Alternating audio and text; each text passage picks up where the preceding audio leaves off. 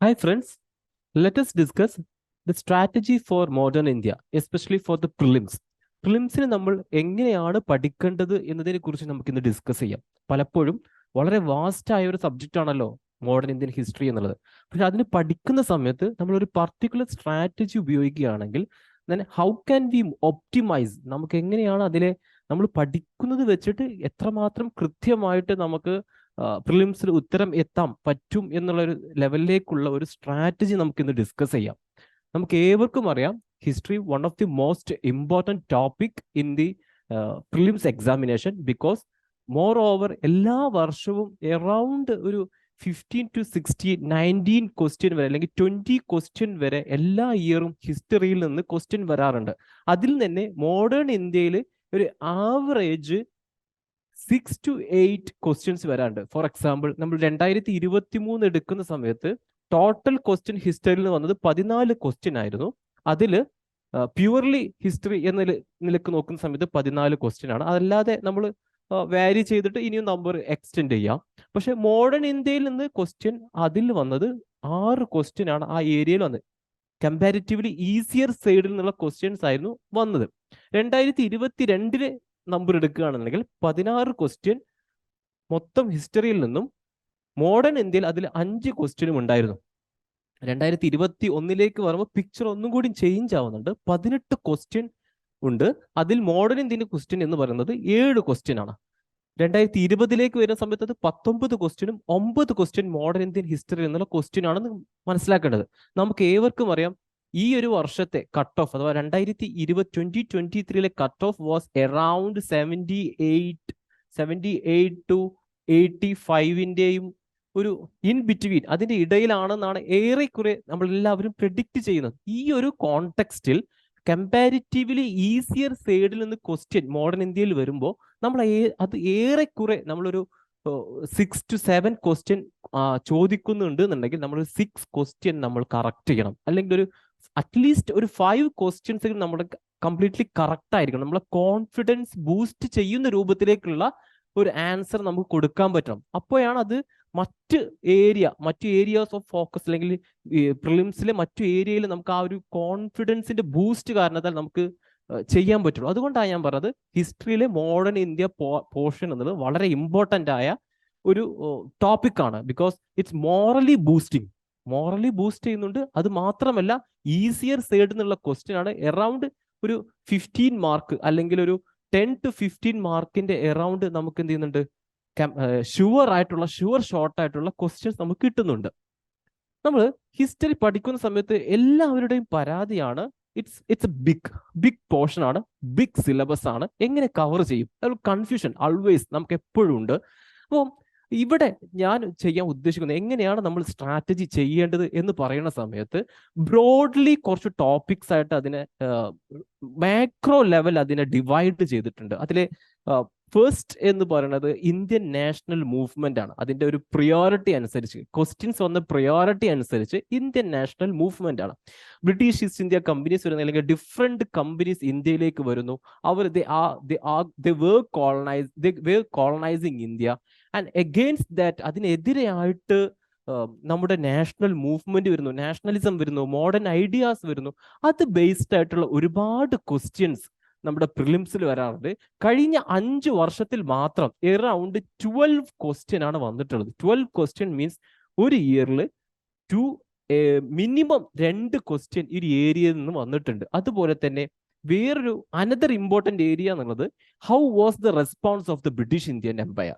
അവരുടെ ആക്ടുകൾ എന്തായിരുന്നു, അവരുടെ പോളിസീസ് എന്തായിരുന്നു, അതിന്റെ കോർ ആയിട്ടുള്ള what kind of changes they brought in, ഏതൊക്കെ ടൈപ്പ് ഓഫ് ചേഞ്ചസ് ആണ് അവർ കൊണ്ടുവന്ന രീതിയിലുള്ള ഒരുപാട് ക്വസ്റ്റ്യൻസ് വന്നിട്ടുണ്ട്. അത് around 5 questions, that means each year 1 question ഈ ഒരു ഏരിയയിൽ നിന്ന് വരുന്നുണ്ട്. അടുത്തതായിട്ട് നമുക്ക് ഏവർക്കും അറിയാം നാഷണൽ മൂവ്മെന്റിലെ 90s 20s അല്ലെങ്കിൽ first half of the 20th century ഏറെക്കുറെ UPSC ചോദിച്ച് എക്സോസ്റ്റ് ആയി തുടങ്ങിയ സമയത്ത് UPSC ഒരു പുതിയ ട്രെൻഡ് എന്ന് പറയുന്നത് ഏർലിയർ ഫേസിലേക്ക് അവരിപ്പോൾ ഫോക്കസ് ചെയ്ത് തുടങ്ങുന്നുണ്ട് എന്നാണ്. അത് advent of Europeans, four example advent of Europeans മുതലുള്ള ആ ഒരു പീരീഡിലേക്ക് ഫോക്കസ് ചെയ്ത് തുടങ്ങുന്നുണ്ട്. ഇപ്പൊ റീസെന്റ് 2019-ലായാലും 2021-ലായാലും 2022, 2023-ലായാലും ഈ അഡ്വെന്റ് ഓഫ് യൂറോപ്യൻസിൽ നിന്ന് ഒരുപാട് ക്വസ്റ്റ്യൻസ് ചോദിക്കുന്നുണ്ട്. അതുപോലെ തന്നെ മറ്റൊരു ഇമ്പോർട്ടൻ്റ് ആയിട്ടുള്ള ഏരിയ ആണ് economic impact of British rule. നമുക്കറിയാം എക്സാക്ട്ലി ബ്രിട്ടീഷ് ഇന്ത്യൻ എംപയർ അല്ലെങ്കിൽ അവരുടെ colonisation was for the exploitative ആയിട്ടുള്ള ഒരു ക്യാരക്ടർ ആയിരുന്നു, especially in terms of economic. നമ്മുടെ ഇന്ത്യൻ നാഷണൽ മൂവ്മെന്റിന്റെ ഒരു one of the most important unique feature എന്ന് പറയുന്നത് പോലും we try to understand the colonialism in terms of economic impact. അതിന്റെ ഇക്കണോമിക് ഇമ്പാക്റ്റിൽ നമ്മൾ അതിനെ അണ്ടർസ്റ്റാൻഡ് ചെയ്യാൻ ശ്രമിച്ചു എന്നുള്ളതാണ്. For example the drain of wealth theory, അല്ലെങ്കിൽ different kind of deindustrialisation തുടങ്ങിയ ഒരുപാട് കൊമേഴ്ഷ്യലൈസേഷൻ ഓഫ് അഗ്രികൾച്ചർ തുടങ്ങിയതിനൊക്കെ അന്നത്തെ കണ്ടംപററി ആയിട്ടുള്ള ഇന്ത്യൻ നാഷണൽ ഫിഗേഴ്സ് തന്നെ അതിനെ ക്രിട്ടിക്കലി അനലൈസ് ചെയ്തിട്ടുണ്ട്. അതുകൊണ്ടാണ് economic impact of the British rule one of the major area ആണ് നമ്മളെ മോഡേൺ ഇന്ത്യയെ സംബന്ധിച്ചിടത്തോളം. അപ്പോൾ ആ ഏരിയയിൽ നിന്നും ക്വസ്റ്റ്യൻ വളരെ പർട്ടിക്കുലർലി വരുന്നത്. ഇത് വേറൊരു ട്രെൻഡിന്റെ ഭാഗം കൂടിയാണ്. UPSC always favour the economic and social angle of history. ഇവിടെ സോഷ്യൽ ആയിട്ടുള്ള ഇക്കണോമിക് ആയിട്ടുള്ള ആംഗിൾ എപ്പോഴും UPSC എക്സ്പ്ലോർ ചെയ്യാണ്ട് അതിൻ്റെ ഒരു ഭാഗമായിക്കാണ് നമ്മൾ ഇതിനെ കാണണം, economic impact of the British rule എന്നുള്ളത്. അപ്പം നമ്മൾ ആൻഷ്യന്റ് ഇന്ത്യ പഠിക്കുകയാണെങ്കിൽ മെഡീവൽ ഇന്ത്യ പഠിക്കണം, അവരുടെ ഒരു ഫോക്കസ് എന്നുള്ളത് ഇക്കണോമിക് ആയിട്ടുള്ള സോഷ്യൽ ആംഗിളുകൾ കൂടുതൽ അവർ എക്സ്പ്ലോർ ചെയ്യാറുണ്ട്. ആ ഒരു ട്രെൻഡ് നമുക്ക് മോഡേൺ ഇന്ത്യയിലും കാണാൻ പറ്റും എന്നാണ് ഞാൻ പറഞ്ഞതിന് സാരം. അടുത്ത ഒരു മേജർ ഏരിയ എന്നുള്ളത് സോഷ്യോ റിലീജിയസ് ആയിട്ടുള്ള റിഫോം മൂവ്മെന്റ് ആണ്. കാരണം this has much more importance and much more impact in even today. നമ്മുടെ ഡേ ടു ഡേ ലൈഫിൽ പോലും ഇതിന്റെ ഒരു ഇമ്പാക്ട് നമുക്ക് ഇന്ന് കാണാൻ പറ്റും. അതുകൊണ്ട് തന്നെ UPSC ഹാസ് എ ഫേവറബിൾ, ഈ ഒരു ഏരിയയും അതിന്റെ ഒരു ഫേവറബിൾ ആയിട്ടുള്ള ഒരു ഏരിയയാണ് നമ്മൾ മനസ്സിലാക്കണം. നോക്കൂ, അതിൽ നിന്ന് കഴിഞ്ഞ 2 വർഷമായി ഇക്കണോമിക് ഇമ്പാക്റ്റിൽ നിന്നാവട്ടെ സോഷ്യൽ റിലീജിയസ് റിഫോം മൂവ്മെന്റിൽ നിന്നാകട്ടെ എറൗണ്ട് ടോട്ടലി 6 ക്വസ്റ്റ്യൻ ഇവിടെ നിന്ന് 2 ഭാഗത്തും കൂടി 2 ഭാഗത്തും അഡീഷണൽ ആയിട്ട് ചോദിച്ചിട്ടുണ്ട് നമ്മൾ മനസ്സിലാക്കാം. വേറൊരു ഏരിയ എന്നുള്ളത് ഇവരുടെ ഒരു ഫാക്ച്വൽ വെച്ച് എപ്പോഴും ഇവർ UPSC ചോദിക്കുന്ന ഒരു type of questions governor general related ആയിട്ടുള്ള ക്വസ്റ്റ്യൻസ് വരാറുണ്ട്. അതുപോലെ തന്നെ പെസൻസ് മൂവ്മെന്റ്, ഒരു പെസന്റ് മൂവ്മെന്റ് നമ്മൾ നേരത്തെ പറഞ്ഞ ആ ട്രെൻഡിന്റെ ഭാഗമായിട്ട് ഈ ഒരു ഏരിയയും അവർ പലപ്പോഴും ഫോക്കസ് ചെയ്യാറുണ്ട്. പിന്നെ ഇതല്ലാത്ത മിസലേനിയസ് ആയിട്ടുള്ള ചിലപ്പോൾ നമ്മളെ കയ്യിൽ ഒതുങ്ങാത്ത ചില ക്വസ്റ്റ്യൻസും അവർ ചോദിക്കാറുണ്ട്. അത് 1 ക്വസ്റ്റ്യൻ, പക്ഷെ വളരെ റയർ ആണ്. മോഡേൺ ഇന്ത്യൻ ഹിസ്റ്ററിയെ സംബന്ധിച്ചിടത്തോളം അതിന് ഈസിയർ സൈഡ്സ് നോക്കുന്ന സമയത്ത് പല ക്വസ്റ്റ്യൻസും ഈസി ടു മോഡറേറ്റ് ആണ്, പലപ്പോഴും ഡിഫിക്കൽട്ട് ലെവലിലേക്ക് പോവാറില്ല. അപ്പം നമുക്കതിന്റെ കോർ പ്രിൻസിപ്പിൾസ് അറിയാം, കോർ ഹിസ്റ്ററി അറിയാമെന്നുണ്ടെങ്കിൽ നമുക്ക് കൃത്യമായിട്ട് ഉത്തരത്തിലേക്ക് എത്താവുന്ന രൂപത്തിലാണ് ഹിസ്റ്ററിയിലെ ക്വസ്റ്റ്യൻസ് പലപ്പോഴും വരാറുള്ളത്. അതെങ്ങനെയാണ്, നമുക്ക് എങ്ങനെയാണ് അതിലേക്ക് അപ്രോച്ച് ചെയ്യാൻ പറ്റുക, നമുക്ക് എങ്ങനെ പഠിച്ചിട്ട് ഏത് രൂപത്തിൽ, which kind of study we should adopt, ഏതൊക്കെ ഏരിയ നമ്മൾ ഫോക്കസ് ചെയ്യണം, ഓരോ ഏരിയയിലൂടെ പോകുന്ന സമയത്ത് നമ്മൾ എങ്ങനെയാണ് പഠിക്കേണ്ടത് എന്നുള്ളതാണ് നമ്മളിവിടെ ഈ സ്ട്രാറ്റജി സെഷനിലൂടെ പറയാൻ ഉദ്ദേശിക്കുന്നത്. ഇപ്പം ഇതിനെ മൈക്രോ സ്പ്ലിറ്റ് ചെയ്യുന്ന സമയത്ത് ഒരുപാട് ക്വസ്റ്റ്യൻ കഴിഞ്ഞ 10 വർഷക്കാലത്ത് ചോദിച്ച ക്വസ്റ്റ്യൻ ഇതിൽ ഏറ്റവും ഏരിയ ഇപ്പം അറൈവൽ ഓഫ് യൂറോപ്യൻസിനെ സംബന്ധിച്ചിടത്തോളം ഇത് ഒരു പുതിയ ട്രെൻഡ് ആയിട്ട് വരുന്ന 2021 2 ക്വസ്റ്റ്യൻ ചോദിക്കുന്നു, 2022 1 ക്വസ്റ്റ്യൻ ചോദിക്കുന്നു, 2023 ക്വസ്റ്റ്യൻ ചോദിക്കുന്നുണ്ട്. അങ്ങനെ അതൊരു പുതിയ ട്രെൻഡാണ്. അതുപോലെ തന്നെ പ്രൊവിൻഷ്യൽ കിങ്ഡംസ് കുറിച്ചിട്ട് ചോദിക്കുന്നുണ്ട്. വേറെ ഏറ്റവും കൂടുതലായിട്ട് അവർ ഫോക്കസ് ചെയ്യുന്നത് സോഷ്യൽ റിലീജിയസ് റിഫോം. കഴിഞ്ഞ 10 വർഷത്തെ കണക്കാണ് ഇത്. 8 ക്വസ്റ്റ്യൻ ആ ഒരു ഏരിയയിൽ നിന്ന് ചോദിച്ചിട്ടുണ്ട്. അതുപോലെ തന്നെ ഇക്കണോമിക് ഹിസ്റ്ററിയിൽ നിന്ന് 12 ക്വസ്റ്റ്യൻ ആണ് ചോദിച്ചിട്ടുള്ളത്. അതുപോലെ തന്നെ സ്വദേശി ആൻഡ് ബോയ്ക്കോട്ട് ആ ഒരു ഏരിയയിൽ 4 ക്വസ്റ്റ്യൻ ആണ് ചോദിച്ചിട്ടുള്ളത്. വേറൊരു ഏരിയ ഗാന്ധി, എപ്പോഴും എല്ലാവർക്കും ഫേവറബിൾ ആയിട്ടുള്ള ഒരു ഏരിയ ആണ്. അതുപോലെ തന്നെ മറ്റൊരു ഇമ്പോർട്ടൻ്റ് ആയിട്ടുള്ള ഏരിയ എന്ന് പറയുന്നത് ആക്ടുകൾ. നമ്മൾ ഓൾറെഡി പറഞ്ഞു British act and policies. It was much important area because last year ആയിട്ട് 10 ക്വസ്റ്റ്യൻസ്, അതിൻ്റെ ഒരു എസ്റ്റിമേറ്റ് 10ഓളം ക്വസ്റ്റ്യൻസ് ആണ് ഏരിയയിൽ വന്നിട്ടുണ്ട്. പിന്നെ ഒരു ഇമ്പോർട്ടൻ്റ് ആയ ക്വിറ്റ് ഇന്ത്യ മൂവ്മെന്റ് റിലേറ്റഡ് ആയിട്ടുള്ള ക്വസ്റ്റ്യൻസ്, അതുപോലെ തന്നെ ഡിഫറെന്റ് കൈൻഡ് ഓഫ് സെഷൻസ്, കോൺഗ്രസിന്റെ sessions, for example Lahore sessions തുടങ്ങിയിട്ടുള്ള ഒരുപാട് കറാച്ചി സെഷൻസ്, അങ്ങനെ ഒരുപാട് സെഷൻസുകൾ ഇമ്പോർട്ടൻ്റ് ആയ സെഷൻസ് ഉണ്ട്. ആ സെഷൻസിന്റെ ഇമ്പോർട്ടൻസ് പരിഗണിച്ചുകൊണ്ട് ആ ഭാഗത്തിൽ നിന്നും ക്വസ്റ്റ്യൻസ് വരാറുണ്ട്. മറ്റൊരു ഇമ്പോർട്ടൻ്റ് ആയ ഏരിയ ആണ് ക്രിപ്സ്, അല്ലെങ്കിൽ different kind of constitutional developments. ഇന്ത്യയിൽ വന്നിട്ടുള്ള ബ്രിട്ടീഷുകാർ കൊണ്ടുവന്നിട്ടുള്ള കോൺസ്റ്റിറ്റ്യൂഷണൽ ഡെവലപ്മെന്റ്സ് ഏതൊക്കെയായിരുന്നു? For example Cripps mission, Wavell mission തുടങ്ങിയിട്ടുള്ള ഡിഫറെന്റ് കൈൻഡ് ഓഫ് മിഷൻസ് നമ്മളെല്ലാവരും കേൾക്കുന്ന ഏരിയാസ് ആണ്. ആ ഏരിയ എന്നൊക്കെ ഇവർ ചോദിക്കാറുണ്ട്. പിന്നെ അടുത്ത important പെസൻസ് movement. V already talked about the പെസൻസ് movement, education, personalities. ഈ ഒരു ഏരിയ എന്നൊക്കെ അവർ ക്വസ്റ്റ്യൻ ചോദിക്കാണ്ട്. റീസെന്റ് ആയിട്ടുള്ള ഒരു ട്രെൻഡ് എന്ന് പറയുന്നത് പോസ്റ്റ് ഇൻഡിപെൻഡന്റ് ഹിസ്റ്ററിയിൽ നിന്നുള്ള ക്വസ്റ്റ്യൻസും വരാറുണ്ട്. അതുപോലെ തന്നെ മറ്റൊരു ഫേവറബിൾ ആയിട്ടുള്ള ഏരിയ ആണ് റവല്യൂഷണറി അല്ലെങ്കിൽ റവല്യൂഷണറി പേഴ്സണാലിറ്റീസ് റിലേറ്റഡ് ആയിട്ടുള്ള ക്വസ്റ്റ്യൻസ്. ഇത് ഏറെക്കുറെയുള്ള ഒരു എസ്റ്റിമേറ്റ് ആണ് നമ്മളിപ്പോൾ പറയുന്നത്. നമ്മൾ ഇനി എങ്ങനെയാണ് സ്ട്രാറ്റജി ഫോം ചെയ്യുന്നത്? സ്ട്രാറ്റജി നേരത്തെ നമ്മൾ പറഞ്ഞ മാക്രോ ലെവലിലുള്ള ഡിവിഷൻ ബേസ്ഡ് ആണ് നമ്മൾ സ്ട്രാറ്റജി ഫോം ചെയ്യുന്നത്. അപ്പോൾ എങ്ങനെയാണ് നമ്മൾ ഓരോ ഏരിയ പഠിക്കേണ്ടത് അതിനെ കുറിച്ചാണ്. അപ്പം നമ്മൾ ഓരോ ഏരിയ പഠിക്കുന്ന സമയത്ത് ഡിഫറെന്റ് ആയിട്ടുള്ള കാര്യങ്ങളാണ് നമ്മൾ ഫോക്കസ് ചെയ്യേണ്ടത്. അപ്പം കാരണം UPSC ചോദിച്ച ചോദ്യങ്ങളെല്ലാം ആ കൈൻഡ് ഓഫ് ലെവലിൽ നിന്നാണ് ക്വസ്റ്റ്യൻ ചോദിച്ചിട്ട്. അതുകൊണ്ടാണ് ഞാൻ പറഞ്ഞത് ഓരോ ഏരിയ വരുന്ന സമയത്ത് നമ്മൾ ഫോക്കസ് ചെയ്യേണ്ടത്, പ്രിലിംസിന് വേണ്ടി ഫോക്കസ് ചെയ്യേണ്ട ഏരിയ ചിലപ്പോൾ മാറാറുണ്ട്. നമുക്ക് നോക്കാം എങ്ങനെയാണെന്ന് പറഞ്ഞ് നമ്മൾ കൂടുതൽ ഡീറ്റെയിൽസിലേക്ക് പോകുന്ന സമയത്ത് നിങ്ങൾക്ക് കൂടുതൽ അത് ക്ലാരിറ്റി വരും. For example, advent of the Europeans to India is the first area. നമ്മൾ മോഡേൺ ഇന്ത്യ പഠിക്കുന്ന സമയത്ത് നമ്മൾ ആദ്യമായിട്ട് പഠിക്കുന്ന ഏരിയ ഏതായിരിക്കും?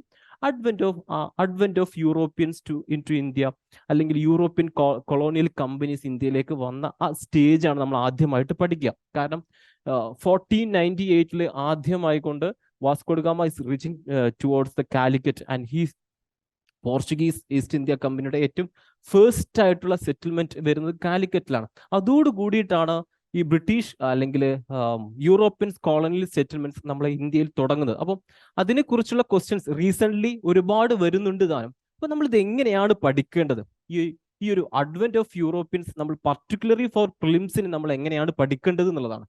അപ്പോൾ അതിൽ ഏറ്റവും പ്രധാനപ്പെട്ട കാര്യം ഇവരുടെ എല്ലാം ഒറിജിൻ, അല്ലെങ്കിൽ അത് പേഴ്സണാലിറ്റീസ് ആവട്ടെ, പേഴ്സണാലിറ്റീസിന്റെയും അതോടുകൂടി കമ്പനീസിന്റെയും ഒറിജിൻ നമ്മൾ പഠിക്കണം. ഒറിജിൻ ഞാൻ എങ്ങനെ പഠിക്കണം എന്ന് ഞാൻ ഉദ്ദേശിച്ചത് വെച്ചാൽ, personalities. For example, Vasco da Gama was a Portuguese explorer. അദ്ദേഹം ഒരു പോർച്ചുഗീസ് എക്സ്പ്ലോറർ ആണ്, പോർച്ചുഗീസുകാരനാണ് എന്നുള്ള ടൈപ്പ് ഓഫ് കാര്യങ്ങൾ നമ്മൾ മനസ്സിലാക്കണം. അതുപോലെ തന്നെ British East India Company British East India company was established at 1600 ആണ് എന്നുള്ള ക്വസ്റ്റ്യനും നമുക്ക് ക്ലാരിറ്റി ഉണ്ടായിരിക്കണം. Dutch East India company establish ചെയ്തത് 1602 എന്നുള്ള വ്യക്തമായ ധാരണ ഉണ്ടായി. ഇത് മാത്രമല്ല ഞാൻ ഈ ഒറിജിൻ കൊണ്ട് ഉദ്ദേശിച്ചത്, ഇവിടെ വന്നിട്ടുള്ള സെറ്റിൽമെന്റ്സും അതിന്റെ ക്രോണോളജിയും നമ്മൾ പഠിക്കണം. Settlements, four example, British East India Company 1608 ഇന്ത്യയിൽ വരുന്നത്. സൂററ്റിലാണ് അവരുടെ ഫസ്റ്റ് സെറ്റിൽമെന്റ് വരുന്നത്. അവരുടെ ആദ്യത്തെ ഫാക്ടറി വരുന്നത് മസൂലി പട്ടണത്തിലാണ്. ഇത്തരത്തിലുള്ള ഇൻഫർമേഷൻ നമ്മളെ കയ്യിൽ ഉണ്ടായിരിക്കണം. ഇത്തരത്തിലുള്ള ഇൻഫർമേഷൻ ആണ് നമ്മൾ ഈ ഒരു ഏരിയയിൽ നിന്ന് ഗാദർ ചെയ്യേണ്ടത്. നമ്മളെ മൈൻഡിലേക്ക് കൊണ്ടുവന്നിട്ട് നമ്മൾ പഠിക്കേണ്ട ഏരിയ എന്ന് പറയുന്നത് ഇതാണ്. അടുത്തതായിട്ട് നമ്മൾ ഫോക്കസ് ചെയ്യുന്നത് ട്രേഡ് പ്രോഡക്റ്റുകളാണ്. What kind of product they were exporting as well as importing from India and to India. ഇന്ത്യയിലേക്ക് ഏതൊക്കെ ടൈപ്പ് ഓഫ് പ്രോഡക്റ്റുകൾ യൂറോപ്പിൽ നിന്ന് ഇമ്പോർട്ട് ചെയ്തിട്ടുണ്ട്, ഇവിടുന്ന് ഏതൊക്കെ പ്രോഡക്റ്റുകൾ അങ്ങോട്ട് എക്സ്പോർട്ട് ചെയ്തിട്ടുണ്ട്. For example, cotton textiles, chintz, അതുപോലെ തന്നെ calico from Calicut, chintz from the Coromandel coast തുടങ്ങിയുള്ള പ്രോഡക്റ്റുകൾ, സാൾട്ട് പീറ്റർ, ഒപ്പിയം തുടങ്ങിയിട്ടുള്ള പ്രോഡക്റ്റുകൾ, ഏതൊക്കെ പ്രോഡക്റ്റുകളാണ് ഓരോ യൂറോപ്യൻസും വന്ന് ഇവിടുന്ന് കൊണ്ടുപോയി എന്നതിന് വ്യക്തമായ ഒരു ധാരണ ഉണ്ടാകണം. കാരണം it is very much significant. അത് വളരെ ഇമ്പോർട്ടൻ്റ് ആണ്. കാരണം അത് അന്നത്തെ ഇക്കോണമിയെയും അന്നത്തെ സൊസൈറ്റിയെയും ഫോം ചെയ്യുന്നതിൽ വളരെ ഇമ്പോർട്ടൻ്റ് ആയിട്ടുള്ള റോള് വഹിച്ചു. അത് മാത്രമല്ല, that led to the colonisation of India itself. ഇന്ത്യയെ തന്നെ കോളനൈസ് ചെയ്യുന്നതിൽ വൺ ഓഫ് ദി റോള് വഹിച്ച ഒരു കാര്യമാണ് അന്നത്തെ ട്രേഡ് എന്നുള്ളത്. അതുകൊണ്ടാണ് അത് വളരെ സിഗ്നിഫിക്കൻ്റ് ആയിട്ടുള്ള ഒരു കാര്യമായിട്ട് മാറുന്നത്. രണ്ടാമതായി UPSC ഫോക്കസ് ചെയ്തിരിക്കുന്ന ഒരു കാര്യം എന്ന് പറയുന്നത് ദ കണ്ടംപററി റൂളേഴ്സ് ആരായിരുന്നു എന്നുള്ള. For example, 1498 Vasco da Gama ഇന്ത്യയിലേക്ക് എത്തുന്ന സമയത്ത് ആരായിരുന്നു ആ പ്രദേശത്തെ, ആ ലോക്കൽ റീജിയനുള്ള റൂളേഴ്സ് ആരായിരുന്നു? എവറിബഡി നോ, നമുക്ക് എല്ലാവർക്കും അറിയാം. അത് ജമോറിൻ അല്ലെങ്കിൽ സാമൂതിരി എന്ന്, സമുദ്രാധിപൻ എന്ന് പറഞ്ഞിരുന്ന സാമൂതിരിയാണ് കേരളം ഭരിച്ചിരുന്നത്. ആ സമയത്തുള്ള കണ്ടംപററി റൂളർ, ആ സമയത്ത് അത് സാമൂതിരിയാണ് അന്നത്തെ കണ്ടംപററി റൂളർ. അന്ന് ഇന്ത്യ ഭരിച്ചിരുന്ന അല്ലെങ്കിൽ നോർത്ത് ഇന്ത്യ ഭരിച്ചിരുന്ന കണ്ടംപററി റൂളർ ആയിരുന്നു? ഡൽഹി സൽത്തനത്തിലെ ലോധി ഡൈനാസ്റ്റിയാണ്. ലോധിയിലെ പർട്ടിക്കുലർലി സിക്കന്ദർ ലോധിയാണ് അന്ന് ഭരിച്ചിരുന്നത്. അങ്ങനെയുള്ള കണ്ടംപററി റൂളേഴ്സിനെ നമ്മൾ എന്ത് ചെയ്യണം? നമ്മൾ പഠിക്കുന്ന സമയത്ത് ഒരു ബോക്സോ നമ്മൾ നോട്ട് ചെയ്യുന്ന സമയത്ത് പർട്ടിക്കുലർലി നമ്മൾ അത് നോട്ട് ചെയ്ത് വെക്കണം. കാരണം UPSC is focusing much on these kind of details. അടുത്തൊരു ഏരിയ എന്ന് പറയുന്നത് നമ്മൾ ഓൾറെഡി പറഞ്ഞിട്ടുണ്ട്, യൂറോപ്യൻ എസ്റ്റാബ്ലിഷ്മെന്റ്സ്. യൂറോപ്യൻ ഏതൊക്കെ ഏരിയയിലാണ് എസ്റ്റാബ്ലിഷ് ചെയ്തിട്ടുള്ളത്?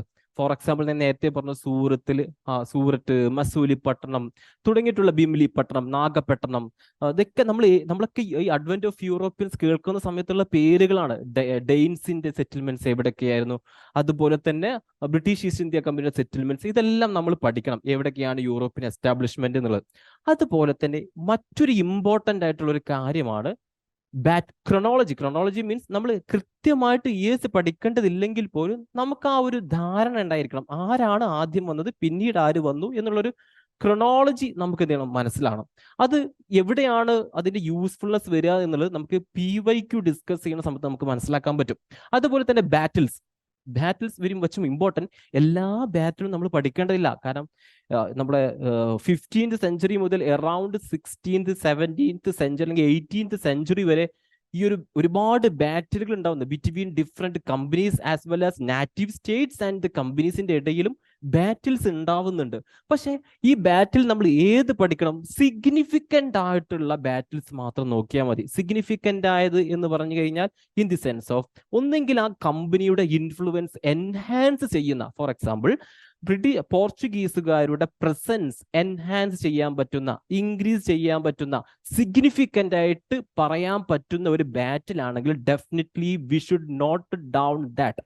ആൻഡ് ആസ് വെൽ ആസ് അതുപോലെ തന്നെ അവരുടെ ഇൻഫ്ലുവൻസ് കുറക്കുന്ന ഒരു ബാറ്റിലാണെന്നുണ്ടെങ്കിൽ അതിനെ നമ്മൾ എന്ത് ചെയ്യണം? നോട്ട് ഡൗൺ ചെയ്യണം. ഫോർ എക്സാമ്പിൾ നമുക്ക് ഏത് പറയാൻ പറ്റും? For example battle of Diu അല്ലെങ്കിൽ ബാറ്റിൽ ഓഫ് ചൗള്. അത് പോർച്ചുഗീസിനെ സംബന്ധിച്ചിടത്തോളം it was very significant. It gave a supremacy in Indian ഓഷ്യനിൽ അവർക്ക് സുപ്രീമസി നൽകിയ രണ്ട് ബാറ്റിലാണ് ബാറ്റിൽ ഓഫ് ചൗൾ ഇൻ 1508 1509 നടന്ന ബാറ്റിൽ ഓഫ് ഡിയു. അതുപോലെ തന്നെ വേറൊരു ഇമ്പോർട്ടൻ്റ് ആയ ബാറ്റിലാണ് battle of Colachel. It was ended the dreams of ഡച്ചിന്റെ ഡ്രീം എൻഡ് ചെയ്തിട്ടുള്ള ഒരു ബാറ്റിലാണ് battle of Colachel. That was between Dutch East India company and the Marthanda Varma of Travancore. And another battle is battle of Bedara. Battle of Bedara was 1759 between British East India Company and Dutch East India Company with the support of the Nawab of Bengal.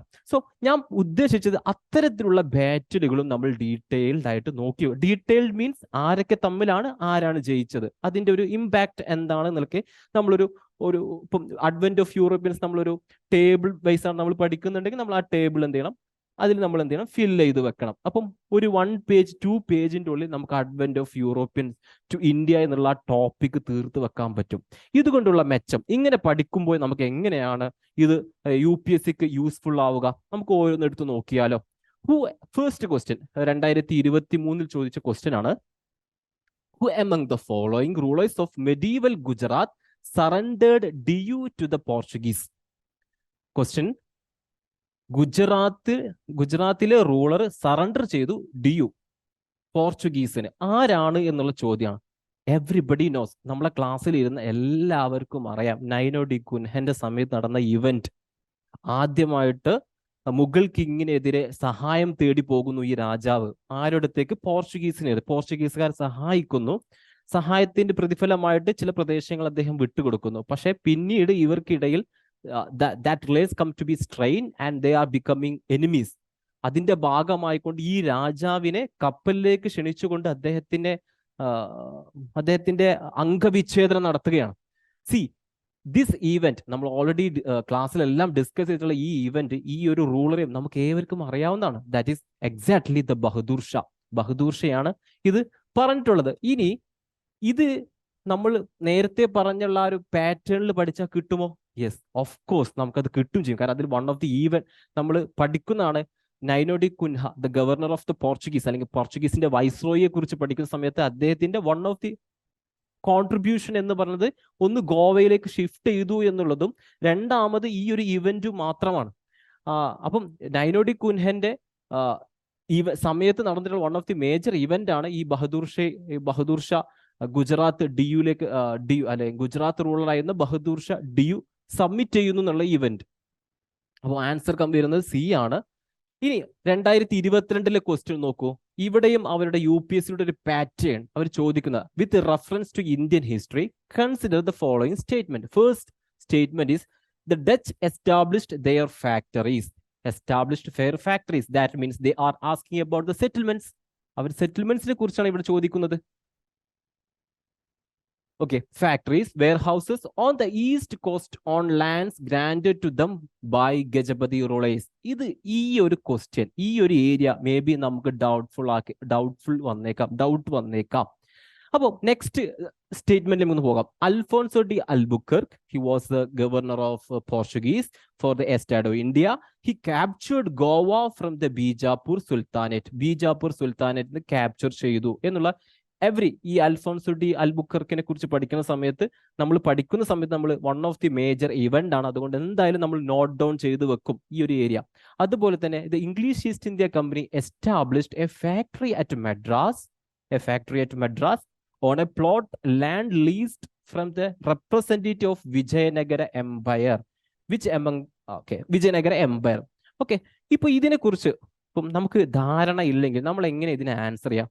For example, ഏത് ഹിസ്റ്ററിയിൽ എന്നല്ല, പൊതുവെ നമ്മൾ പ്രിലിംസിൽ question വരുന്ന സമയത്ത് നമുക്ക് അറിയാവുന്ന എല്ലാ ഇൻഫർമേഷനും വെച്ചിട്ടാണ് ആ ഒരു കളക്റ്റീവ് നോളജ് നമ്മൾ വെച്ച് ഒരു കോണ്ടെക്സ്റ്റ് സെറ്റ് ചെയ്തിട്ടാണ് നമ്മൾ ആൻസറിലേക്ക് എത്തേണ്ടത്. നമുക്ക് എങ്ങനെയാണ് അത് ചെയ്യുന്നത് നോക്കാം. The Dutch established their factories, warehouses on the east coast on the land granted them by Gajapati rulers ആണോ എന്ന് നമുക്ക് വ്യക്തമായി ധാരണയില്ല എന്ന് കരുതാം. നമുക്കത് കിട്ടുന്നില്ലെന്ന് കരുതാം. നമുക്ക് ഒരു ഉദാഹരണം നോക്കാം. ഡച്ച് എപ്പോഴാണ് ഇന്ത്യയിലേക്ക് വരുന്നത്? 1602 അവർ വരുന്നത്. 1605 അവരുടെ ഫസ്റ്റ് ആയിട്ടുള്ള സെറ്റിൽമെന്റ് വരുന്നത്. 1602 ഭരിക്കുന്ന കിങ്ഡം അല്ലെങ്കിൽ ഡൈനാസ്റ്റി ഏതാ? ഇന്ത്യയിലുള്ള ഡൈനാസ്റ്റി ഏതാ? Of course it is Mughal അല്ലെ. 1526 ആര് വരുന്നുണ്ട്? 1526 ബാബർ വരുന്നുണ്ട്. ബാബർ എസ്റ്റാബ്ലിഷ് ശേഷം അക്ബർ എന്നുള്ള ഒരു വൺ റൂളർ വരുന്നുണ്ട്. അക്ബർ എന്ത് ചെയ്യുന്നുണ്ട്? അക്ബർ ദ ഗ്രേറ്റ് എന്ത് ചെയ്യുന്നുണ്ട്? തന്റെ എംപയർ ഇന്ത്യയിൽ ഏകദേശം ഏരിയയിലേക്ക് എന്തെങ്കിലും എക്സ്പാൻഷന് വേണ്ടി ശ്രമിക്കുന്നുണ്ട്. അതിനുശേഷം ആര് വരുന്നുണ്ട്? അക്ബറിന് ശേഷമുള്ള ഒരുപാട് റൂളേഴ്സും അതുപോലെ തന്നെ വരുന്നുണ്ട്. ജഹാംഗീറും ഷാജഹാനും ഔറംഗസീബും അടക്കമുള്ള റൂളേഴ്സ് വരുന്നുണ്ട്. ഞാൻ പറഞ്ഞതല്ല, നമുക്കറിയാം മുഗൾ റൂളേഴ്സ് ഇവിടെ വരുന്നുണ്ട്. Gajapati rulers were the audition അല്ലെങ്കിൽ ഈ ഒഡീഷ ഭാഗത്തുള്ള റൂളേഴ്സ് ആണ്. The Dutch established their factories whereas on the east coast ആണ്. ഈസ്റ്റ് കോസ്റ്റ് മീൻസ് നമ്മൾ ഇന്ന് പറയുന്ന കോറമാൻഡൽ കോസ്റ്റ് അല്ലെങ്കിൽ ഒഡീഷ അല്ലെങ്കിൽ ബംഗാൾ റീജിയൻ ഉള്ള ഒരു റീജിയൻ ആണ്. നമുക്ക് ഏകദേശം നമുക്ക് മനസ്സിലാക്കാൻ പറ്റും. ഓഫ് കോഴ്സ് ഇത് അതിന്റെ എന്തിന്റെ ഭാഗമായിരുന്നു? അന്ന് ഏറെക്കുറെ മുഗളുടെ ഭാഗമാണ് നമുക്ക് മനസ്സിലാക്കാൻ പറ്റുമല്ലോ. അപ്പൊ അതിൽ നിന്ന് ഡിഡക്ട് ചെയ്തിട്ട് നമുക്കിതൊരു തെറ്റായ സ്റ്റേറ്റ്മെന്റ് ആണെന്ന് പറയാൻ പറ്റും. നമുക്ക് അറിയാവുന്ന ഇൻഫർമേഷൻ വെച്ചിട്ട് വേണം നമ്മൾ എന്ത് ചെയ്യും ആൻസർ ചെയ്യാൻ വേണ്ടിയിട്ട്. അപ്പൊ ബൈ ഗജപതി റൂളേഴ്സ് എന്നുള്ളത്, ഗജപതി റൂളേഴ്സ് ഏത് ടൈമിലാണ് ഭരിച്ച് നമുക്ക് അറിഞ്ഞു കഴിഞ്ഞാൽ ആ ഫാക്ച്വലി ഇൻഫർമേഷൻ ഉണ്ടെങ്കിൽ വളരെ ഈസി ആയിട്ട് നമുക്ക് ചെയ്യാൻ പറ്റും. നമ്മൾ അതല്ലാതെ നമുക്ക് പലപ്പോഴും ഈ ലോക്കലിലുള്ള റൂളേഴ്സിനെ ചിലപ്പോൾ നമുക്ക് അറിഞ്ഞുകൊള്ളണം എന്നില്ല. അപ്പോൾ നമ്മൾ ഇത് എങ്ങനെ ആൻസർ ചെയ്യും എന്നുള്ളതിന്റെ ഞാൻ ആ ഒരു കൈൻഡ് ഓഫ് ആൻസർ നമ്മൾ എങ്ങനെയാണ് ആൻസർ ചെയ്യേണ്ടത് എന്നുള്ള രൂപത്തെ കുറിച്ച് സംസാരിച്ചുകൊണ്ടിരിക്കുന്നത്. Next one is Afonso de Albuquerque. എല്ലാവർക്കും അറിയാവുന്ന ഇൻഫർമേഷൻ ആണ്. അടുത്തത്, the English East India company establish factory at Madras on a plot land leased from a representative of Vijayanagara empire. ഇവിടെയുള്ള നമ്മുടെ കയ്യിലുള്ള ഇൻഫർമേഷൻ എന്താണ്? നമ്മൾ മോഡേൺ ഇന്ത്യൻ ക്ലാസ്സിൽ പഠിച്ചതാണ്. English east Indian company establish ചെയ്യുന്ന ഫാക്ടറി, അവരുടെ ഫസ്റ്റ് ഫാക്ടറി മദ്രാസിലേക്ക് വരുന്നത് ആരാണെന്നുള്ളത് നമ്മൾ ഓൾറെഡി പഠിക്കും. അങ്ങനത്തെ ഒരു ഫാക്ച്വൽ ഇൻഫർമേഷൻ അറിയില്ലെങ്കിൽ നമ്മൾ എങ്ങനെയാണ് അറിയാം? വിജയനഗര എംപയറിനെ കുറിച്ച് നമുക്ക് ഏവർക്കും അറിയാം. എന്താണ് നമുക്ക് അവരെ കുറിച്ച് അറിയാം? 1565 ബാറ്റിൽ ഓഫ് തളിക്കോട്ട ഉണ്ടാവുന്നുണ്ട്. Battle of Talikota. ഈ ബാറ്റിൽ ഓഫ് തളിക്കോട്ടയ്ക്ക് ശേഷം it was a huge setback for the Vijayanagara Empire. It was a very huge setback for the Vijayanagara Empire. But the problem is, Vijayanagara empire അവിടെ ഡിക്ലൈൻ ചെയ്തിട്ടില്ല. Vijayanagara empire decline ചെയ്യുന്നത് 1640s അല്ലെങ്കിൽ 17th സെഞ്ചുറിയുടെ first half of സെഞ്ചുറിയിലാണ് ആര് Vijayanagara empire decline ചെയ്യുന്നത് എന്നുള്ള information നമ്മളെ കയ്യിലുണ്ട്. അങ്ങനെയാണ് എന്നുണ്ടെങ്കിൽ English East India Company established a factory at Madras on a plot land leased from a representative. See, Vijayanagara empire 1640s end ചെയ്യുന്നുള്ള ഒരു ഇൻഫർമേഷൻ വെച്ചിട്ട് നമുക്ക് എന്ത് ചെയ്യാൻ പറ്റും? ഈ ഒരു ആൻസറിൽ നമുക്ക് എത്താൻ പറ്റും. കാരണം ആ സമയത്ത് ഭരിച്ചിരുന്ന ആരായിരിക്കും? വിജയനഗര എംപയർ ആയിരിക്കും. വിജയനഗര എംപയർ അല്ലെങ്കിൽ വിജയനഗരന്റെ ഫ്യൂഡൽ ആയിട്ടുള്ള ഏതെങ്കിലും സ്മോൾ കിങ്ഡംസ് ആയിരിക്കും ഭരിച്ചിട്ടുണ്ടാവുക. എക്സാക്ട്ലി പറയുകയാണെങ്കിൽ ചന്ദ്രഗിരി റൂളർ ആണ് ഈ ഒരു ഏരിയ അവർക്ക് മദ്രാസ് എന്നുള്ള ഒരു റീജിയൻ ഡെവലപ്പ് ചെയ്യാൻ വേണ്ടിയിട്ട് അവർക്ക് ഫർമാനിലൂടെ കൊടുക്കുന്നത്. നമ്മൾ ഏവരും പഠിച്ച കാര്യമാണ്. ഓരോ ഏരിയ എടുത്ത് എപ്പോഴൊക്കെയാണ് ഡെവലപ്പ് ചെയ്ത് നമ്മൾ ക്ലാസ്സിൽ വളരെ ഡീറ്റെയിൽ ആയിട്ട് ഡിസ്കസ് ചെയ്ത കാര്യം. ഇങ്ങനെ നമുക്കറിയാവുന്ന ഇൻഫർമേഷൻ വെച്ചിട്ട് എന്ത് ചെയ്യും? ഉത്തരം ഉണ്ടാകും. അപ്പൊ ഇവിടെ ഉത്തരം ഏതായിരിക്കും? 2 and 3 ആയിരിക്കും ഇവിടെ ആൻസർ ആയിട്ട് വരുന്നത്. Answer B, C. അതുപോലെ തന്നെ നമുക്കറിയാം നമ്മുടെ ഏതൊക്കെ മെറ്റീരിയൽ, ഇതെല്ലാം നമ്മുടെ ബേസ് മെറ്റീരിയൽ ഇതെല്ലാം മെൻഷൻ ചെയ്തിട്ടുണ്ട് എന്നുള്ള കാര്യമാണ്. ഫോർ എക്സാമ്പിൾ ഡ്യൂറിങ് മുഗൾ ഇറ, പോർച്ചുഗീസ്, മസൂലിപ്പട്ടണം, മദ്രാസ്, ഈ കാര്യങ്ങളെല്ലാം ഇവിടെ മെൻഷൻ ചെയ്തിട്ടുണ്ട്. അപ്പൊ നമ്മൾ എന്ത് ചെയ്യണം? നമ്മുടെ ബേസ് മെറ്റീരിയൽ നമുക്ക് എന്ത് ചെയ്യണം? സ്ട്രോങ് ആയിരിക്കണം എന്നുള്ള കാര്യം നിങ്ങൾക്ക് മനസ്സിലായോ? UPSC ചോദിക്കുന്ന ക്വസ്റ്റ്യൻസ് ഒന്നും എന്തല്ല പുറത്തു നിന്ന് ചോദിക്കുന്നില്ല, നമ്മളെ ബേസ് മെറ്റീരിയൽ നിന്ന് തന്നെ ചോദിക്കുന്നത്.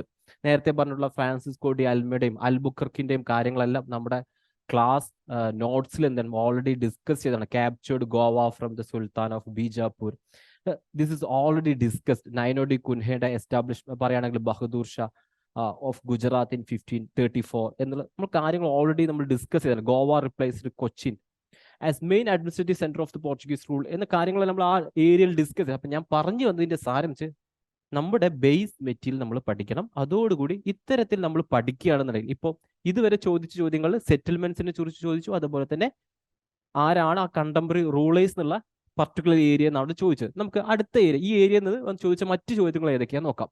PYQ 2019 ക്വസ്റ്റ്യൻ ആണ്. Which one of the following groups of plants was domesticated in the new world and introduced into old world? നമ്മൾ ക്ലാസ്സിൽ ഡിസ്കസ് ചെയ്താണ് ന്യൂ വേൾഡും ഓൾഡ് വേൾഡും. ഓൾഡ് വേൾഡ് മീൻസ് യൂറോപ്യൻസിന് ഫെമിലിയർ ആയിട്ടുള്ള world. That means it is Africa, Europe, Asia അടങ്ങുന്നതാണ് ഈ old world കൊണ്ട് ഉപയോഗിക്കുന്നത്. Europe, Africa and Asia. New world ഉദ്ദേശിച്ചത് South America and North America.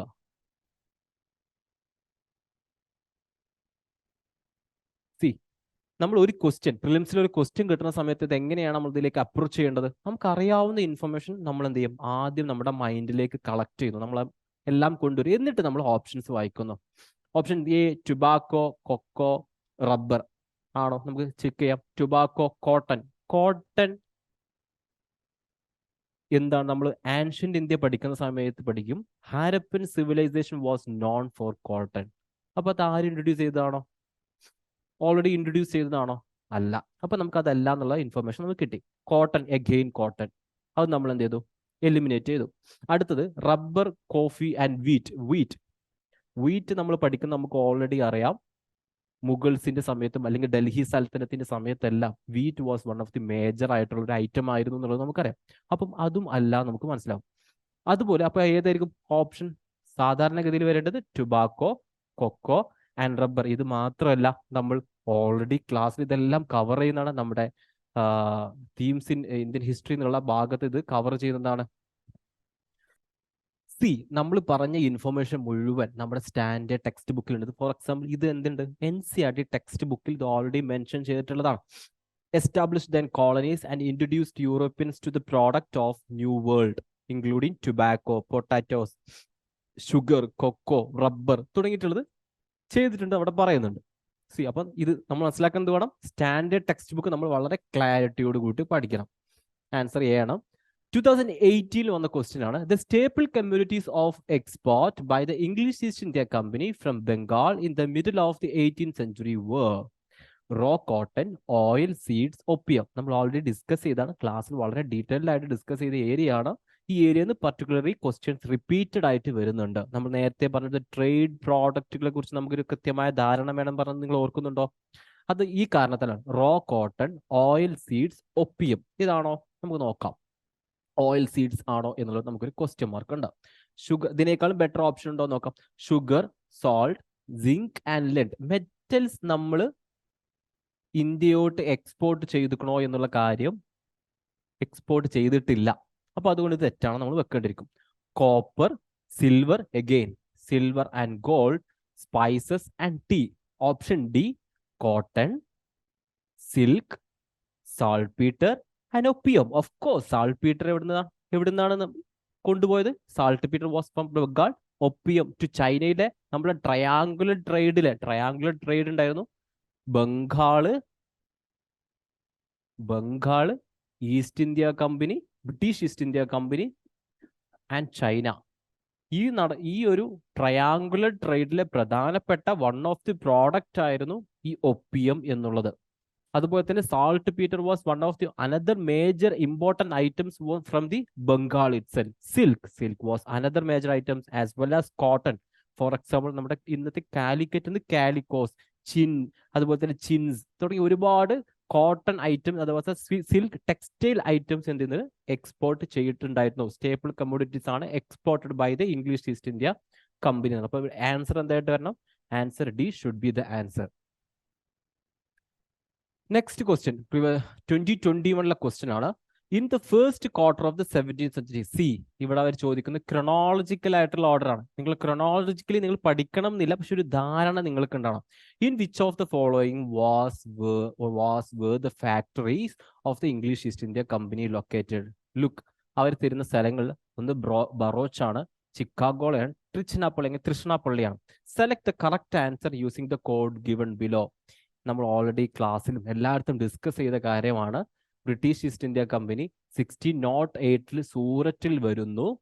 അവര് പിന്നീട് ആരുമായിട്ട് ഫൈറ്റ് ഉണ്ടാവുന്നു? ബ്രിട്ടീഷുകാരുമായിട്ട് ഫൈറ്റ് ഉണ്ടായിട്ട് പിന്നെ അവർ 1611 അവർ മസൂലി പട്ടണത്തിൽ എന്തുണ്ടാവുന്നു? അവരുടെ ഫസ്റ്റ് സെറ്റിൽമെന്റ് ഉണ്ടാക്കുന്നു. ഇതിന് ശേഷം നമ്മൾ ഓൾറെഡി 1615 ജഹാംഗീറിന്റെ കയ്യിൽ നിന്ന് ഒരു ഫർമാൻ അവരുണ്ടാക്കുന്നുണ്ട്. ഒരു ഫർമാൻ അവരുടെ കയ്യിൽ നിന്ന് കൊണ്ടുപോകുന്നുണ്ട്. അതിന്റെ ആ ഒരു ഏരിയയിൽ ഏതൊക്കെ വരുന്നുണ്ട്? അഹമ്മദാബാദ്, അതുപോലെ തന്നെ ബറോച്ച്, ആഗ്ര തുടങ്ങിയ റീജിയൻ ആണ് മെയിൻലി ഈ ഒരു first quarter of 17th century വരുന്നത്. ഏതൊക്കെ ഏരിയ ഉണ്ട്? സൂററ്റ്, മസൂലിപ്പട്ടണം, അഹമ്മദാബാദ്, ബറോച്ച്, ആഗ്ര. ഈ പറഞ്ഞ ഏരിയയിൽ ഏതൊക്കെയുണ്ട്? ബറോച്ച് മാത്രമേ ഉള്ളൂ. എന്തില്ല? ചിക്കാഗോളയും ഇല്ല, തിരുച്ചിറപ്പള്ളിയും ഇല്ല. സി, ഇതുകൊണ്ടാണ് ഞാൻ പറഞ്ഞത് നിങ്ങൾ ആ ക്രൊണോളജിക്കൽ ഓർഡർ അല്ലെങ്കിൽ ആ ഒരു സെറ്റിൽമെന്റ്സ് കൂടി നിങ്ങൾ നോക്കണം എന്ന് പറഞ്ഞത്. ഇവിടെ ആൻസർ എന്തായിട്ടാ വരിക? A1 ഓൺലി ആണ് വരിക. സി, ഇതാണ് ഞാൻ നേരത്തെ പറഞ്ഞ നമ്മൾ ആ ഒരു ഫ്രെയിം വർക്ക് എടുത്ത് പഠിച്ചു കഴിഞ്ഞാൽ ഈ ഒരു ഏരിയയാണ് നമ്മൾ ഫോക്കസ് ചെയ്യേണ്ടത്. അഡ്വന്റ് ഓഫ് യൂറോപ്യൻസ് എടുത്ത് പഠിക്കുന്ന സമയത്ത് ഏത് ഏരിയ ഫോക്കസ് ചെയ്യണം നിങ്ങൾക്ക് ക്ലിയർ ആയി എന്ന് ഞാൻ മനസ്സിലാക്കുന്നു. നമ്മൾ പറഞ്ഞതുപോലെ നമ്മുടെ ഫ്രെയിം വർക്ക് പോലെ അവരുടെ ഒറിജിൻ പഠിക്കണം. ഏതൊക്കെ ട്രേഡ് പ്രോഡക്റ്റുകളാണ് അവർ എക്സ്പോർട്ട് ചെയ്ത് ഇമ്പോർട്ട് ചെയ്ത് പഠിക്കണം. കണ്ടംപററി റൂളേഴ്സ് നമ്മൾ പഠിക്കണം. European establishment, for example factory, settlements, അതേക്കുറിച്ച് പഠിക്കണം. അത് റൂളേഴ്സ്, ആ കണ്ടംപററി ആയിട്ടുള്ള റൂളേഴ്സ് നമുക്കൊന്നും ഒരു ധാരണയുണ്ടായിരിക്കണം. ക്രൊണോളജി ആൻഡ് ബാറ്റിൽസ്, അതിനെക്കുറിച്ച് നമുക്ക് പ്രധാനപ്പെട്ട ബാറ്റിൽസിനെ കുറിച്ച് നമുക്ക് ധാരണ ഉണ്ടായിരിക്കണം. ഇങ്ങനെയായിരിക്കണം നമ്മുടെ അഡ്വന്റ് ഓഫ് യൂറോപ്യൻസ് വരുന്ന സമയത്തുള്ള നമ്മുടെ ഫ്രെയിം വർക്ക് എന്ന് പറയുന്നത്. Framework for to study അല്ലെങ്കിൽ അവർ approach towards advent of Europeans should be in these line. ഈ ലൈനിൽ നമ്മൾ പഠിക്കുകയാണെന്നുണ്ടെങ്കിൽ നമുക്ക് എന്ത് ചെയ്യാൻ പറ്റും? നമ്മുടെ സ്റ്റഡിയിൽ കൂടുതൽ ഒപ്റ്റിമൈസ് ചെയ്യാനും നമ്മൾ പഠിച്ച ഏരിയ നമുക്ക് കൂടുതൽ ആൻസർ കിട്ടാനും ഈ ഒരു ഏരിയ ഈ രൂപത്തിലാണ് നമ്മൾ പഠിക്കുന്നുണ്ടെങ്കിൽ ഈ ക്വസ്റ്റ്യൻസ് ഒക്കെ വളരെ ഈസിയാണ്, ആൻസർ ചെയ്യാൻ വളരെ ഈസി ആയിട്ടുള്ള കാര്യമാണ്. അടുത്ത ഏരിയ എന്ന് പറയുന്നത് economic impact of the colonial rule ആണ്. നമുക്കറിയാം British East India Company was one of the British colonialism was mainly focused on economic exploitation. That's why our Indian national freedom struggle leaders were much more concerned about the economic exploitation. അതിനായിട്ട് അവർ ഒരുപാട് even their proposed theory of drain of wealth, economic drain, and then many of them have already written many books regarding with R.C. Dutt പോലത്തെ ദാദാബായ് നവറോജിയെ പോലെയുള്ള ഒരുപാട് അന്നത്തെ freedom struggle leaders എന്നിട്ട് ഇതുമായി related ആയിട്ട് ബുക്കുകൾ എഴുതിയിട്ടുണ്ട്. അപ്പം economic impact of colonial rule പഠിക്കുന്ന സമയത്ത് നമ്മൾ ഏതൊക്കെ ഏരിയയാണ് ഫോക്കസ് ചെയ്യേണ്ടത്, നമ്മൾ എന്തൊക്കെയാണ് ഫോക്കസ് ചെയ്യേണ്ടത് എന്നുള്ളതാണ് നമ്മൾ അടുത്ത ഈ ഒരു ഏരിയ പഠിക്കാൻ വന്നത്. ഫസ്റ്റ് നമ്മൾ പഠിക്കേണ്ടത് റവന്യൂ സെറ്റിൽമെന്റ്സിനെ കുറിച്ചാണ്. റവന്യൂ സെറ്റിൽമെന്റ്സ് കൂടി പഠിക്കാനുള്ള കാരണം മെയിൻ ആയിട്ടുള്ള ഇവരെ റവന്യൂ വന്നിരുന്നത് ബ്രിട്ടീഷുകാരുടെ main revenue source was agriculture land. Agriculture land ആയിരുന്നു അവരുടെ മെയിൻ ആയിട്ടുള്ള സോഴ്സ്. അതുകൊണ്ട് തന്നെ what kind of settlements they adopted. Mughal അല്ല മെഡീവൽ ഇന്ത്യയിൽ നമുക്കറിയാം ജമീന്ദാരി സെറ്റിൽമെന്റ്സ് ഉണ്ടായിരുന്ന different kind of zamindari settlements were practised during the Mughal period as well as medieval era. And അത് ആൻഷ്യൻ ഇന്ത്യയിലേക്ക് പോകുന്ന another kind of things was the. Anyway നമ്മൾ modern ഇന്ത്യയിലേക്ക് വരുമ്പോൾ ബ്രിട്ടീഷുകാർ ഇൻട്രൊഡ്യൂസ് ചെയ്തിട്ടുള്ള ഏതൊക്കെ റവന്യൂ സെറ്റിൽമെന്റ്സ്, അത് വൺ ഓഫ് ദി മേജർ ആയിട്ടുള്ള സെറ്റിൽമെന്റ്സ് ആയിരുന്നു permanent settlement system introduced by Cornwallis in 1793. Permanent സെറ്റിൽമെന്റ്സിനോട് കൂടിയിട്ട് ഒരു പുതിയ ഒരു ഇൻഡിവിജ്വൽ പ്രോപ്പർട്ടി റൈറ്റ്സ് കൊടുക്കണം ആർക്ക്, ജമീന്ദാറുകൾക്ക്. ജമീന്ദാറിനെ ഓണർ ആയിട്ട് കണക്കാക്കുന്ന ഒരു സെറ്റിൽമെന്റ് ആയിരുന്നു പെർമനന്റ് സെറ്റിൽമെന്റ് എന്നുള്ളത്. ഇവിടെ നമ്മൾ റവന്യൂ സെറ്റിൽമെന്റ് പഠിക്കുന്ന സമയത്ത് ഓരോ സെറ്റിൽമെന്റ് നമ്മൾ എടുക്കുന്നു, ഓരോ settlement for example permanent settlement നമ്മൾ എടുക്കുന്നു, പെർമനന്റ് സെറ്റിൽമെന്റ് നമ്മൾ എടുക്കുന്നു, അതിന്റെ ഫീച്ചേഴ്സ് നമ്മൾ നോക്കുന്നു. For example British considered zamindars or as a owner of the land. അതുവരെ ജമീന്ദാർ എന്ന് പറഞ്ഞാൽ എന്ത് മാത്രമേ ഉള്ളൂ, zamindars were the people who had right to collect the tax. Tax collect ചെയ്യാനുള്ള റൈറ്റ് മാത്രമേ അത്രയും സമയത്ത് ഉണ്ടായിരുന്നുള്ളൂ. പക്ഷേ പെർമനന്റ് സെറ്റിൽമെന്റ്സിലൂടെ ബ്രിട്ടീഷുകാർ are considering zamindars as a loyal group as well as owners of the land എന്നുള്ള ഒരു ഫീച്ചർ. അഥവാ ഞാൻ പറഞ്ഞതിന്റെ സാരം, അതിന്റെ ക്യുമുലേറ്റീവ് ആയിട്ട് നമ്മൾ എടുക്കുന്ന സമയത്ത് പെർമനന്റ് സെറ്റിൽമെന്റ്സിന്റെ ഫീച്ചേഴ്സ് നമ്മൾ എന്ത് ചെയ്യണം, പഠിക്കണം. അതുപോലെ തന്നെ അതിന്റെ ഇമ്പാക്ട് എന്തായിരുന്നു, is the personalities behind that. ആ ഒരു പർട്ടിക്കുലർ പോളിസിന്റെ പിന്നിൽ ആരെങ്കിലും ഉണ്ടോ? പെർമനന്റ് സെറ്റിൽമെന്റ്സിന്റെ പിന്നിൽ ആരുണ്ട്? കോൺവാലിസ് ഉണ്ട്. ഞാൻ ഫോർ എക്സാമ്പിളിന് പറഞ്ഞതാണ്, കോൺവാലിസ് ഉണ്ട്. അപ്പം അങ്ങനെ പർട്ടിക്കുലർ പേഴ്സണാലിറ്റീസ് ആരെങ്കിലും ഉണ്ടെങ്കിൽ അവർ, അല്ലെങ്കിൽ റൈറ്റ് വാലി സെറ്റിൽമെന്റ് സമയത്ത് അലക്സാണ്ടർ റീഡ്, മൺട്രോ എല്ലാം വരുന്നുണ്ട്. അപ്പൊ അത്തരം പേഴ്സണാലിറ്റീസ് ആരെങ്കിലും ഉണ്ടെങ്കിൽ അത്തരം പേഴ്സണാലിറ്റീസിനെ കുറിച്ച് നമ്മൾ നോക്കണം. ഇനി നമ്മൾ നോക്കേണ്ടത് എനി ഇമ്പാക്ട്, ഈ ഇക്കണോമിക് ഈ റവന്യൂ സെറ്റിൽമെന്റ്സിനെതിരെ any kind of response from native people. For example peasants, tribals എങ്ങനെയാണ് ഇതിനോട് റെസ്പോൺസ് ചെയ്തത്, റിയാക്ട് ചെയ്തത് എങ്ങനെയായിരുന്നു എന്നുള്ള ആ റിയാക്ഷനും കൂടി നമ്മൾ ഈ റവന്യൂ സെറ്റിൽമെന്റ്സ് പഠിക്കുന്ന സമയത്ത് പഠിക്കാം. അപ്പൊ മെയിനായിട്ട് പെർമനന്റ് സെറ്റിൽമെന്റ്സ് ഉണ്ട്, റൈറ്റ് വാരി സെറ്റിൽമെന്റ് ഉണ്ട്, മഹൽവാരി സിസ്റ്റം അല്ലെങ്കിൽ മഹൽവാരി സെറ്റിൽമെന്റ്സ് ഉണ്ട്. ഈ മഹൽവാരി സെറ്റിൽമെന്റ്സ് നമ്മൾ പഠിക്കേണ്ടത് ഈ ഒരു രൂപത്തിലാണ്. അതിന്റെ ഫീച്ചേഴ്സ് എന്താണ്, അതിന്റെ പിന്നിൽ ഏതെങ്കിലും പർട്ടിക്കുലർ പേഴ്സണാലിറ്റീസ് ഉണ്ടെങ്കിൽ ആ പേഴ്സണാലിറ്റിയെ പഠിക്കണം, അതിന്റെ ഇമ്പാക്ട് പഠിക്കണം, what kind of response was from the part of Indian native subjects എന്നുള്ള കാര്യം കൂടി നമ്മൾ അവിടെ ഫോക്കസ് ചെയ്യണം.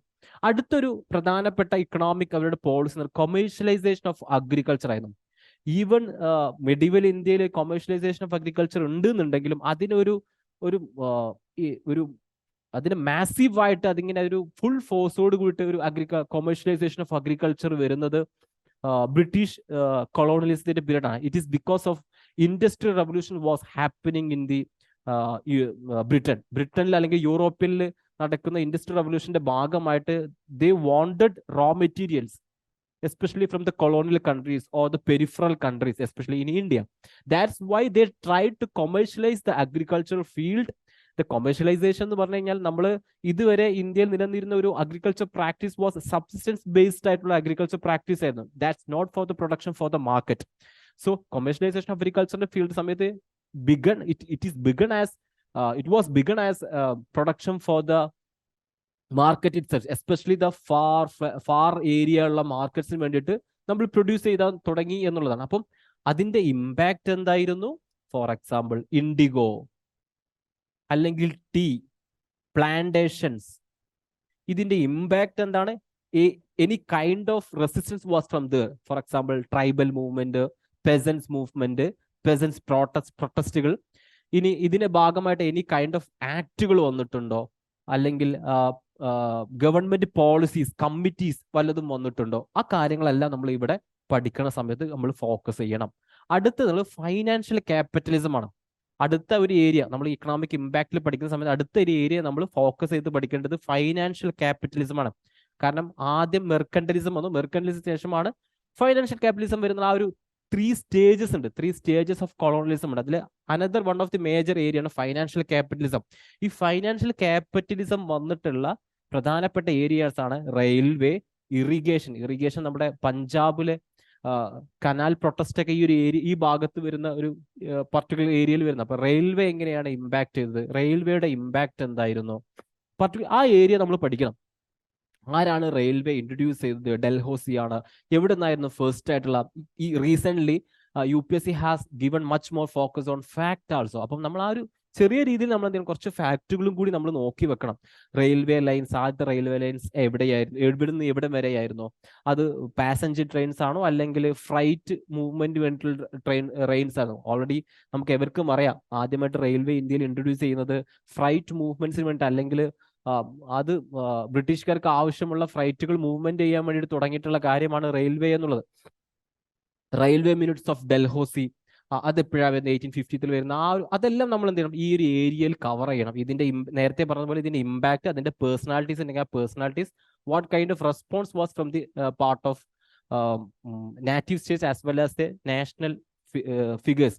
ഫോർ എക്സാമ്പിൾ ഈ ഒരു സമയമായപ്പോഴേക്കും നാഷണൽ മൂവ്മെന്റ് എന്ത് ചെയ്യാൻ തുടങ്ങിയിട്ടുണ്ട്? സ്പ്രൗട്ട് ചെയ്യാൻ തുടങ്ങിയിട്ടുണ്ട്. അപ്പം ഈ സമയത്ത് ഒരുപാട് പേര് ബ്രിട്ടീഷ് പോളിസിയെ ക്രിട്ടിസൈസ് ചെയ്യാൻ തുടങ്ങിയിട്ടുണ്ട്. എസ്പെഷ്യലി ഇക്കണോമിക് ക്രിട്ടിക് എന്ന് പറയുന്ന ഇക്കണോമിക് ക്രിട്ടിക് ഈ ഒരു സമയത്ത് തുടങ്ങുന്നുണ്ട്. Economic critic especially from the part of Dadabhai Naoroji, RC Dutt തുടങ്ങിയിട്ടുള്ള ഒരുപാട് നാഷണൽ ഫിഗേഴ്സ് ഈ സമയത്ത് വരുന്നുണ്ട്. അപ്പൊ അവരുടെ ക്രിറ്റിസിസം എങ്ങനെയായിരുന്നു, ഇതിനോടുള്ള അപ്രോച്ച് എങ്ങനെയായിരുന്നു ഉള്ള കാര്യം നമ്മൾ ഇവിടെ ഫോക്കസ് ചെയ്യണം. അടുത്തായിട്ട് നമ്മൾ ഓൾറെഡി ഡിസ്കസ് ചെയ്ത ഡ്രെയിൻ ഓഫ് വെൽത്തും ഡീ ഇൻഡസ്ട്രിയലൈസേഷനും ഇതെങ്ങനെയാണ് ബാധിച്ചത്? ഡീ ഇൻഡസ്ട്രിയലൈസേഷൻ എന്ന് പറഞ്ഞാൽ എന്താണ്? അതെങ്ങനെയാണ് നമ്മുടെ ഇന്ത്യൻ ഇക്കോണമിയെ ബാധിച്ചത്? അതിന്റെ ഇമ്പാക്ട് എന്തായിരുന്നു എന്നുകൂടി നമ്മൾ ഇവിടെ ഫോക്കസ് ചെയ്യണം.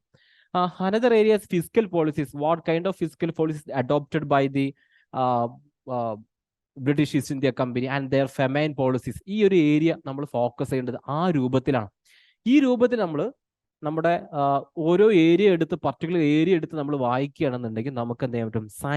ടൈം സേവ് ചെയ്യാൻ പറ്റും. ആസ് വെൽ ആസ് നമുക്ക് എന്ത് ചെയ്യാൻ പറ്റും? ഈ UPSC ചോദിച്ച ചോദ്യങ്ങൾ നമുക്ക് നമ്മുടെ ആൻസർ ശരിയാകാൻ ഒപ്റ്റിമൈസ് ചെയ്യാനും, അത് നമ്മുടെ സ്കോർ മാക്സിമൈസ് ചെയ്യാനും പറ്റും. നമുക്ക് എന്ത് ചെയ്യാം? ഈ ഭാഗത്ത് വന്ന ക്വസ്റ്റ്യൻസ് ചോദിക്കാം, നോക്കാം. Indigo cultivation in India declined by the beginning of the 20th century because. ഇവിടെ ചോദിക്കുന്ന ഇൻഡിഗോ കൾട്ടിവേഷൻ ആണ്. നമ്മൾ നേരത്തെ പറഞ്ഞിട്ടുള്ള കൊമേഴ്ഷ്യലൈസേഷൻ ഓഫ് അഗ്രികൾച്ചർ റിലേറ്റഡ് ആയിട്ടുള്ള ക്വസ്റ്റ്യൻ ആണ് ഇത്. കൊമേഴ്ഷ്യലൈസേഷൻ റിലേറ്റഡ് ആയിട്ടുള്ള ഒരു പ്രോഡക്റ്റ് ആണല്ലോ ഇൻഡിഗോ എന്നുള്ളത്. അപ്പൊ indigo cultivation in India declined by the beginning of the 20th century. നമുക്കറിയാം indigo cultivation modern Indian history പഠിക്കുന്ന സമയത്ത് 1860s അമേരിക്കൻ സിവിൽ വാർ തുടങ്ങുന്നുണ്ട്. American civil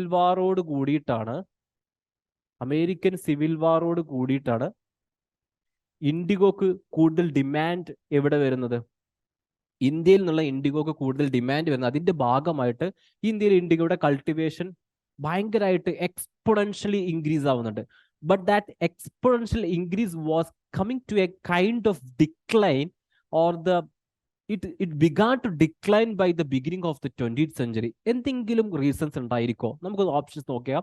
A peasant resistance the oppressive conduct of the planters. Because ഇതൊരു reason ആണെന്ന് പറയാൻ പറ്റില്ല. കാരണം already നമുക്കറിയാം ഇൻഡിഗോ റിവോൾട്ട് ഉണ്ടായിട്ടുണ്ട്. അത് ഇറ്റ് വാസ്, നമ്മൾ ഈ പറഞ്ഞ ഏകദേശം ഒരു പീരീഡിലാണ് ഈ ഇൻഡിഗോ റിവോൾട്ട് എല്ലാം വരുന്നത്.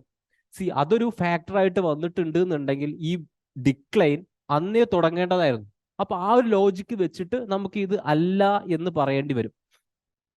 സി ഈ നമ്മളതൊരു ക്വസ്റ്റ്യൻ മാർക്കായിട്ട് നമ്മളത് വെക്കുന്നു കരുതുക. Second option B, it's unprofitability in the world market because of new inventions. ആയേക്കാം, പോസിബിളി ആയേക്കാം. നമുക്ക് ആ ഒരു സ്റ്റേറ്റ്മെന്റിലേക്ക് വരാം. National leaders opposition cultivation of indigo. അങ്ങനെ ഒരു പർട്ടിക്കുലർ പ്രോഡക്റ്റിനോട് നമ്മുടെ ഇന്ത്യൻ നാഷണൽ മൂവ്മെന്റിൽ അല്ലെങ്കിൽ ഇന്ത്യൻ നാഷണൽ ലീഡേഴ്സിന് പർട്ടിക്കുലർ ഒരു എതിർപ്പ് ഒരിക്കലും ഉണ്ടായിട്ടില്ല. അതുകൊണ്ട് തന്നെ ആ സ്റ്റേറ്റ്മെന്റിന് റോങ് ആണ്. നമ്മളൊരു ജനറൽ വ്യൂ പോയിന്റ്സിന് നമുക്ക് ആ സ്റ്റേറ്റ്മെന്റ് നമുക്ക് എലിമിനേറ്റ് ചെയ്യാൻ പറ്റും. Option D, government control over the planters. അതും ഒരു റീസൺ അല്ല. കാരണം ഓൾറെഡി ഗവൺമെന്റ് കൺട്രോൾ എന്തുണ്ട്, ബിഗിനിങ് മുതലേ ഉണ്ട്. അപ്പൊ അതും ഒരു റീസൺ ആണെന്ന് നമുക്ക് പറയാൻ പറ്റില്ല.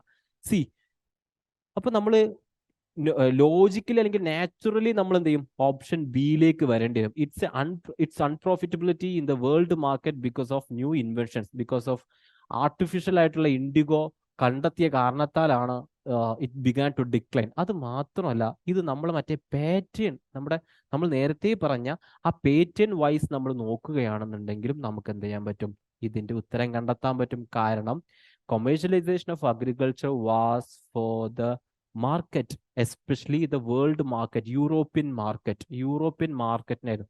യൂറോപ്യൻ മാർക്കറ്റിൽ any change can be reflect ചെയ്യാൻ പറ്റും. അതിന്റെ ഒരു മാനിഫെസ്റ്റേഷൻ, അതിന്റെ ഒരു റിഫ്ലക്ഷൻ നമുക്ക് എന്ത് ചെയ്യാൻ പറ്റും, ഇന്ത്യയിലുള്ള ഇൻഡിഗോ കൾട്ടിവേഷനും ബാധിക്കും. അതായിരുന്നു one of the major negative impact of the commercialisation of agriculture.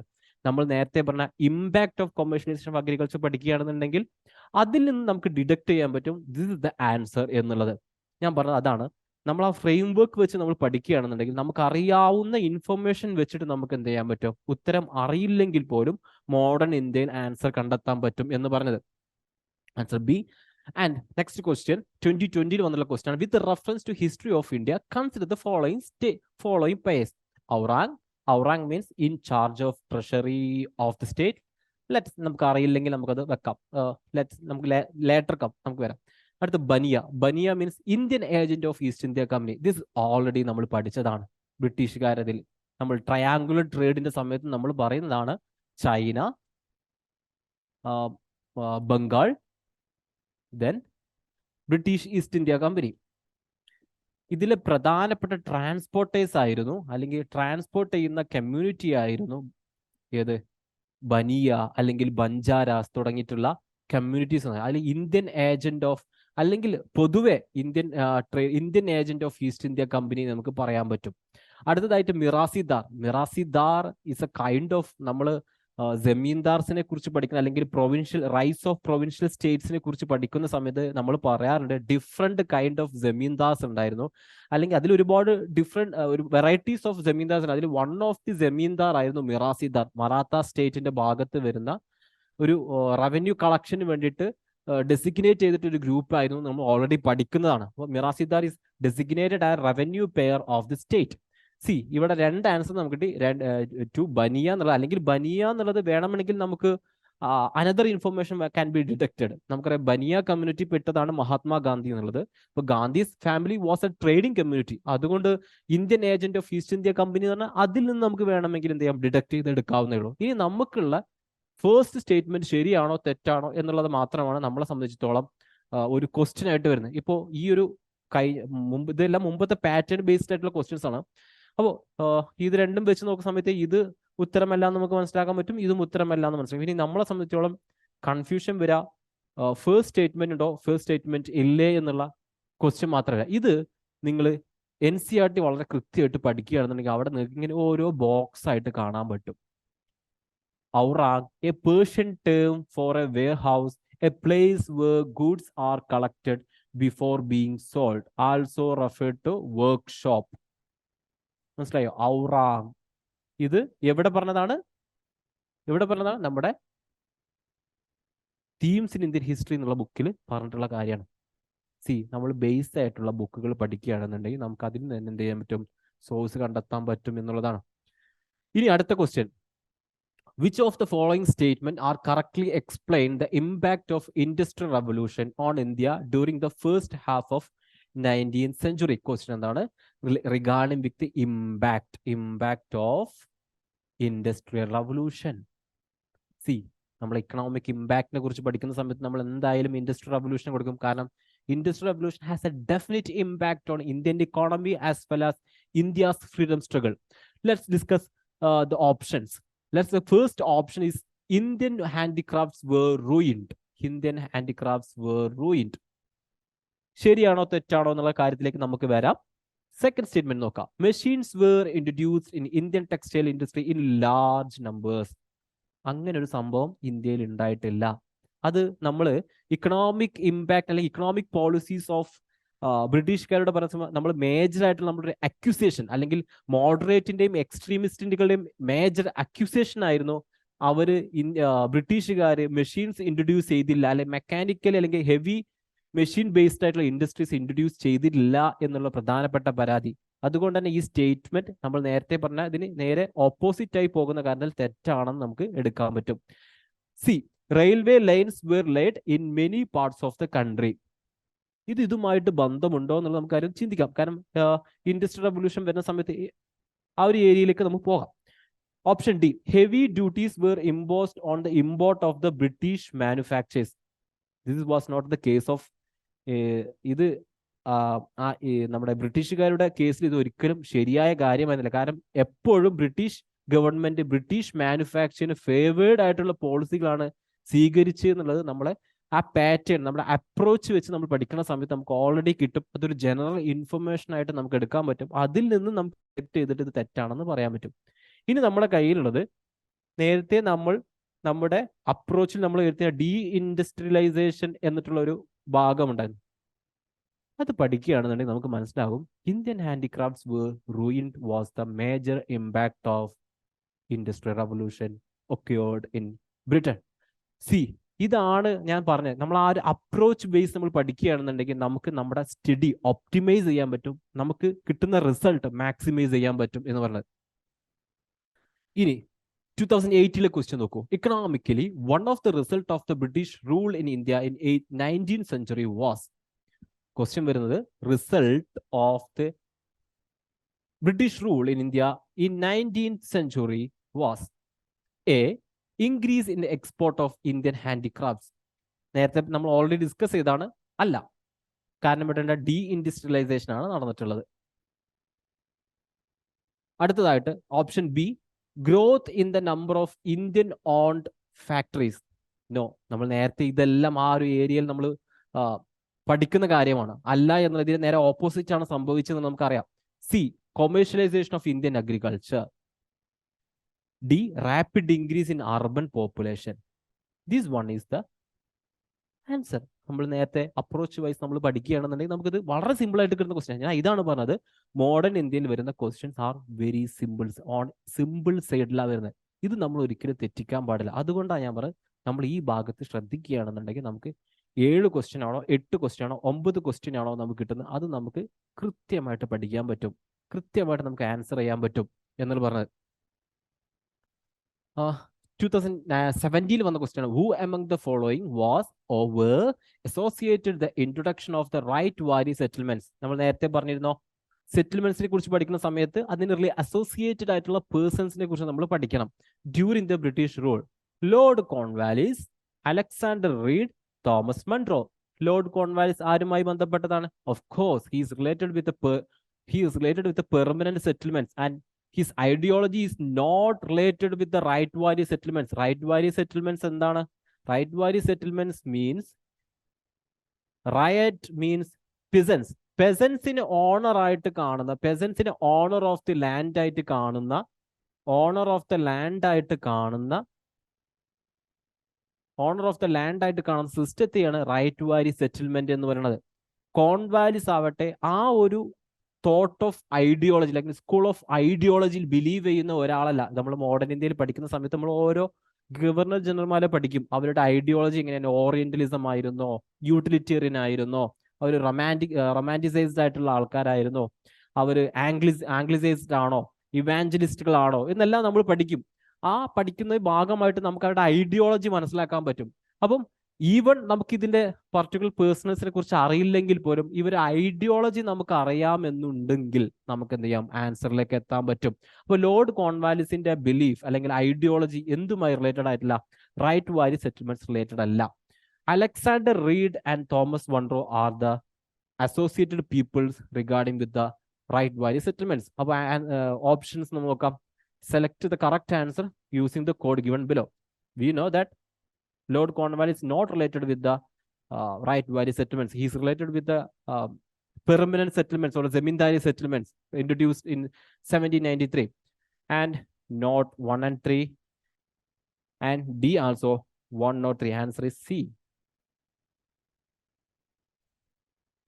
C, ഇതാണ് നമ്മൾ നേരത്തെ economic impact of the British rule പറഞ്ഞത്. അപ്പൊ അതെങ്ങനെ പഠിക്കേണ്ടത് മനസ്സിലായല്ലോ. ഇനി നമുക്ക് നെക്സ്റ്റ് ഏരിയയിലേക്ക് പോകാം. British acts and policies and constitutional evolution. നമുക്കറിയാം ബ്രിട്ടീഷിന്റെ ഒരു കൈൻഡ് ഓഫ് സബ് കൊളോണിയലിസം ആണ്. ഒരു കംപ്ലീറ്റ് കൊളോണിയൽ ആയിട്ടുള്ള ഒരു ഓട്ടോക്രാറ്റിക് ആയിട്ടുള്ള റൂൾ അല്ല നടന്നിട്ടുള്ളത്. ഒരു സെമി ഡെമോക്രാറ്റിക് കൈൻഡ് ഓഫ് സിസ്റ്റമാണ് അവരിവിടെ, ഒരു സെമി ഹെജുമോണിക് സിസ്റ്റമാണ് അവരിവിടെ വർക്ക് ചെയ്തത്. അതിന്റെ ഭാഗമായിട്ട് ത്രൂ ഔട്ട് ദ പീരിയഡ് അല്ലെങ്കിൽ ഓരോ ഒരു ടൈം കഴിയുന്തോറും അവർ ചില കൺസെഷൻ കൊടുക്കുന്നുണ്ട്. അവരുടെ ആ ഒരു റൂൾ കണ്ടിന്യൂ ചെയ്യാൻ വേണ്ടിയിട്ട് കൺസെഷൻ കൊടുക്കുന്നുണ്ട്. ഹിസ്റ്റോറിയൻസ് അതിന്റെ പല രൂപത്തിലും പല വ്യൂസിലാണ് കാണുന്നത്. നമുക്കത് പ്രിലിംസിന്റെ പേഴ്സ്പെക്റ്റീവിൽ വരുന്ന സമയത്ത് നമ്മൾ ഏതെല്ലാം ഫോക്കസ് ചെയ്യണം? നമ്മൾ ഫോക്കസ് ചെയ്യേണ്ട ഏരിയ റെഗുലേറ്റിംഗ് ആക്ട് ഓഫ് 1773 നമ്മൾ നോക്കണം. റെഗുലേറ്റിംഗ് ആക്ട് ഓഫ് 1773 നമ്മൾ നോക്കണം. അതിന്റെ ഫീച്ചേഴ്സ് ഏതൊക്കെയാണ്? ഇതാണ് ആദ്യമായി കൊണ്ട് ബ്രിട്ടീഷ് പൊസഷൻസിന് അല്ലെങ്കിൽ British East India company regulate ചെയ്യാൻ വേണ്ടി കൊണ്ടുവന്നിട്ടുള്ള ഒരു ആക്ട് ആണ് റെഗുലേറ്റിംഗ് ആക്ട്. ഇതോട് കൂടിയിട്ട് സെൻട്രലൈസിങ് ടെൻഡൻസി തുടങ്ങുകയാണ് ഈ റെഗുലേറ്റിംഗ് ആക്ടോട് കൂടിയിട്ട്. സെൻട്രലൈസിങ് ടെൻഡൻസി ഫോർ എക്സാമ്പിൾ ഞാൻ പറഞ്ഞത് 1773 മുതൽ അറൗണ്ട് 1857 വരെ ഇന്ത്യയിൽ കണ്ടിട്ടുള്ള ബ്രിട്ടീഷ് പോളിസികളുടെ ബ്രിട്ടീഷ് ആക്ടുകൾ, ഡിഫറെന്റ് കൈൻഡ് ഓഫ് ആക്ടുകളിൽ ഒരു കൈൻഡ് ഓഫ് സെൻട്രലൈസേഷൻ ടെൻഡൻസി കാണാൻ പറ്റുമായിരുന്നു. Centralisation tendency. പക്ഷേ 1857 റിവോൾട്ടിന് ശേഷം we can see that a kind of decentralization is going on. Decentralization means they are trying to share the power, or they are trying to delegate the power to the people. അതിന്റെ ഭാഗമായിട്ടാണ് 1861 council act വരുന്നത്, 1892 ആക്ടുകൾ വരുന്നത്, 1901 government of India act, 1935 ആക്ടുകളൊക്കെ ആ ഭാഗം നമ്മൾ വരുന്നത്. C, അപ്പോൾ നമ്മൾ പറഞ്ഞു വന്നത് 1773 regulating act was one of the major act. അപ്പൊ അതിന്റെ ഫീച്ചേഴ്സ് പഠിക്കണം. കോർ ആയിട്ടുള്ള ഫീച്ചേഴ്സ് നമുക്ക് അതിന്റെ എല്ലാം പഠിക്കണം എന്നില്ല. കോർ ആയിട്ടുള്ള ഫീച്ചേഴ്സ് നമുക്ക് ഭയങ്കര തറവായിരിക്കണം. കോർ ആയിട്ടുള്ള ഫീച്ചേഴ്സ്. അപ്പം ഈ ഒരു ആക്ടോട് കൂടിയിട്ടാണ് governor of Bengal governor general of Bengal ആയിട്ട് മാറുന്നത്. ഗവർണർ ജനറൽ ഓഫ് ബംഗാൾ ആയിട്ട് മാറുന്നത്. ഗവർണർ ഓഫ് ബംഗാൾ എന്തായി മാറുന്നു? ഗവർണർ ജനറൽ ഓഫ് ബംഗാൾ ആയിട്ട് മാറുന്നത്. 1784 ഒരു ഇമ്പാക്ട്, ഇത് പിറ്റ്സ് ഇന്ത്യ ആക്ട് എന്ന് പറയാം. പിറ്റ്സ് ഇന്ത്യ ആക്ടിന്റെ ഒരു പ്രധാനപ്പെട്ട കോർ ഫീച്ചർ എന്ന് ബോർഡ് ഓഫ് കൺട്രോളും കോർട്ട് ഓഫ് ഡയറക്ടേഴ്സുമായിട്ട് ഫങ്ഷൻസിനെ ഡിവൈഡ് ചെയ്യുന്നു എന്നുള്ളതാണ്. ബ്രിട്ടീഷ് ഈസ്റ്റ് ഇന്ത്യ കമ്പനി അല്ലെങ്കിൽ അതിന്റെ ആ കമ്പനി ഫങ്ഷൻസിനെ ഡിവൈഡ് ചെയ്യുന്നു എന്നുള്ളതാണ് അതിന്റെ ഒരു മേജർ ആയിട്ടുള്ള ഒരു ഇമ്പോർട്ടൻറ്റ് കാര്യം എന്ന് പറയുന്നത്. അതുപോലെ തന്നെ നമ്മൾ നേരത്തെ 1773 ഗവർണർ ജനറലിന്റെ കൗൺസിൽ ഉണ്ട്, 4 മെമ്പേഴ്സ് ഉൾക്കൊള്ളുന്ന കൗൺസിൽ ഉണ്ട്. അപ്പൊ അതിൽ വരുന്ന ചേഞ്ചസ് എന്തൊക്കെയാണ്? അങ്ങനെ കോർ ആയിട്ടുള്ള ഫീച്ചേഴ്സ് നമ്മൾ പഠിക്കണം. 1793 എന്താണ് കാര്യം? അത് എക്സ്റ്റൻഷൻ ഓഫ് 20 years കമ്പനിയുടെ എക്സ്റ്റൻഷൻ കൊടുക്കുന്നതാണ്. 1830 വന്നിട്ടുള്ള ചാർട്ടർ ആക്ടില് വന്നിട്ടുള്ള ചേഞ്ചസ് എന്തൊക്കെയാണ്? 1830 എന്ത് ചെയ്യുന്നുണ്ട്? മോണോപ്പൊളി അവസാനം ചെയ്യുന്നത്, except in trade with China as well as trade in ടീയിലുള്ള ട്രേഡും ഒഴിച്ച് ബാക്കിയുള്ളതിൽ മോണോപ്പൊളൈസേഷന്റെ എൻഡ് സംഭവിക്കുന്നുണ്ട്. 1833 നേരത്തെ പറഞ്ഞ ട്രേഡ് വിത്ത് ചൈനയും ടീ ട്രേഡും എന്ത് ചെയ്യുന്നുണ്ട്? അതിന്റെ മോണോപ്പൊളിയും എൻഡ് ചെയ്യുന്നുണ്ട്. അങ്ങനെ ഞാൻ പറഞ്ഞത് മേജർ ആയിട്ടുള്ള ഫീച്ചേഴ്സ് നമുക്ക് എന്തായിരിക്കണം? നമുക്ക് അത് നമ്മുടെ മൈൻഡിൽ അത് ഉണ്ടായിരിക്കണം. ബെറ്റർ ഗവൺമെന്റ് ഇന്ത്യ ആക്ട് 1858, അതുപോലെ തന്നെ 1861, 1892, 1909, 1990 1935 വന്നിട്ടുള്ള മാറ്റങ്ങളെ കുറിച്ച് അതിലെ കോർ ഫീച്ചേഴ്സ് ആണ് ഈ ഏരിയയിൽ നമ്മൾ പഠിക്കേണ്ടത്. അപ്പൊ നിങ്ങൾ നോട്ട് എഴുതുന്ന സമയത്ത്, പഠിക്കുന്ന സമയത്ത് എന്ത് ചെയ്യണം, ഈ ഓരോ ആക്ടിന്റെയും കോർ ഫീച്ചേഴ്സ് നിങ്ങൾ പഠിച്ചു വെക്കണം. ഫോർ എക്സാമ്പിൾ 1990 ആക്ടിലാണ് എന്ത് വരുന്നത്, ഡയാർക്കി വരുന്നത് പ്രൊവിൻസസിൽ. എക്സിക്യൂട്ടീവ് മീൻസ് നമ്മളെ മിനിസ്ട്രീസ് അടക്കമുള്ള എക്സിക്യൂട്ടീവ്സിലെ ഡയാർക്കി സിസ്റ്റം വരുന്നുണ്ട്. പ്രൊവിൻഷ്യൽ ഗവൺമെന്റ്, റെസ്പോൺസിബിൾ ഗവൺമെന്റ് വരുന്നുണ്ട് ഡയാക്സൻ. അതിൽ തന്നെ റിസർവ് ലിസ്റ്റും ട്രാൻസ്ഫർ ലിസ്റ്റും വരുന്നുണ്ട്. അങ്ങനെ പ്രധാനപ്പെട്ട ഫീച്ചേഴ്സ് നമ്മൾ ഓരോ ആക്ട് എടുത്ത് പഠിക്കണം, ബ്രിട്ടീഷ് ആക്ട് ആൻഡ് പോളിസി എടുക്കുന്ന സമയത്ത്. അതുപോലെ തന്നെ ഇത് പറഞ്ഞത് നമ്മളെ ആക്ടുകളെ കുറിച്ചാണ്. ഇനി ഇതല്ലാത്ത ഒരുപാട് constitutional developments, for example August offer, അത് കഴിഞ്ഞിട്ട് ക്യാബിനറ്റ് മിഷൻ, അല്ലെങ്കിൽ അത് കഴിഞ്ഞിട്ട് വരുന്ന ക്രിപ്സ് മിഷൻ, പിന്നെ വേവലായിട്ടുള്ളത് ക്യാബിനറ്റ് മിഷൻ, അങ്ങനെ ഒരുപാട് അതർ ഡെവലപ്മെന്റ്സ് ഉണ്ട്. അപ്പൊ അതിന്റെ ഫീച്ചേഴ്സും കൂടി നമ്മൾ എന്ത് ചെയ്യണം, വളരെ ക്ലാരിറ്റിയോട് കൂടി പഠിക്കണം. ഈ ഏരിയ എത്ര പഠിക്കാനുള്ളൂ. നമ്മൾ കോർ ഫീച്ചേഴ്സ് പഠിക്കുന്നു, എന്താണ് ഇൻട്രൊഡ്യൂസ് ചെയ്തത്, അതിന് മുമ്പുണ്ടായ ആക്ടിൽ നിന്ന് ഈ ആക്ട് എന്തൊക്കെ മാറ്റങ്ങളാണ് കൊണ്ടുവന്നത്, അതാണ് ഈ ഒരു ബ്രിട്ടീഷ് ആക്ട് ആൻഡ് പോളിസി അല്ലെങ്കിൽ കോൺസ്റ്റിറ്റ്യൂഷണൽ എവല്യൂഷൻ പഠിക്കുന്ന സമയത്ത് നമ്മൾ പഠിക്കേണ്ടത്. ഇനി നമുക്കിത് ചോദിച്ച ചോദ്യങ്ങൾ നോക്കാം. ഈ രൂപത്തിൽ തന്നെയാണോ വരുന്നത്, അല്ലെങ്കിൽ കോർ ഫീച്ചേഴ്സ് മാത്രമാണോ വരുന്നത്, അല്ലെങ്കിൽ മൈന്യൂട്ട് ആയിട്ടുള്ള ഡീറ്റെയിൽസ് വരുന്നുണ്ടോ എന്നുള്ള കാര്യം കൂടി നോക്കാം. നമ്മൾ ഏത് സബ്ജക്റ്റ് പഠിക്കുമ്പോഴും നമ്മുടെ ബേസ് സ്ട്രോങ് ആണെന്നുണ്ടെങ്കിൽ, ബേസ് നമുക്ക് അറിയാമെന്നുണ്ടെന്നുണ്ടെങ്കിൽ നമുക്ക് അത് വെച്ചിട്ട് എന്ത് ചെയ്യാൻ പറ്റും, ബാക്കിയുള്ള ഓപ്ഷൻസ് നമുക്ക് ഒഴിവാക്കാൻ പറ്റും. ഫോർ എക്സാമ്പിൾ ക്വസ്റ്റ്യൻ ചിലപ്പം നമുക്ക് അറിയാത്ത കാര്യങ്ങളെ കുറിച്ചും ചോദിക്കുന്നുണ്ടാവും, പക്ഷെ വരുന്ന ഓപ്ഷൻസ് എന്തായിരിക്കും, നമുക്ക് അറിയുന്ന കാര്യങ്ങളായിരിക്കും, അല്ലെങ്കിൽ നമ്മൾ അറിയേണ്ട കാര്യങ്ങളായിരിക്കും. അപ്പൊ അറിയേണ്ടതോ ആയുള്ള കാര്യങ്ങളെ വെച്ചിട്ട് നമുക്ക് എന്ത് ചെയ്യാൻ പറ്റും, ഓപ്ഷൻസിൽ ഓരോന്നും നമുക്ക് തെറ്റാണെങ്കിൽ നമുക്ക് ഐഡന്റിഫൈ ചെയ്യാൻ പറ്റും. അങ്ങനെയാണ് പ്രിലിംസിൽ എന്ത് ചെയ്യാൻ പറ്റുക, നമുക്ക് ഉത്തരങ്ങൾ ശരിയാക്കാൻ പറ്റുക. അത് ഏത് സബ്ജക്റ്റ് ആണെങ്കിലും, even in the case of history also. So the first question നമുക്ക്, by which one of the following act was the governor general of Bengal designated as the governor general of India? നമ്മൾ പറഞ്ഞു 1773 ആക്ടിലായിരുന്നു governor of Bengal എന്തായിട്ട് മാറുന്നത്, governor general of Bengal ആയിട്ട് മാറുന്നത്. C the regulating act of 1773 എല്ലാം നമുക്ക് മനസ്സിലായല്ലോ. അപ്പൊ ഫസ്റ്റ് ഓപ്ഷൻ അല്ല. രണ്ടാമത്തെ പിറ്റ്സ് ഇന്ത്യ ആക്ട്. നമ്മൾ നേരത്തെ പറഞ്ഞ ഒരു ട്രെൻഡ് പറഞ്ഞു 1773. ഇതൊക്കെ നമ്മൾ ഡിഡക്ട് ചെയ്തെടുക്കാം, നമുക്ക് കുറച്ച് ഇൻഫർമേഷനേ ഉള്ളൂ. ഇപ്പൊ നമുക്ക് ഇതിന്റെ വ്യക്തമായ കോർ ഫീച്ചേഴ്സ് അറിയില്ലെങ്കിൽ നമ്മൾ എങ്ങനെ ആൻസർ ചെയ്യും എന്നുള്ള കാര്യത്തെക്കുറിച്ചാണ് ചർച്ച ചെയ്യുന്നത്. 1773 എന്ത് തുടങ്ങുന്നത്, സെൻട്രലൈസേഷൻ ടെൻഡൻസി തുടങ്ങുന്നത്. സെൻട്രലൈസേഷൻ അത് 1858 ആവുന്ന സമയത്ത് അത് എന്ത് ചെയ്യുന്നു, ഡിക്ലൈൻ ചെയ്ത് തുടങ്ങുന്നു. 1947 ആവുന്ന സമയത്ത് അത് എൻഡ് ചെയ്യുന്നു. ഡീസെൻട്രലൈസേഷൻ. നിങ്ങൾ ഒരു കാര്യം ശ്രദ്ധിച്ചു, ഇവിടെ governor general of Bengal, governor general എന്നുള്ള ബംഗാളിൽ ഒതുങ്ങിയിരിക്കുന്ന ഗവർണർ ജനറൽ എന്തായിട്ടാ മാറുന്നത്, ഗവർണർ ജനറൽ ഓഫ് ഇന്ത്യ ആയിട്ട് മാറുക. That means his power is increasing. That means it is centralization. It's not decentralization. അപ്പൊ ഒബ്വിയസ്ലി അതെന്തായിരിക്കില്ല, ഇനീഷ്യൽ സ്റ്റേജിലായിരിക്കില്ലല്ലോ. ഏറെക്കുറെ അതിന്റെ ഒരു പീക്ക് എത്തുന്ന ടൈമിലായിരിക്കും അതിന്റെ ഈ ഒരു ആക്ട് വരേണ്ടത്. അങ്ങനെ ഒരു ലോജിക്ക് നമ്മൾ ഡെവലപ്പ് ചെയ്തെടുക്കാം. അത്തരത്തിലുള്ള ഒരു ലോജിക്ക് നമുക്ക് ഇതിൽ നിന്ന് കിട്ടും. 1773 ഗവർണർ ഓഫ് ബംഗാൾ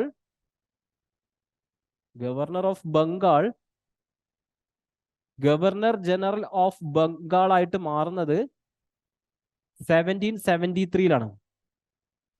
ഇദ്ദേഹം ഗവർണർ ജനറൽ ഓഫ് ഇന്ത്യ ആയിട്ട് മാറണം എന്നുണ്ടെങ്കിൽ a lot of power equations, power balance change ചെയ്യണം. ദാറ്റ് മീൻസ് സെൻട്രലൈസേഷൻ ഒരുപാട് നടക്കണം, എങ്കിലേ ഈ ഇതിലേക്ക് എത്തുള്ളൂ. സോ കുറച്ച് സമയം എന്തായാലും കഴിയണമല്ലോ. അതുകൊണ്ട് ഇവിടെ നമ്മൾ ഏതൊക്കെ ആക്ട് ഉണ്ട് നോക്കാം. റെഗുലേറ്റിംഗ് ആക്ട് ഉണ്ട്, പിറ്റ്സ് ഇന്ത്യ ആക്ട് ഉണ്ട്, ചാർട്ടർ ആക്ട് ഓഫ് 1793. നമ്മൾ 1793 മേജർ ഫീച്ചർ എന്താണ്, 20 years എക്സ്റ്റൻഷൻ ആണ്. 20 years ചാർട്ടറിന്റെ എക്സ്റ്റൻഷൻ ആയിരുന്നു 1793. അനദർ മേജർ ആയിട്ടുള്ള ഫീച്ചർ അവിടെ നടന്നിട്ടില്ല. ലാസ്റ്റ്ലി നമുക്ക് ഓപ്ഷൻ ഏതേ ഉള്ളൂ, ചാർട്ടർ ആക്ട് ഓഫ് 1833. 1833 ഏതിൽ വരുന്നതാണ്? ഏറെക്കുറെ ഈ ഒരു ഏരിയയിൽ വരുന്നതാണ് ഏത്? Charter Act of 1833. ഇങ്ങനെയാണ് നമ്മൾ ലോജിക്കലി ഇതിന്റെ ആൻസറിലേക്ക് എത്തേണ്ടത്. അതുകൊണ്ടാണ് ഈ ആൻസർ ഈ രൂപത്തിൽ വേണം. അപ്പൊ നമ്മൾ പഠിക്കുന്ന സമയത്ത് നമ്മൾ പഠിക്കേണ്ടതാണ് കോർ ഫീച്ചറാണ് പഠിക്കേണ്ടത്. കോർ ഫീച്ചർ നമ്മൾ വിത്ത് mind and heart we should learn it. അതിന്റെ ഫീച്ചർ എന്താ നമ്മൾ പഠിക്കണം. ആ ഫീച്ചർ പഠിച്ചാൽ നമുക്ക് എന്തെങ്കിലും ഇതിന്റെ ഉത്തരത്തിലേക്ക് എത്താൻ പറ്റും. അതുകൊണ്ടാണ് ഞാൻ പറഞ്ഞത് നിങ്ങൾ കോർ ഫീച്ചർ അതിൽ പഠിച്ചാൽ മതി. പക്ഷെ പഠിക്കുന്ന പോലെ പഠിക്കണം, എങ്കിലേ നമുക്ക് ഉത്തരത്തിലേക്ക് എത്താൻ പറ്റുള്ളൂ. ഇപ്പൊ ഈ ക്വസ്റ്റ്യൻ നമുക്കറിയാം, ഗവർണർ ജനറൽ ഓഫ് ബംഗാൾ അല്ലെങ്കിൽ ഗവർണർ ഓഫ് ബംഗാൾ മുമ്പ് എന്താ ഉണ്ടായിരുന്നത്? ഗവർണർ ഓഫ് ബംഗാൾ ഉണ്ട്, ഗവർണർ ഓഫ് മദ്രാസ് ഉണ്ട്, ഗവർണർ ഓഫ് മുംബൈ ഉണ്ട്, അല്ലെങ്കിൽ സോറി മുംബൈ അല്ല ബോംബെ ഉണ്ട്. അദ്ദേഹമാണ് ഗവർണർ ജനറൽ ഓഫ് ബംഗാൾ ആയിട്ട് മാറുന്നത് with act of regulating act of 1773. His position has changed or his nominal title has changed to the Governor General of Bengal by the Act of 1773. So this is a kind of centralization tendency is going on. ഒരു centralisation tendency ആണ് കാണുന്നത്. 1773 മുതൽ നമ്മൾ 1858 ആക്ടോട് കൂടി അത് end ചെയ്യുന്നു. അതിന്റെ ഒരു കൾമിനേഷൻ 1857 റിവോൾട്ടിൽ സംഭവിച്ചു. ആ റിവോൾട്ട് കാരണത്താലാണ് പിന്നീട് റീതിങ്ക് ചെയ്യുന്നത്. ബ്രിട്ടീഷ് ഗവൺമെന്റ് ഇത് റീതിങ്ക് ചെയ്യാനുള്ള കാരണം 1857 revolt was A major eye opener to the British East India Company that they are ruling in a misway. ഒരു മിസ്അണ്ടർസ്റ്റുഡ് ചെയ്തിട്ടുള്ള വേയിലൂടെയാണ് ഇന്ത്യൻ സബ്ജക്റ്റിലെ മനസ്സിലാക്കിയ രീതി തെറ്റാണെന്ന് അവർ മനസ്സിലാക്കുകയാണ്. ഇനി തങ്ങളുടെ റൂള് കണ്ടിന്യൂ ചെയ്യണമെന്നുണ്ടെങ്കിൽ ഒരു കൈൻഡ് ഓഫ് ഡീസെൻട്രലൈസേഷൻ വേണം, അല്ലെങ്കിൽ ഒരു കൈൻഡ് ഓഫ് പവർ ഷെയർ ചെയ്യണം. പവർ ഷെയർ ചെയ്തിട്ട് ഒരുപാട് ലോയൽ ഗ്രൂപ്പ്സിനെ സബ്ജക്ട്സിനെ ഉണ്ടാക്കണം എന്നുള്ള തിരിച്ചറിവ് ഉണ്ടാവുന്നത് 1857 റിവോൾട്ടോടുകൂടി. അതുകൊണ്ടാണ് അവർ ഡീസെൻട്രലൈസേഷനിലേക്ക് പോകുന്നതും പിന്നീട് 1909 ഒരുപാട് സെപ്പറേറ്റ് ഇലക്ടറേറ്റ് ഉണ്ടാക്കുന്നതും 1919 ആക്ടില് ഗവൺമെന്റ് ഓഫ് ഇന്ത്യ ആക്ടില് ഡയാർക്കി സിസ്റ്റം വരുന്നു. പിന്നെ 1935 ഡയാർക്കി അറ്റ് സെൻട്രും റെസ്പോൺസിബിൾ ഗവൺമെന്റ് അറ്റ് പ്രോവിൻസസും ഉണ്ടാവുന്നതെല്ലാം ഇതിന്റെ ഒരു ഭാഗമായിക്കൊണ്ടാണ്. നമ്മൾ പറഞ്ഞത് എന്താണ്? 1858 better government of India act വരുന്നത്. അതിനുശേഷം 1892 എന്ത് വരുന്നു? ഇൻഡയറക്റ്റ് ആയിട്ട് ഇലക്ഷൻ വരുന്നുണ്ട്, പക്ഷെ മെൻഷൻ ചെയ്തിട്ടില്ല. 1909 സെപ്പറേറ്റ് ഇലക്ടറേറ്റ് വരുന്നു, സെപ്പറേറ്റ് ഇലക്ടറേറ്റ് സിസ്റ്റം വരുന്നു. 1919 dyarchy system at provincial government. ഇവിടെ റിസർവ് ലിസ്റ്റും ഉണ്ട്, ട്രാൻസ്ഫേർഡ് ലിസ്റ്റും ഉണ്ട്. 1935 ആയപ്പോഴേക്കും dyarchy system at provincial government was abolished and dyarchy system introduced at central level. Central council അല്ലെങ്കിൽ സെൻട്രൽ ലെവലിൽ എന്ത് ചെയ്യുന്നുണ്ട്? അത് ഇൻട്രൊഡ്യൂസ് ചെയ്യുന്നത്. പ്രൊവിൻഷ്യൽ ഗവൺമെന്റിൽ എന്താ ഉണ്ടാവുന്നത്? റെസ്പോൺസിബിൾ ആയിട്ടുള്ള ഒരു ഗവൺമെന്റ് ഉണ്ടാവുന്നു.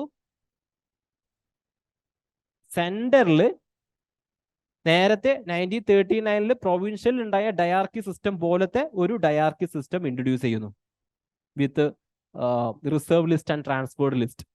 ഇതാണ് ആ ഒരു എവല്യൂഷൻ എന്ന് പറയുന്നത്.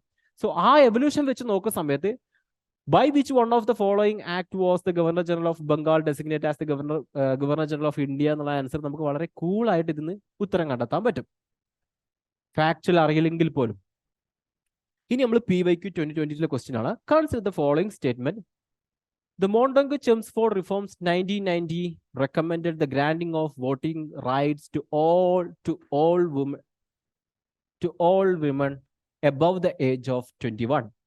Second statement, the Government of India Act 1935 gave women reserved seats in the legislation.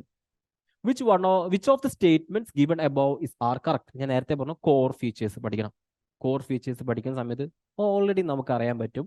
Sarojini Naidu, she is going with a petition to the that's kind of ആ ടൈമിലുള്ള ഗവർണറുടെ അടുത്ത് പോയിട്ട് വൈസ്രോയിന്റെ അടുത്ത് പോയിട്ട് she submitting for the franchise. പക്ഷെ അത് പിന്നീട് വരുന്ന 1990 ഗവൺമെന്റ് ഓഫ് ഇന്ത്യ ആക്ടിൽ അത് റിഫ്ലക്റ്റ് ആവുന്നില്ല എന്നുള്ളത് നമ്മൾ പഠിക്കുന്ന കാര്യമാണ്. ഇനി അങ്ങനെ പഠിച്ചില്ലെങ്കിൽ പോലും 1990 ഗവൺമെന്റ് ഓഫ് ഇന്ത്യ ആക്ടിന്റെ മേജർ ഫീച്ചേഴ്സ്, കോർ ഫീച്ചേഴ്സ് പഠിക്കുന്ന സമയത്ത് നമുക്ക് മനസ്സിലാകും എന്ത് വിമൺ എന്തുണ്ടായിട്ടില്ല, ഗ്രാൻഡിങ് വോട്ടിംഗ് റൈറ്റ്സ് ആ സമയത്ത് കൊടുത്തിട്ടില്ല എന്നുള്ളത്. അപ്പൊ ആ സ്റ്റേറ്റ്മെന്റ് തെറ്റാണെന്ന് നമുക്ക് മനസ്സിലാക്കാൻ പറ്റും. സെക്കൻഡ് സ്റ്റേറ്റ്മെന്റിലേക്ക് പോകുമ്പോൾ the government of India act of 1935 gave women reserved seats in legislature. That's a right answer.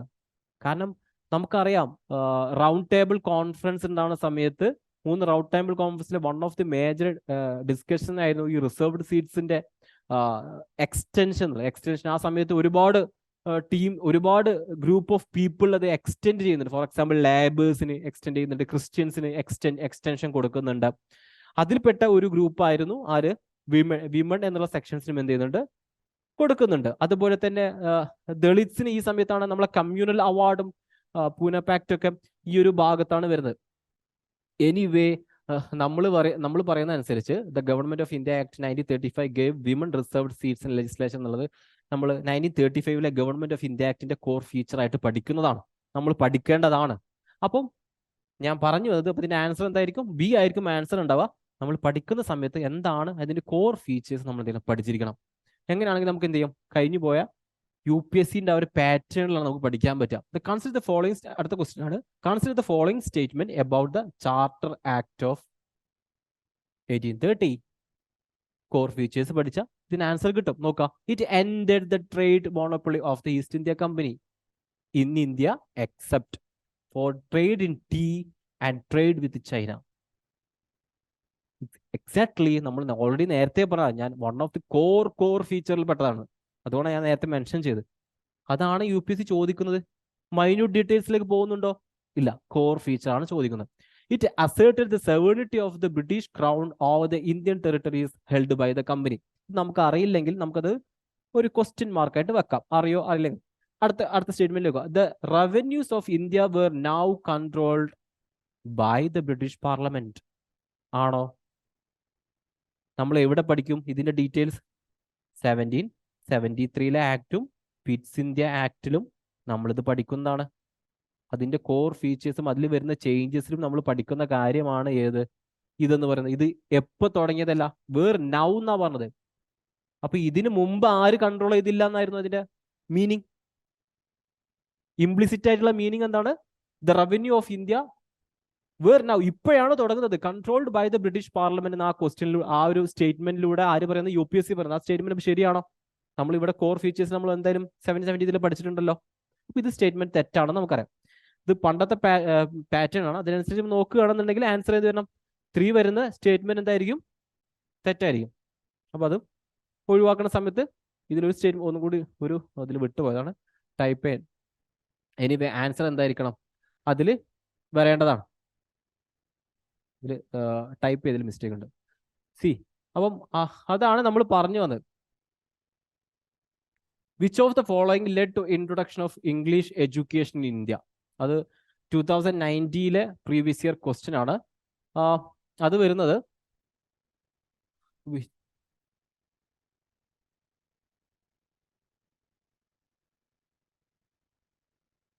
16.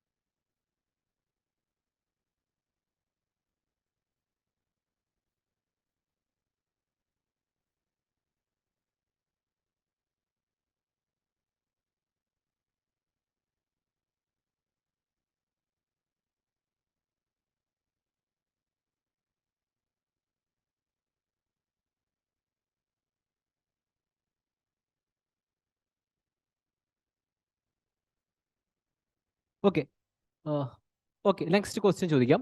Next question നോക്കാം. Which of the following led to the introduction of English education in India? അടുത്ത question ഏതായിരിക്കുന്നത്? English. നമ്മൾ നേരത്തെ policies അല്ലേ പറഞ്ഞത്? അപ്പൊ ഇംഗ്ലീഷുകാരുടെ education, English colonial education policies എന്തായിരുന്നു എന്നുള്ളത് നമ്മൾ പഠിക്കും. അതിൽ ഡിഫറെന്റ് കൈൻഡ് ഓഫ് കമ്മിറ്റീസിനെ കുറിച്ച് പഠിക്കും. അപ്പൊ ചാർട്ടർ ആക്ടിലെ one of the major feature ആയിരുന്നു ഏത്? 1 lakh rupees grant allotted to education എന്നുള്ളത്. അതിൻ്റെ ഒരു മേജർ ആയിട്ടുള്ള one of the core feature ആയിരുന്നു ഇംഗ്ലീഷ് എഡ്യൂക്കേഷൻ, അല്ലെ ഫോർ എക്സാമ്പിൾ എഡ്യൂക്കേഷന് വേണ്ടി അലോട്ട് ചെയ്തിരിക്കുന്നത്. അപ്പം ഇൻട്രൊഡക്ഷൻ ഓഫ് ഇംഗ്ലീഷ് എഡ്യൂക്കേഷൻ ആണോ എന്ന് ചോദിച്ചാൽ yes, it is. Second statement, general committee of public instruction 1823. ഈ സമയത്ത് നമ്മൾ പഠിക്കും, ഈ സമയത്ത് നമ്മൾ ഇംഗ്ലീഷ് എഡ്യൂക്കേഷനെ കുറിച്ച് പഠിക്കുന്ന സമയത്ത്, അല്ലെങ്കിൽ കൊളോണിയൽ എഡ്യൂക്കേഷൻ പോളിസിയെ കുറിച്ച് പഠിക്കുന്ന സമയത്ത് നമ്മൾ പറയുന്ന കാര്യമാണ് 1830 1 lakh അലോട്ട് ചെയ്തിരുന്നുവെങ്കിലും അത് 10 years ലേറ്റർ ആണ് അതിന്റെ അനദർ ഡെവലപ്മെന്റ് ഉണ്ടാകുന്നത്. ആ ഡെവലപ്മെന്റ് ആണ് ഏത്? General committee of public instruction. Third statement, orientalist and anglicist controversy. Of course ഈ ഒരു കോൺട്രവേഴ്സി ആണ് മെക്കാളോ വരാനും മെക്കാളയുടെ മിനിറ്റ്സ് വരാനുള്ള റീസൺസ് എന്ന് പറയുന്നത്. മെക്കാളോ മിനിറ്റ്സ് വരാനും മെക്കാളയുടെ റിജക്ഷൻ ഓഫ് മെക്കാളുടെ ഡൗൺവേർഡ് ഫിൽട്രേഷൻ തിയറി എല്ലാം വരാൻ കാരണം ഈ ഒരു റീസൺ ആണ്. അതുപോലെ തന്നെ ഇംഗ്ലീഷ് എഡ്യൂക്കേഷൻ ഇന്ത്യയിൽ തുടങ്ങാനും കാരണമാവുന്നത് ഏതാണ്? ഓറിയന്റലിസ്റ്റ് ആംഗ്ലിസിസ്റ്റ് കോൺട്രവേഴ്സിയാണ്. സി, അപ്പൊ ഇത് ഏതൊക്കെ വരാം? ആൻസർ ഡി ആണ് വരേണ്ടത്.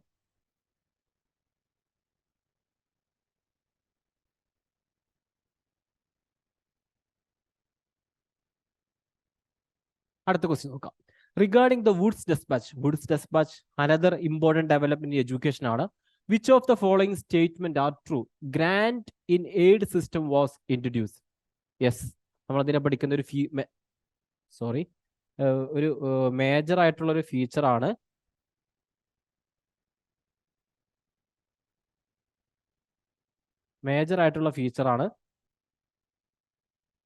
ഗ്രാന്റ് ഇൻ എയ്ഡ് സിസ്റ്റം തുടങ്ങി എന്നുള്ളത്. And establishment of universities was recommended. Yes. English as a medium of instruction at all level of education was recommended. ഇവിടെ ഒരു തെറ്റായ സ്റ്റേറ്റ്മെന്റ് ആണ് ഇത്. അറ്റ് ഓൾ ലെവൽ എന്നുള്ളത്, at all level of education എന്നുള്ളത്. Wood's ഡെസ്പാച്ചിനെ നമ്മൾ വിളിക്കുന്നത് Magna Carta of English education എന്നാണ്. Magna Carta of English education എന്നുള്ളതാണ്. ഈ സമയത്ത് വുഡ്സ് ഡെസ്പാച്ചിന്റെ one of the major contribution എന്ന് പറയുന്നത് നമ്മൾ നേരത്തെ പറഞ്ഞ മെക്കാളോ മിനിറ്റ്സിന്റെ ഡൗൺവേർഡ് ഫിൽട്രേഷൻ, അഥവാ അപ്പർ എക്വിലോൺസിലുള്ള ആൾക്കാരെ മാത്രം എന്ത് ചെയ്യുന്ന എഡ്യൂക്കേറ്റ് ചെയ്താൽ മതി, താഴേക്കിടെയുള്ള മാസ് പീപ്പിളിന് എഡ്യൂക്കേഷൻ കൊടുക്കേണ്ടതില്ല എന്നതായിരുന്നു മെക്കാളയുടെ പ്രിൻസിപ്പിൾ. അത് ബേസിസിലായിരുന്നു അത്രയും കാലം എഡ്യൂക്കേഷൻ പോളിസീസ് പോയത്. അതിനൊരു മാറ്റമാണ് വുഡ്സിന്റെ ഡെസ്പാച്ചിലൂടെ വരുന്നത്. വുഡ്സ് എന്ത് റിജക്ട് ചെയ്യുന്നു? ഡൗൺവേർഡ് ഫിൽട്രേഷനെ റിജക്ട് ചെയ്യുന്നു. Rejected downward filtration and he proposed a system. പുള്ളി പ്രപ്പോസ് ചെയ്യുന്നത് vernacular education at primary level, secondary സ്കൂളിൽ ആംഗ്ലോ വെർണാക്കുലർ ആയിരുന്നു. ആംഗ്ലോ ഉണ്ട്, ഇംഗ്ലീഷും ഉണ്ട്, വെർണാക്കുലർ ലാംഗ്വേജും ഉണ്ട് secondary school means higher education ഇൻസ്റ്റിറ്റ്യൂഷനിൽ പുള്ളി വുഡ്സ് ഡെസ്പാച്ചിൽ വന്നിട്ടുള്ള അല്ലെങ്കിൽ അതിൽ പ്രധാനപ്പെട്ട റെക്കമെൻഡേഷൻ പറഞ്ഞത് ഇംഗ്ലീഷ് എഡ്യൂക്കേഷൻ വേണം എന്നുള്ളതാണ്. Another recommendation of his was grand in aid system കൊണ്ടുവരണം എന്നുള്ളതായിരുന്നു, പ്രൈവറ്റ് ഇൻസ്റ്റിറ്റ്യൂഷൻസിനെ പ്രൊമോട്ട് ചെയ്യാൻ വേണ്ടിയിട്ട്. അടുത്ത പുള്ളിയുടെ another achievement was university, establishment of university. ഇതിന്റെ ഭാഗമായിക്കൊണ്ടാണ് Calcutta, Madras and Bombay universities were established because of Wood's dispatch recommendation. And another feature was he's also promoted the female education as well as teachers training colleges തുടങ്ങിയ കാര്യങ്ങളൊക്കെ ഈ Wood's ഡെസ്പാച്ചിന്റെ ഭാഗമാണ്. Anyway, Wood's Despatch is known for the Magna Carta of English education in India. അത് ബേസിസിൽ വരുന്ന സമയത്ത് നമ്മൾ തേർഡ് സ്റ്റേറ്റ്മെന്റ് നോക്കുക. നമുക്ക് അറിയാവുന്ന ഇൻഫർമേഷൻ ആണ് ഇതെല്ലാം. ഇത് നമ്മൾ നോക്കുമ്പോൾ English education as A medium of instruction at all level of education was recommended. This statement is wrong. അങ്ങനെ വരുമ്പോൾ ഈ രണ്ട് സ്റ്റേറ്റ്മെന്റ് അല്ലേ ശരിയുള്ളൂ? ഇതാണ് ആൻസർ ആയിട്ട് വരേണ്ടത്. എനിവേ, നമ്മൾ 2022 question with reference to the proposal of Cripps Mission consider the following statement. The Constituent Assembly would have members nominated by the Constituent Assembly have members nominated by the provincial assemblies as well as the princely states. Second statement, any province which is not prepared to accept the new constitution would have the right to sign a separate agreement with Britain regarding its future status. Okay, anyway, നമ്മൾ ഇങ്ങനെ question വരുന്ന സമയത്ത് നമുക്ക് Cripps മിഷനുമായിട്ട് related ആയിട്ടുള്ള information നമുക്കറിയാം. Cripps mission വരുന്നു. Cripps മിഷൻ്റെ മേജർ ആയിട്ടുള്ള റെക്കമെൻഡേഷൻ അല്ലെങ്കിൽ അവരുടെ പ്രപ്പോസൽസ് എന്തൊക്കെയാണ്? ഇന്ത്യക്ക് ഡൊമീനിയൻ സ്റ്റാറ്റസ് കിട്ടും. India will get dominion status immediately or after the war. അതായത് first. Second, they can decide the relation with Commonwealth organisation അല്ലെങ്കിൽ Commonwealth nation, Commonwealth organisation. Third one, India will have a constituent assembly. Constituent assembly ഉണ്ടായിരിക്കും. It will be elected by the elected എന്നാണ് പറയുന്നത്, അല്ലാതെ nominated എന്നല്ല പറയുന്നത്. Elected by provincial assemblies and as well as nominated by princely state എന്നാണ് പറയുന്നത്. So there were a combination of election as well as nomination. Election നടത്തുന്ന ആരാണ്? Provincial assemblies ആണ്. നോമിനേറ്റ് ചെയ്യുന്നത് ആരാണ്? പ്രിൻസ്ലി സ്റ്റേറ്റ്സുമാണ്. അപ്പൊ ഈ സ്റ്റേറ്റ്മെന്റ് നമുക്ക് ഇവിടുന്ന് തെറ്റാണെന്നുള്ള നമ്മളെ പ്രൈമറി ഇൻഫർമേഷൻ നമുക്ക് കിട്ടും. Second, any province which is not prepare to accept. ഈ ഒരു നമ്മുടെ ക്രിപ്സ് മിഷന്റെ അനദർ മേജർ ആയിട്ടുള്ള കണ്ടൻഷ്യൽ ആയിട്ടുള്ള ഒരു ഏരിയ എന്ന് പറയുന്നത് ഇത് സെപ്പറേറ്റിസത്തെ പ്രൊമോട്ട് ചെയ്തു എന്നുള്ളതാണ്. ഏതെങ്കിലും ഒരു പർട്ടിക്കുലർ പ്രൊവിൻസസിന് ഇന്ത്യൻ യൂണിയൻ അല്ലെങ്കിൽ ഇന്ത്യൻ ഡൊമീനിയനിൽ ജോയിൻ ചെയ്യാൻ താല്പര്യമില്ല എന്നുണ്ടെങ്കിൽ ദേ can decide their own constitution as well as their own union എന്ന് പറയുന്ന ഒരു ഭാഗമാണ് മോസ്റ്റ്ലി ക്രിപ്സ് മിഷന്റെ ഒരു കണ്ടൻഷ്യൽ ആയിട്ടുള്ള ഏരിയയും നമ്മുടെ നാഷണൽ ലീഡേഴ്സ് ഇതിനെ റിജക്ട് ചെയ്യാനുള്ള ഒരു കാരണം എന്ന് പറയുന്നത്. ആ ഒരു വളരെ കോർ ആയിട്ടുള്ള ഒരു ഏരിയയാണ് ഇവർ ഈ സ്റ്റേറ്റ്മെന്റ് ആയിട്ട് ഇവിടെ തന്നിട്ടുള്ളത്. മനസ്സിലായില്ലേ? അപ്പം UPSC ചോദിക്കുന്നത് ഏത് ഏരിയ ആണ്? കോർ ആയിട്ടുള്ള ഏരിയാസ് ആണ് ചോദിക്കുന്നത്. അപ്പൊ ഏതാ അതിൽ സ്റ്റേറ്റ്മെന്റ്? സെക്കൻഡ് സ്റ്റേറ്റ്മെന്റ് മാത്രം അതിൽ ശരിയായിട്ടുള്ളൂ. ഇനി 2020 അതിന് അനദർ ക്വസ്റ്റ്യൻ. ഇവിടൊക്കെ സിമ്പിൾ ആയിട്ടുള്ള കാര്യങ്ങളാണ്. നമ്മൾ ഒരു UPSC ആസ്പിരന്റ് എന്ന നിലക്ക് നമ്മളെല്ലാം അറിഞ്ഞിരിക്കേണ്ട ഇൻഫർമേഷൻ ബേസ്ഡ് ആണ് UPSC ചോദിക്കുന്ന ചോദ്യങ്ങളെല്ലാം മോഡേൺ ഇന്ത്യയിൽ നിന്ന്. PYQ 2020 ക്വസ്റ്റ്യൻ ആണ്. In the government of India act 1990 the function of provincial government were divided into. ഇവിടെ ഗവൺമെന്റ് ഓഫ് ഇന്ത്യ ആക്ടിനെ കുറിച്ചാണ് ചോദിക്കുന്നത്. അവിടെ ഫങ്ഷൻസ് ഓഫ് പ്രൊവിൻഷ്യൽ ഗവൺമെന്റ് നമുക്കറിയാം. ഡയാർക്കി ഉണ്ട്. ഡയാർക്കി അറ്റ് എക്സിക്യൂട്ടീവ് ലെവൽ ഉണ്ട്. Dyarchy at executive level.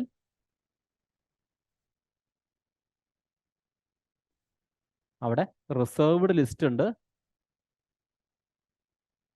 Transferred ലിസ്റ്റും ഉണ്ട്.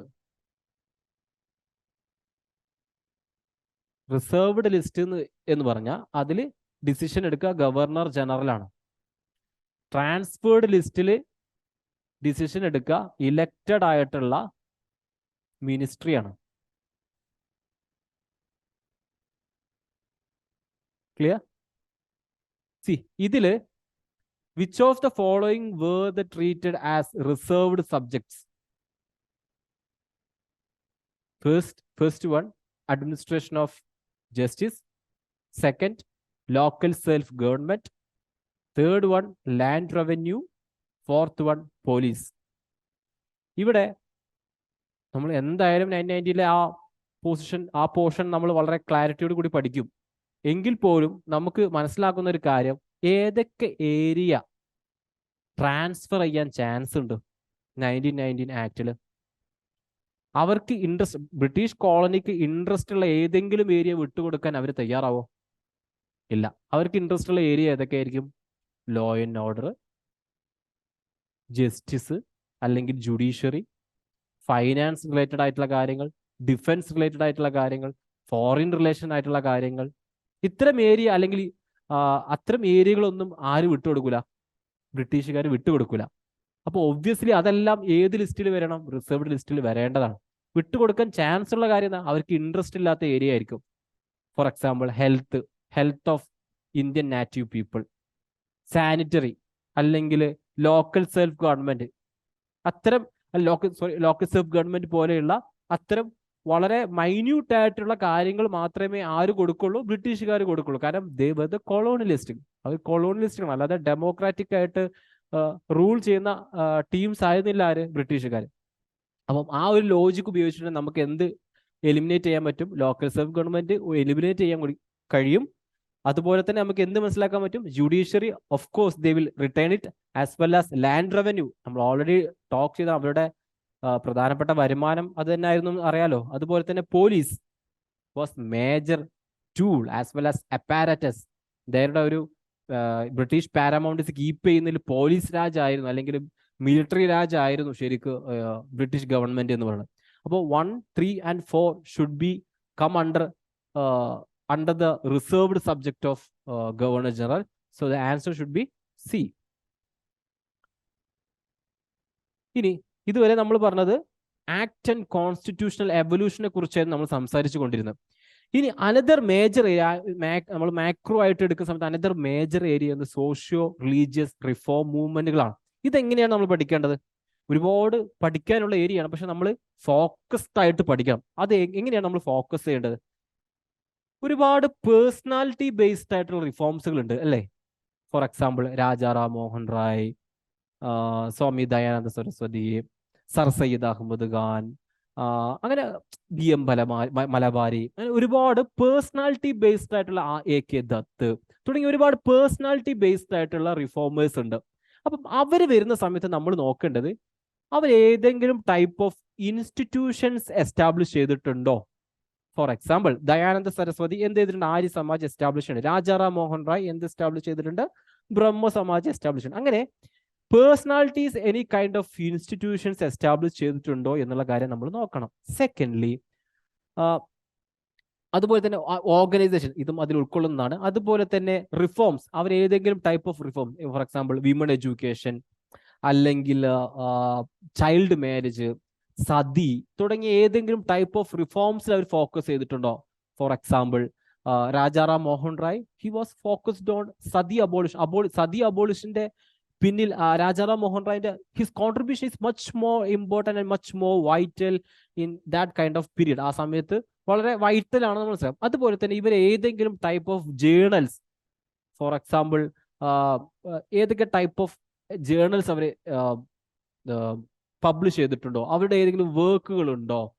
Four example Gulamgiri of Phule, അല്ലെങ്കിൽ ഏതെങ്കിലും ന്യൂസ് പേപ്പേഴ്സ് അവർ കൊണ്ടുവന്നിട്ടുണ്ടോ, ഹിലാൽ പോലെ. അങ്ങനെ ഏതെങ്കിലും ടൈപ്പ് ഓഫ് ന്യൂസ് പേപ്പേഴ്സ് ഈ ഓരോ പേഴ്സണാലിറ്റീസ് കൊണ്ടുവന്നിട്ടുണ്ടോ എന്നുള്ളത് ഫോക്കസിന്. അപ്പൊ നമ്മൾ എങ്ങനെയാണ് അതിന്റെ ചെയ്യേണ്ടത്, ഏതെങ്കിലും ടൈപ്പ് ഓഫ് ഇൻസ്റ്റിറ്റ്യൂഷൻസ് അവർ ക്രിയേറ്റ് ചെയ്തിട്ടുണ്ടോ. ഇപ്പോൾ Brahmo marriage can be considered as a system, ഒരു ഇൻസ്റ്റിറ്റ്യൂഷൻ ക്രിയേറ്റ് ചെയ്തതാണ്. അത് ഏത് വഴിയാണ് വരുന്നത്, അത് രാജാറാം മോഹൻ റായിന്റെ ഒരു കോൺട്രിബ്യൂഷൻസ് വഴി വരുന്നതാണ്. അല്ലെങ്കിൽ organisations we already talked about the Brahmo Samaj, Arya Samaj തുടങ്ങിയിട്ടുള്ള ഒരുപാട് മൂവ്മെന്റുകൾ, അല്ലെങ്കിൽ രാമകൃഷ്ണ മിഷൻ ഓഫ് വിവേകാനന്ദ. പിന്നെ അവർ ഏത് ടൈപ്പ് ഓഫ് റിഫോംസിലാണ് അവർ ഫോക്കസ് ചെയ്തിട്ടുള്ളത്, ചൈൽഡ് മാരേജിലാണോ, വിമൺ എഡ്യൂക്കേഷനിലാണോ, അല്ലെങ്കിൽ റിലീജിയസ് ആയിട്ടുള്ള ഒബ്സ്ക്യൂരാന്റിസം റിമൂവൽ ചെയ്യുന്ന കാര്യത്തിലായിരുന്നു ഉണ്ടായിരുന്നത്. For example Swami Dayananda Saraswati he was trying to reform the Hindu society from the within itself. And sir Syed Ahmad ഖാനെ കുറിച്ച് പറയുകയാണെന്നുണ്ടെങ്കിൽ പുള്ളി he was trying to reform the Muslim society. ആ ഒരു ടൈമിൽ ട്രൈ ചെയ്യുന്ന ഒരാളായിരുന്നു. അപ്പം അടുത്തതായിട്ട് ഇപ്പൊ നമ്മൾ പറഞ്ഞത് പേഴ്സണാലിറ്റി ബേസ്ഡ് ആയിട്ടുള്ള റിഫോംസുകളെ കുറിച്ചാണ് പറഞ്ഞത്. ഇനി അനദർ റിഫോംസ് വാസ് ലെജിസ്ലേറ്റീവ് റിഫോംസുകളാണ്. അത് especially from the part of the British ഗവൺമെന്റിന്റെ ഭാഗത്ത് നിന്ന് വന്നിട്ടുള്ള ലെജിസ്ലേറ്റീവ് റിഫോംസ് വല്ലതുണ്ടോ. അപ്പൊ അതെങ്ങനെ നമ്മൾ പഠിക്കേണ്ടത്, child marriage act four example. Child marriage act അത് എപ്പോഴാണ് വന്നത്, അതിന്റെ ഇമ്പാക്ട് എന്തായിരുന്നു. Impact means the response of the native people, or four example നമുക്ക് രുക്മാബായ് കേസ് പറയാം. രുക്മാബായ് കേസ് എന്നുള്ളത് വൺ ഓഫ് ദി ഫേമസ് ആയിട്ടുള്ള കേസാണ്. മോഡേൺ ഇന്ത്യ നമ്മൾ പഠിക്കുന്ന സമയത്ത്, അല്ലെങ്കിൽ നിങ്ങൾ ക്ലാസ്സിൽ കേൾക്കുന്ന സമയത്ത് ഓഫ് കോഴ്സ് രുക്മാബായ് കേസിനെ കുറിച്ച് മെൻഷൻ ചെയ്യും. കാരണം രുക്മാബായ് കേസ് ചൈൽഡ് മാരേജ് വന്ന സമയത്ത് തിലക് രുക്മാബായ് കേസിനെ എതിർക്കുകയും വേറെ കുറച്ച് റിഫോമേഴ്സ് ഇതിനെ അനുകൂലിക്കുകയും ചെയ്ത കാര്യമാണ്. രുക്മാബായ് കേസ് എന്ന് പറഞ്ഞാൽ പർട്ടിക്കുലർലി ചൈൽഡ് മാരേജിന് എതിരായിട്ട് പോയ കേസാണ്. അതിനെ തിലക് സപ്പോർട്ട് ചെയ്യുകയുണ്ടായത്. മറ്റൊരു കൂട്ട റിഫോമേഴ്സ് അതിനെ എതിർക്കുകയാണ് ഉണ്ടായത്. അപ്പം ഈ Rukhmabai case was one of the major contentious area ആയിരുന്നു ആ ടൈമിൽ. അപ്പോൾ അതെന്തായാലും എപ്പോഴും മെൻഷൻ ചെയ്യുന്ന ഒരു കാര്യമാണ്. അപ്പം അതുമായി ഞാൻ ഉദ്ദേശിച്ചത് അതുപോലെ വല്ല ഇമ്പാക്ട്ഫുൾ ആയിട്ടുള്ള വല്ല ഇവന്റ്സ് ഉണ്ടെങ്കിൽ അത് നമ്മൾ എന്തെങ്കിലും നോട്ട് ചെയ്ത് വെക്കണം. അടുത്തതായിട്ട് ഗവർണർ ജനറൽമാരും അവരുടെ കോൺട്രിബ്യൂഷൻസും regarding with social reforms. For example തഗ്ഗീസിനെ അല്ലെങ്കിൽ ട്രൈബൽസിന്റെ ഇടയിലുള്ള ഹ്യൂമൻ സാക്രിഫൈസിനെ തടയുന്ന രൂപത്തിൽ അങ്ങനെ ഒരുപാട് റിഫോമുകൾ ഒരുപാട് ഗവർണർ ജനറൽമാർ എടുത്തിട്ടുണ്ട്. അപ്പോൾ അവരുടെ റിഫോംസ് അല്ലെങ്കിൽ അവരുടെ കോൺട്രിബ്യൂഷൻസ് നമ്മൾ എന്ത് ചെയ്യണം, ഈ ഒരു ഏരിയയിൽ എടുത്തു വെക്കണം. അതുപോലെ തന്നെ ഈ പർട്ടിക്കുലർ ടൈമിൽ for example child marriage act പാസ്സാക്കുന്ന സമയത്ത് ആരായിരുന്നു ഗവർണർ ജനറൽ അല്ലെങ്കിൽ വൈസ്രോയി എന്നുള്ള ഒരു ഒരു ഒരു ഒരു ധാരണ കൂടി നമുക്ക് വരണം. എങ്കിലും നമുക്കത് കൃത്യമായിട്ട് ആൻസർ ചെയ്യാൻ പറ്റുള്ളൂ. അതുപോലെ തന്നെ അടുത്ത റിഫോം മൂവ്മെന്റ് നമ്മൾ ഓൾറെഡി പറഞ്ഞു, like that of Rajaram Mohan Roy, Dayanand, Vivekanand, അതിന്റെ ഒരു എവല്യൂഷൻ. ഫോർ എക്സാമ്പിൾ നമ്മൾ പറയുന്ന ബ്രഹ്മ സമാജിന് ഒരുപാട് സ്പ്ലിറ്റുകൾ ഉണ്ടാവുന്നുണ്ട് അതിന്റെ വിത്തിൻ ആ ബ്രഹ്മ സമാജിനിടെ തന്നെ. ഇപ്പം കേശവചന്ദ്ര സെന്നിന് വരുന്ന സമയത്ത് അദ്ദേഹത്തിന്റെ ആദി ബ്രഹ്മസമാജ്, അങ്ങനെ ഒരുപാട് സ്പ്ലിറ്റുകൾ സംഭവിക്കുന്നുണ്ട്. ബ്രഹ്മസമാജ് ഓഫ് ഇന്ത്യ ആയിട്ട് മാറുന്നതും ആദി ബ്രഹ്മസമാജ് ആയിട്ട് മാറുന്നതും അതിൻ്റെ ഇടയിൽ ഒരുപാട് സ്പ്ലിറ്റുകൾ ഉണ്ടാവുന്നു. ആ സ്പ്ലിറ്റുകളൊക്കെ ഒന്ന് എടുത്ത് നമ്മൾ നോക്കി വെക്കണം. അപ്പോൾ മെയിൻലി നമുക്ക് നോക്കാനുള്ളത് പേഴ്സണാലിറ്റി ബേസ്ഡ് റിഫോംസ് വരുന്ന സമയത്ത് what kind of institutions were introduced by these kind of people or these reformers, and the organization established by them, and in which area they were focused. For example, reforms. ഇപ്പോൾ Keshav Chandrasen focus ചെയ്തത് എവിടെയായിരുന്നു? അല്ലെങ്കിൽ Ishwar Chandra Vidyasagar, he was focused on child marriage as well as women education. Bethune പോലെ കോളേജുകൾ പുള്ളി establish ചെയ്യുന്നുണ്ട്. അല്ലെങ്കിൽ Derozians, they were the very ഭയങ്കരമായിട്ടുള്ള ഫെറോഷ്യസ് ആയിട്ടുള്ള സോഷ്യൽ റിഫോമേഴ്സ് ആയിരുന്നു. അപ്പൊ അവരുടെ മൂവ്മെന്റ്, യങ് ബംഗാൾ മൂവ്മെന്റ്, അങ്ങനെ അത് നമ്മൾ പഠിക്കണം. അല്ലെങ്കിൽ journals and works and newspapers, ഇവർ ഏതെങ്കിലും kind of journals, works, newspapers. For example Rajaram Mohan റായിനൊക്കെ ഒരുപാട് ജേർണൽസും ഒരുപാട് വർക്ക്സും ന്യൂസ് പേപ്പേഴ്സും നമ്മളെല്ലാം അറിഞ്ഞിരിക്കേണ്ട ജേർണൽസും ന്യൂസ് പേപ്പേഴ്സും എല്ലാം ഉണ്ട്. അതുപോലെ തന്നെ ലെജിസ്ലേറ്റീവ് റിഫോംസ്. ഞാൻ പറഞ്ഞു ലെജിസ്ലേറ്റീവ് റിഫോംസ് എന്ന് പറയുന്നത് ബ്രിട്ടീഷുകാരുടെ ലെജിസ്ലേറ്റീവ് സ്റ്റേറ്റിന്റെ ആക്റ്റീവ് ആയിട്ടുള്ള റെസ്പോൺസ് കാരണത്താൽ വരുന്ന ഒരുപാട് റിഫോംസുകളാണ്. For example child marriage act പോലെയുള്ള. അപ്പം അങ്ങനെയാണ് നമ്മൾ ആ ഒരു area social religious reform movement എന്ന് പറയുന്ന സമയത്ത് നമ്മൾ ഫോക്കസ് ചെയ്ത് പഠിക്കേണ്ട ഏരിയസ് ആണ് ഈ പറഞ്ഞത്. ഇനി ഈ ഏരിയയിൽ വന്നുള്ള ക്വസ്റ്റ്യൻസ് നമ്മൾ നോക്കാം. ഈ പറഞ്ഞ രൂപത്തിൽ പഠിച്ചാൽ നമുക്ക് UPSC പാറ്റേൺ വന്ന ക്വസ്റ്റ്യൻ ചെയ്യാൻ പറ്റുമോ നോക്കാം. Who among the following was associated as a secretary with a Hindu female school which later came to be known as Bethune Female School? Of course, നിങ്ങൾ സോഷ്യൽ റിഫോം മൂവ്മെന്റ് പഠിക്കുന്ന സമയത്ത് വളരെ famous ആയിട്ടുള്ളൊരു പഠിക്കുന്ന ഒരു കാര്യമാണ് ബെത്തൂനെ സ്കൂൾ എസ്റ്റാബ്ലിഷ് ചെയ്തത്. ആരാണെന്നുള്ളത് Annie Besant ആണോ, ദേവേന്ദ്രനാഥ് ടാഗോർ ആണോ, ഈശ്വർ ചന്ദ്ര വിദ്യാസാഗർ ആണോ, സരോജിനി നായിഡു ആണോ എന്നുള്ളത് വളരെ എവിഡന്റ് ആയിട്ട് നമ്മൾ പഠിക്കുന്ന കാര്യമാണ്. Of course V know that Devendra Tagore was A kind of ഒരു അല്ല എന്നുള്ളത് നമുക്ക് അറിയാൻ പറ്റും. ഓഫ് കോഴ്സ് ഇത് റിലേറ്റഡ് വിത്ത് ഈശ്വർ ചന്ദ്ര വിദ്യാസാഗർ ആണ് എന്നുള്ള കാര്യം നമുക്ക് അറിയാൻ പറ്റും. അത് വളരെ എവിഡന്റ് ആയിട്ടുള്ള ഒരു ആൻസർ ആണ്. നമ്മൾ ആ ഭാഗം പഠിക്കുകയാണെന്നുണ്ടെങ്കിൽ നമുക്ക് കൃത്യമായിട്ട് കിട്ടും. In the context of Indian history, the Rukhmabai case of 1884, ഞാൻ പറഞ്ഞില്ല ഇമ്പാക്ട് നമ്മൾ പഠിക്കണം, ഏത് കൈൻഡ് ഓഫ് ഇമ്പാക്ട് ഉണ്ട് എന്നുള്ളത്. It's related to women rights to gain education?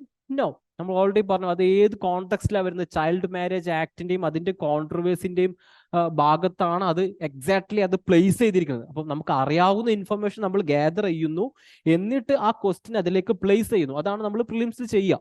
അപ്പം ഇത് ബേസ്ഡ് ആയിട്ട് നമ്മൾ നോക്കുന്ന സമയത്ത് women rights to gain education was not related with the Rukhmabai case of 1884. It was especially the contentious issues between Tilak and other reformers. അപ്പം ഇതെല്ലാം നമുക്ക് മനസ്സിലാക്കാൻ പറ്റും. Age of consent, of course child marriage ആക്ടുമായി റിലേറ്റഡ് ആണ്. അടുത്തതായിട്ട് restitution of conjugal rights, of course it was related with the child marriage.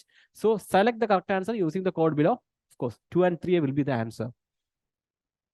അടുത്തത് another area, major ആയിട്ടുള്ള ഒരു ഏരിയ എന്നുള്ള ഗവർണർ ജനറൽമാരും വൈസ്രോയിമാരെ കുറിച്ച് പഠിക്കുക എന്നുള്ളതാണ്. പ്രധാനപ്പെട്ട ഒരുപാട് ഗവർണർ ജനറൽമാർ വരുന്നുണ്ട്. വാറൻ ഹേസ്റ്റിംഗ്, കോൺവാലിസ്, ഇങ്ങനെ ഒരുപാട്. ഇപ്പൊ ഡൽഹൌസി, ഞാൻ പറഞ്ഞത് ഫ്യൂ ഓഫ് ദം. ഇതൊക്കെ ഒരു കുറച്ച് പേരുകളാണ്. ഇപ്പൊ ഒരുപാട് ഗവർണർ ജനറൽമാരും, ഇപ്പൊ കാനിങ് ഒരു വൈസ്രോയി ആണോ, അതുപോലെ തന്നെ Lord Kherson is another viceroy. അതുപോലെ തന്നെ റിപ്പൺ, ഇവരെല്ലാം വൈസ്രോയിമാരാണ്, പ്രധാനപ്പെട്ട വൈസ്രോയിമാർ. ഞാൻ ഫ്യൂ ഓഫ് ദം, അതിലെ വൺ ഓഫ് ദി, ഇതല്ല, ഇതിന് ഇനിയും കൂടുതലുണ്ട്. അപ്പം അതിലെ ഇമ്പോർട്ടൻ്റ് ആയ അല്ലെങ്കിൽ വളരെ പ്രോമിനന്റ് ആയിട്ടുള്ള ഗവർണർ ജനറൽമാരെടുക്കുക. അവരെ പഠിക്കുന്ന സമയത്ത് നമ്മൾ എങ്ങനെയാണ് അത് പഠിക്കേണ്ടത്, അതിനുള്ള സ്ട്രാറ്റജി എന്തായിരിക്കണം, അവരുടെ അഡ്മിനിസ്ട്രേറ്റീവ് ആയിട്ടുള്ള റിഫോംസുകൾ എന്താണ്. ഫോർ എക്സാമ്പിൾ, ഗവർണർ ജനറൽ ആണെന്നുണ്ടെങ്കിൽ അവരെങ്ങനെയാണ് ബ്രിട്ടീഷ് ഈസ്റ്റ് ഇന്ത്യ കമ്പനിയെ റിഫോം ചെയ്ത്, ബ്രിട്ടീഷ് ഈസ്റ്റ് ഇന്ത്യ കമ്പനിയിൽ അതിന്റെ അഡ്മിനിസ്ട്രേഷൻ ലെവൽ എങ്ങനെയാണ് അവർ റിഫോംസുകൾ കൊണ്ടുവന്നത്. For example, Robert Clive dual government system കൊണ്ടുവന്നു. ആ ഡുവൽ ഗവൺമെന്റ് സിസ്റ്റത്തെ അബോളിഷ് ചെയ്യാണ് ആര് കൊണ്ട് ചെയ്തത്? വാറൻ ഹേസ്റ്റിംഗ് ചെയ്ത്. അപ്പോൾ വാറൻ ഹേസ്റ്റിംഗ് ഉണ്ടാക്കിയ ഒരു സിസ്റ്റത്തിൽ ഒരുപാട് മാറ്റങ്ങൾ പിന്നീട് ആര് കൊണ്ടുവരുന്നുണ്ട്? കോൺവാലിസ് കൊണ്ടുവരുന്നുണ്ട്. ഫോർ എക്സാമ്പിൾ, ജുഡീഷ്യറിയിൽ മാറ്റം കൊണ്ടുവരുന്നുണ്ട്, എക്സിക്യൂട്ടീവിൽ മാറ്റം കൊണ്ടുവരുന്നുണ്ട്, അങ്ങനെ. അല്ലെങ്കിൽ ടാക്സ് കളക്ഷനിൽ മാറ്റം കൊണ്ടുവരുന്നത്. ടാക്സ് കളക്ഷന്റെ അപ്പോൾ ഇത് വാറൻ ഹേസ്റ്റിംഗ് തുടങ്ങുന്നത് 5 ഇയർ സെറ്റിൽമെന്റ് സിസ്റ്റം കൊണ്ട് തുടങ്ങുന്നത്. 5 year settlement system, quinquennial settlement system അല്ലെങ്കിൽ 5 ഇയർ സെറ്റിൽമെന്റ് സിസ്റ്റം കൊണ്ടുവരുന്നത് വാറൻ ഹേസ്റ്റിംഗ് ആണ്. പക്ഷെ അതിന്റെ ചേഞ്ച്, അതിന്റെ റിഫോം കൊണ്ടുവരാൻ ആര്? കോൺവാലിസ് ചെയ്യുന്നത്. കോൺവാലിസ് ചെയ്യുന്നതാണ് പെർമനന്റ് സെറ്റിൽമെന്റ് സിസ്റ്റം കൊണ്ടുവരുന്നത്. പെർമനന്റ് സെറ്റിൽമെന്റ് സിസ്റ്റം കൊണ്ടുവരുന്നത്. ഞാൻ ഉദ്ദേശിച്ചത് എങ്ങനെയാണ് അവിടെ അഡ്മിനിസ്ട്രേറ്റീവ് ആയിട്ടുള്ള റിഫോമുകൾ കൊണ്ടുവന്നത്, പിന്നെ അവിടെ പൊളിറ്റിക്കൽ ആയിട്ടുള്ള initiatives. For example, against the national movement, Indian national കോൺഗ്രസിനെതിരെയോ അല്ലെങ്കിൽ ഇന്ത്യൻ നാഷണൽ മൂവ്മെന്റ് സമയത്ത് അവരെങ്ങനെയാണ് പൊളിറ്റിക്കൽ ഇനീഷ്യേറ്റീവ്സ് കൊണ്ടുവന്നത്. For example, Lord Curzon he initiated the kind of partition of Bengal which caused an event which ultimately took the foundation of the British Empire itself എന്നാ പറയുന്നത്. Four സ്വദേശി മൂവ്മെന്റിനെ കുറിച്ച് ഞാൻ പറയുന്നത് 1905 discussion 1905 നമ്മളെ ബംഗാൾ പാർട്ടീഷൻ സംഭവിച്ചെങ്കിൽ അത് it was initiated by the Lord Curzon. അന്നത്തെ വൈസ്രോയി ആയിരുന്ന ലോർഡ് കേഴ്സൺ കൊണ്ടുവന്നതാ. അതാണ് പിന്നീട് ആ trajectory of Indian national movement. It's already change the trajectory of Indian national movement എന്ന് പറഞ്ഞു. അപ്പം അത്തരത്തിലുള്ള political initiatives, it may targeted the national movement but may cause the growth of Indian national movement. Maybe it may be suppressed or repressed the national movement or revolutionaries. അപ്പം അങ്ങനെ ഏതെങ്കിലും governor ജനറൽമാരോ വൈസ്രോയിമാരോ കൊണ്ടുവന്നിട്ടുള്ള important ആയിട്ടുള്ള political initiatives ഉണ്ടെങ്കിൽ അത് നമ്മളൊരു paper ആയിട്ട് എടുത്ത്, അപ്പോൾ ഇതെല്ലാം ഇപ്പോൾ നിങ്ങൾ ഈ പറയുന്ന കാര്യങ്ങളെല്ലാം നിങ്ങൾക്ക് ഒരു ടേബിൾ ആക്കി ഉണ്ടാക്കി വെച്ചാൽ മതി. ഫോർ എക്സാമ്പിൾ, ഇവിടെ നമ്മൾ എന്ത് ചെയ്യുന്നു? ഗവർണർ ജനറലിന്റെ പേര് എഴുതുന്നു. ഫോർ എക്സാമ്പിൾ, റോബർട്ട് ക്ലൈവ് വരുന്നു. റോബർട്ട് ക്ലൈവിന്റെ അഡ്മിനിസ്ട്രേറ്റീവ് റിഫോംസ് എന്താണ്? അഡ്മിനിസ്ട്രേറ്റീവ് റിഫോംസ്, ഡുവൽ ഗവൺമെന്റ് നമ്മൾ എഴുതുന്നു. ഇനി പുള്ളിയുടെ പൊളിറ്റിക്കൽ ഇനിഷ്യേറ്റീവ്സ് എന്താണ്? അപ്പൊ ഇങ്ങനെ ഓരോന്ന്, ഇപ്പൊ ബാറ്റിൽ ഓഫ് പ്ലാസി അല്ലെങ്കിൽ ആ രൂപത്തിൽ ഇപ്പം ഇമ്പോർട്ടന്റ് ആയിട്ട് പൊളിറ്റിക്കൽ ഡെവലപ്മെന്റ്. പിന്നെ ഈ സമയത്ത് ഇദ്ദേഹത്തിന്റെ സമയത്ത് വല്ല പൊളിറ്റിക്കൽ ഡെവലപ്മെന്റ് ഉണ്ടാവുന്നുണ്ടോ? ഉണ്ടെങ്കിൽ എഴുതുക, ഇല്ലെങ്കിൽ ആ ഒരു കോളം നമ്മൾ എന്താണ് സ്പേസ് ഇട്ട് പോകാം, അവിടെ ഒന്നും ഫില്ല് ചെയ്യാതെ പോകാം. അല്ലെങ്കിൽ അടുത്തതായിട്ട് സോഷ്യോ ലെജിസ്ലേറ്റീവ് റിഫോംസ്, ഇവർ ഏതെങ്കിലും ആയിട്ടുള്ള സോഷ്യൽ റിഫോമുകൾ കൊണ്ടുവരുന്നുണ്ടോ അല്ലെങ്കിൽ ലെജിസ്ലേറ്റീവ് റിഫോംസുകൾ കൊണ്ടുവരുന്നുണ്ടെങ്കിൽ അതെന്ത് ചെയ്യാം? കൊണ്ടുവരാം. ഫോർ എക്സാമ്പിൾ, ഡൽഹൌസി ഒരുപാട് ലെജിസ്ലേറ്റീവ് റിഫോംസുകൾ കൊണ്ടുവരുന്നുണ്ട്. ഡോക്ട്രിൻ ഓഫ് ലാബ്സ് തുടങ്ങിയ ഒരുപാട് റിഫോംസുകളും ഒരുപാട് ആക്ടുകളും കൊണ്ടുവരുന്നുണ്ട്. അപ്പോൾ നമ്മൾ ഇങ്ങനെ ഒരു ടേബിൾ ഉണ്ടാക്കി ഒരുക്കുകയാണെന്നുണ്ടെങ്കിൽ നമുക്ക് എന്ത് ചെയ്യും? പിന്നീട് പ്രിലിംസിന് പഠിക്കുന്ന സമയം അല്ലെങ്കിൽ എൻഡ് ഓഫ് ആ ഒരു ലാസ്റ്റ് വീക്കെൻഡ് എന്നുള്ള ഒരുപാട് ഫാക്റ്റും നമുക്ക് ഓർത്തു വെക്കാൻ, നമ്മൾ പഠിച്ചെല്ലാം ഓർത്തു വെക്കണം എന്നില്ല, പക്ഷെ നമുക്ക് ആ ലാസ്റ്റ് മിനിറ്റ് റിവിഷൻ എന്ത് ചെയ്യും? ഉപകാരപ്പെടും. ഞാൻ പറഞ്ഞത് ഇപ്പോൾ ഗവർണർ ജനറൽമാരും വൈസ്രോയും നമ്മൾ പഠിക്കുന്ന സമയത്ത് നമ്മൾ പഠിക്കും അഡ്മിനിസ്ട്രേറ്റീവ് റിഫോംസുകൾ പഠിക്കണം, പൊളിറ്റിക്കൽ ഇനിഷ്യേറ്റീവ്സ് പഠിക്കണം, അവരുടെ ഇമ്പോർട്ടന്റ് പൊളിറ്റിക്കൽ ഡെവലപ്മെന്റ്സ്, അവരുടെ സമയത്ത് നടന്ന ഇമ്പോർട്ടന്റ് ആയിട്ട് പൊളിറ്റിക്കൽ ഡെവലപ്മെന്റ്സ് എന്താണ് എന്നുള്ള. ഇപ്പോൾ ഫോർ എക്സാമ്പിൾ, 1909 ആക്ട് ആരുടെ സമയത്തായിരുന്നു? മോർലി മിന്റോന്റെ സമയത്താണ് നടന്നുള്ളത്. ആ ടൈപ്പ് ഓഫ് സാധനങ്ങൾ നമ്മളെ കയ്യിൽ ഉണ്ടായിരിക്കണം. അല്ലെങ്കിൽ ഓഗസ്റ്റ് ഓഫർ നടക്കുന്ന സമയത്ത് ആരായിരുന്നു ഗവർണർ ജനറൽ? അല്ലെങ്കിൽ ക്വിറ്റ് ഇന്ത്യ മൂവ്മെന്റ് സമയത്തുള്ള വൈസ്രോയി ആരായിരുന്നു? അല്ലെങ്കിൽ നോൺ കോപ്പറേഷൻ മൂവ്മെന്റ് ഉണ്ടാവുന്ന സമയത്തുള്ള വൈസ്രോയി ആരായിരുന്നു?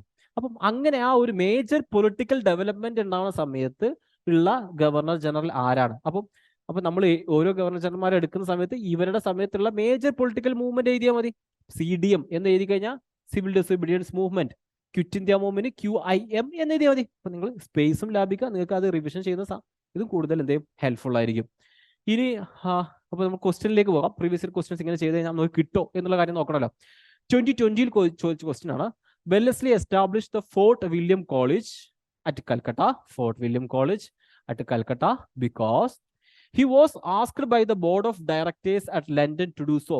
അങ്ങനെയാണോ? എല്ലാവരും, എല്ലാ ഗവർണർ ജനറൽമാരും എല്ലാ വൈസ്രോയിമാരും വരുന്നത് ആരെങ്കിലൊക്കെ നിർദ്ദേശിച്ചിട്ടോ അല്ലെങ്കിൽ ഡയറക്റ്റ് ചെയ്തിട്ടോ ആയിരിക്കും. അപ്പൊ ഇതൊരു നമ്മളൊരു ഓപ്ഷൻ ആയിട്ട് പറയുന്നതിൽ ഒരു അർത്ഥമല്ല, അതൊരു പർട്ടിക്കുലർ പർപ്പസ് ആണെന്ന് നമുക്ക് പറയാൻ പറ്റില്ല. Second, he wanted to revive interest in Oriental learning in India. Oriental learning in India. ഞാൻ നേരത്തെ നിങ്ങളോട് പറഞ്ഞു, എല്ലാ വരുന്ന ഓരോ വൈസ്രോയിമാർക്കും ഓരോ ഗവർണർ ജനറൽമാർക്കും എ കൈൻഡ് ഓഫ് ഐഡിയോളജി അവർക്കുണ്ട്. അവർ ഏത് ഐഡിയോളജി അല്ലെങ്കിൽ ഏത് സ്കൂൾ ഓഫ് തോട്ടിലാണ് അവർ പഠിച്ചതെന്നിട്ടുള്ള ഒരു ധാരണ നമുക്ക് ഉണ്ടാവും. നമ്മളത് പഠിക്കുന്ന സമയത്ത്, അല്ലെങ്കിൽ മോഡേൺ ഇന്ത്യ പഠിക്കുന്ന സമയത്ത് നമ്മളത് പറയും. ഫോർ എക്സാമ്പിൾ, കോൺവാലിസ് ഓറിയന്റലിസത്തിൽ വിശ്വസിച്ചിരുന്ന ഒരാളായിരുന്നില്ല. He was not a believer of orientalism. അപ്പം പുള്ളി he was already a racist ആയിരുന്നു. അതുപോലെ തന്നെ പുള്ളി ഒരു ആംഗ്ലിസിസ്റ്റ് ആയിരുന്നു, യൂട്ടിലിറ്റേറിയൻ ആയിരുന്നു. അതുപോലെ തന്നെ പുള്ളി he was believed in the feudal system, അല്ലെങ്കിൽ ബ്രിട്ടനിലുള്ള ലോഡും അല്ലെങ്കിൽ ഫ്യൂഡൽ സിസ്റ്റത്തിലും ബിലീവ് ചെയ്ത ഒരാളായിരുന്നു. അതുകൊണ്ടാണ് he considered the zamindars equal to the lords of Britain, and he gave the title of ownership of land to the zamindar, or the title of ownership of land to zamindars, because his philosophy or the school of thought influenced the Cornwallis. Similarly, Wellesley was kind of people. He didn't favor the Oriental learning. Orientalism means respecting the knowledge system, knowledge pattern, tradition of the Oriental world. Oriental world means നമ്മൾ Asia കാണുന്ന ഈ region പറയുന്ന oriental world, ഓക്സിഡന്റൽ oriental world. അപ്പം he didn't believed in that kind of system. അപ്പൊ നമുക്ക് അങ്ങനെയും ഉത്തരം അറിയില്ലെങ്കിൽ പോലും അങ്ങനെയും നമുക്ക് വേണമെങ്കിൽ ഡിഡക്ട് ചെയ്യാം. ഇനി he wanted to provide William Carey and his associated with employment. That was not the അതല്ല എന്ന് നമുക്ക് മനസ്സിലാവും. And D, he wanted to train the British civilians for administrative purpose in India. ഇത് നമ്മൾ ഇതല്ലാതെയും നമ്മൾ പഠിക്കും. നമ്മൾ പറഞ്ഞില്ലേ, ബ്രിട്ടീഷ് പോളിസി, ബ്രിട്ടീഷ് ആക്ടും പഠിക്കുന്ന സമയത്ത് സിവിൽ സർവൻസിന്റെ ഒരു എവല്യൂഷൻ നമ്മൾ പഠിക്കും. ആ ഭാഗത്ത് നമ്മൾ പഠിക്കുന്ന കാര്യമാണ് Fort William College, Calcutta, established by Wellesley for the purpose of administrative training for the British civilians. Okay, anyway, civil servants വേണ്ടിയിട്ടാണ്. He wanted to train the British civil servants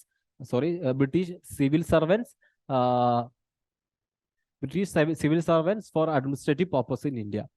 Okay, anyway, 2018 question, which one of the following statement does not apply to the system of subsidiary alliance introduced by Lord Wellesley? To maintain, first option, to maintain a large standing army at others' expense. അത് ശരിയാണോ തെറ്റാണോ കാര്യത്തിൽ നമുക്ക് പോകാം, അവിടെ നിൽക്കട്ടെ. To keep India safe from the Napoleonic danger. നമുക്കറിയാം Wellesley he was very much obsessed with the French menace. French മെനാസുമായിട്ട് വളരെ ഒബ്സസ് ചെയ്തിട്ടുള്ള ഒരാളാണ് വെല്ലസ്ലി എന്നുള്ള ഇൻഫർമേഷൻ നമുക്ക് അറിയാം. But subsidiary alliance to keep India safe from the Napoleonic danger, അതുപോലെ തന്നെ ആണ് എന്ന് പറയാൻ പറ്റുമോ? ക്വസ്റ്റ്യൻ മാർക്ക് ആയിട്ടുള്ള കാര്യമാണ്. നിൽക്കട്ടെ, നമുക്ക് അടുത്ത സ്റ്റേറ്റ്മെന്റിലേക്ക്. To secure fixed income for the company.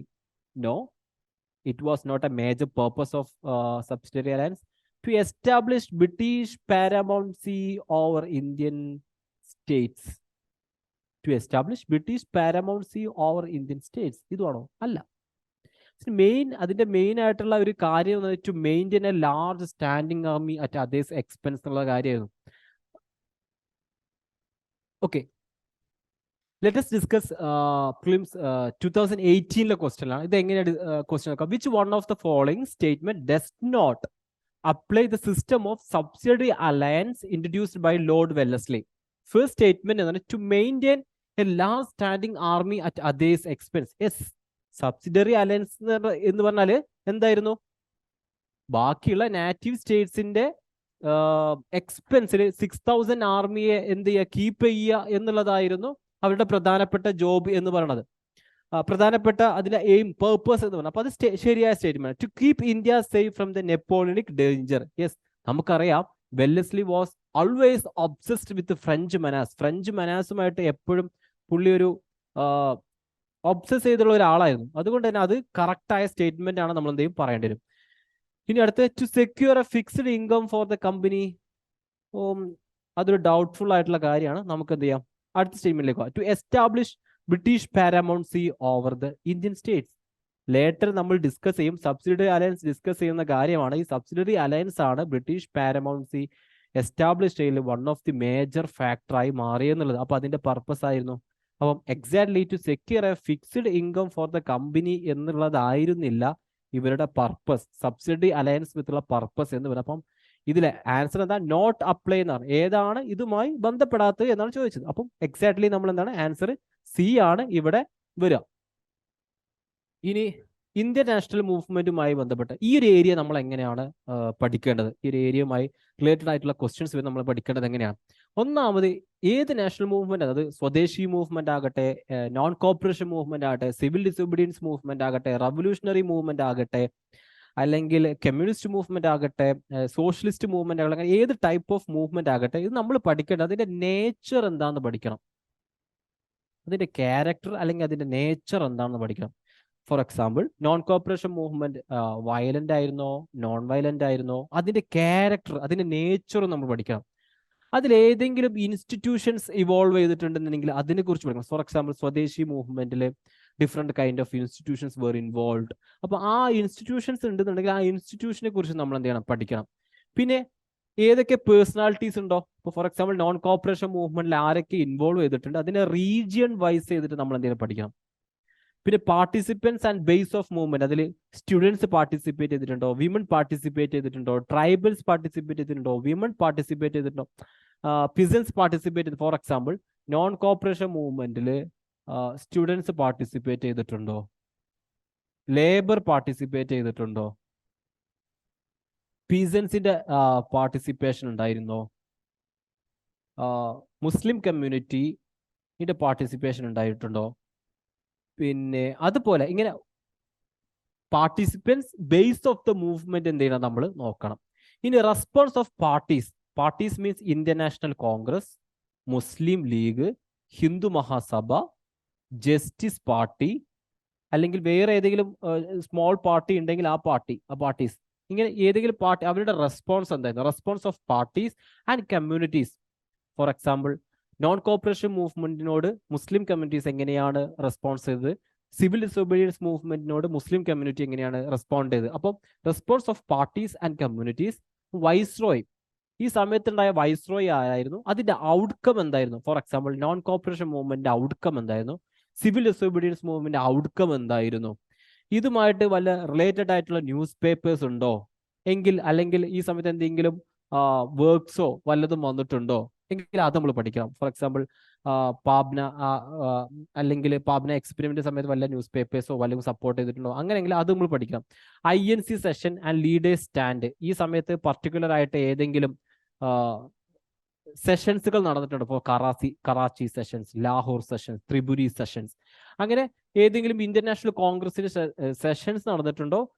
ലീഡേഴ്സിന്റെ stand എന്താണ്? ഫോർ എക്സാമ്പിൾ, പല ഏരിയ വരുന്ന സമയത്തും ലീഡേഴ്സിന്റെ സ്റ്റാൻഡ് ഡിഫറെന്റ് ആവാറുണ്ട്. ഫോർ എക്സാമ്പിൾ, കൗൺസിൽ ഓഫ് മിനിസ്റ്ററിക്ക് എൻട്രി വരുന്ന സമയത്ത്, സ്വരാജിസ്റ്റുകളുടെ തന്നെ ഡിഫറെന്റ് ആയിട്ടുള്ള സ്റ്റാൻഡ്. ഗാന്ധിക്ക് ഡിഫറെന്റ് ആയിട്ടുള്ള സ്റ്റാൻഡാണ് ഉണ്ടായിരുന്നത്. അതുപോലെ തന്നെ മോത്തിലാൽ നെഹ്റുവിന് വേറൊരു സ്റ്റാൻഡാണ് ഉണ്ടായത്. അങ്ങനെ അൻസാരിക്ക് വേറൊരു സ്റ്റാൻഡാണ് ഉണ്ടായത്. അപ്പം ലീഡേഴ്സിന്റെ സ്റ്റാൻഡ് എന്തായിരുന്നു ആ പർട്ടിക്കുലർ മൂവ്മെന്റിനോട്? അല്ലെങ്കിൽ നമ്മൾ പ്രൊവിൻഷ്യൽ കോൺഗ്രസ് മിനിസ്ട്രി ഉണ്ടാക്കുന്നതിനോട് ഗാന്ധിയുടെ അപ്രോച്ച് എന്തായിരുന്നു, നെഹ്റുവിന്റെ അപ്രോച്ച് എന്തായിരുന്നു? വേൾഡ് വാർ സെക്കൻഡിനോട് സപ്പോർട്ട് കൊടുക്കണ്ടെന്നിടത്ത് ലീഡേഴ്സ് തമ്മിലുള്ള ഡിഫറെന്റ് ഒപ്പീനിയൻസ് ഉണ്ട്. അപ്പം ആ ലീഡേഴ്സിന്റെ സ്റ്റാൻഡും കൂടി നമ്മൾ അവിടെ നോക്കി വെക്കണം. അപ്പം Indian national movement freedom struggle പഠിക്കുന്ന സമയത്ത് നമ്മൾ നോക്കേണ്ട കാര്യങ്ങൾ എന്തൊക്കെയാണ്? അതിന്റെ നേച്ചർ എന്തായിരുന്നു, അതിന്റെ ഇൻസ്റ്റിറ്റ്യൂഷൻസ് എന്തായിരുന്നു? പേഴ്സണാലിറ്റീസ് ആൻഡ് റീജിയണൽ വൈസ് എന്താണ്? Participants and base of movement, response of parties and communities, viceroy ആരൊക്കെയാണ്, അതിന്റെ ഔട്ട്കംസ് എന്തൊക്കെയാണ്, ന്യൂസ് പേപ്പേഴ്സ്, ആ സമയത്ത് ന്യൂസ് പേപ്പേഴ്സോ വർക്ക്സോ വല്ലതും ഉണ്ടെങ്കിൽ അത് നമ്മൾ നോക്കി വെക്കണം, INC sessions and leaders stand. ഇതാണ് നമ്മൾ ഈ ഒരു ഏരിയ നിന്ന് പഠിക്കുന്ന സമയത്ത്, ഇന്ത്യൻ നാഷണൽ മൂവ്മെന്റ് എന്നുള്ളൊരു മേജർ ആയിട്ടുള്ള ഏരിയ എടുത്ത് പഠിക്കുന്ന സമയത്ത് നമ്മൾ ഫോക്കസ് ചെയ്യേണ്ട കാര്യങ്ങൾ ഓരോ ഓപ്ഷൻ ഇട്ടു. ഇപ്പൊ നോൺ കോപ്പറേഷൻ മൂവ്മെന്റിന്റെ നേച്ചർ എന്തായിരുന്നു, അതിൽ വല്ല ഇൻസ്റ്റിറ്റ്യൂഷൻസ് റോൾ ചെയ്തിട്ടുണ്ടോ, ഹോം റൂൾ മൂവ്മെന്റ് വല്ല ഇൻഫ്ലുവൻസ് ഉണ്ടോ, പേഴ്സണാലിറ്റീസ് ഗാന്ധി, കേളപ്പൻ, അങ്ങനെ പേഴ്സണാലിറ്റീസ് റീജിയൻ വൈസ് എങ്ങനെയാണ്, റാണി ഗൈഡിലി ഉണ്ടോ, participants and base of movement നമ്മൾ ഓൾറെഡി പറഞ്ഞു, റെസ്പോൺസ് എങ്ങനെയായിരുന്നു പാർട്ടീസിന്റെ കമ്മ്യൂണിറ്റീസിന്റെ, വൈസ്രോയ് ആരായിരുന്നു ആ സമയത്ത്, അതിന്റെ ഔട്ട്കം എന്തായിരുന്നു, ന്യൂസ് പേപ്പേഴ്സ്, INC സെഷൻസ് ഏതൊക്കെയാണ് ഖിലാഫത്ത് ആൻഡ് നോൺ കോപ്പറേഷൻ മൂവ്മെന്റിൽ വന്നിട്ടുള്ളത്, ലീഡേഴ്സ് ആരൊക്കെയായിരുന്നു, അവരുടെ സ്റ്റാൻഡ് എന്തൊക്കെയായിരുന്നു, അങ്ങനെയാണ് അത് നോക്കേണ്ടത്. നമ്മൾ ക്വസ്റ്റ്യൻസ് നോക്കാം. വിത്ത് റെഫറൻസ് സ്വദേശി movement consider the following statement. സ്വദേശി മൂവ്മെന്റുമായിട്ട് റിലേറ്റഡ് ആയിട്ടുള്ള ഒരു ക്വസ്റ്റ്യൻ ആണ്. It contributed the revival, contributed means outcome of swadeshi movement അല്ലെങ്കിൽ അതിന്റെ നേച്ചർ ആണ് പറയുന്നത്.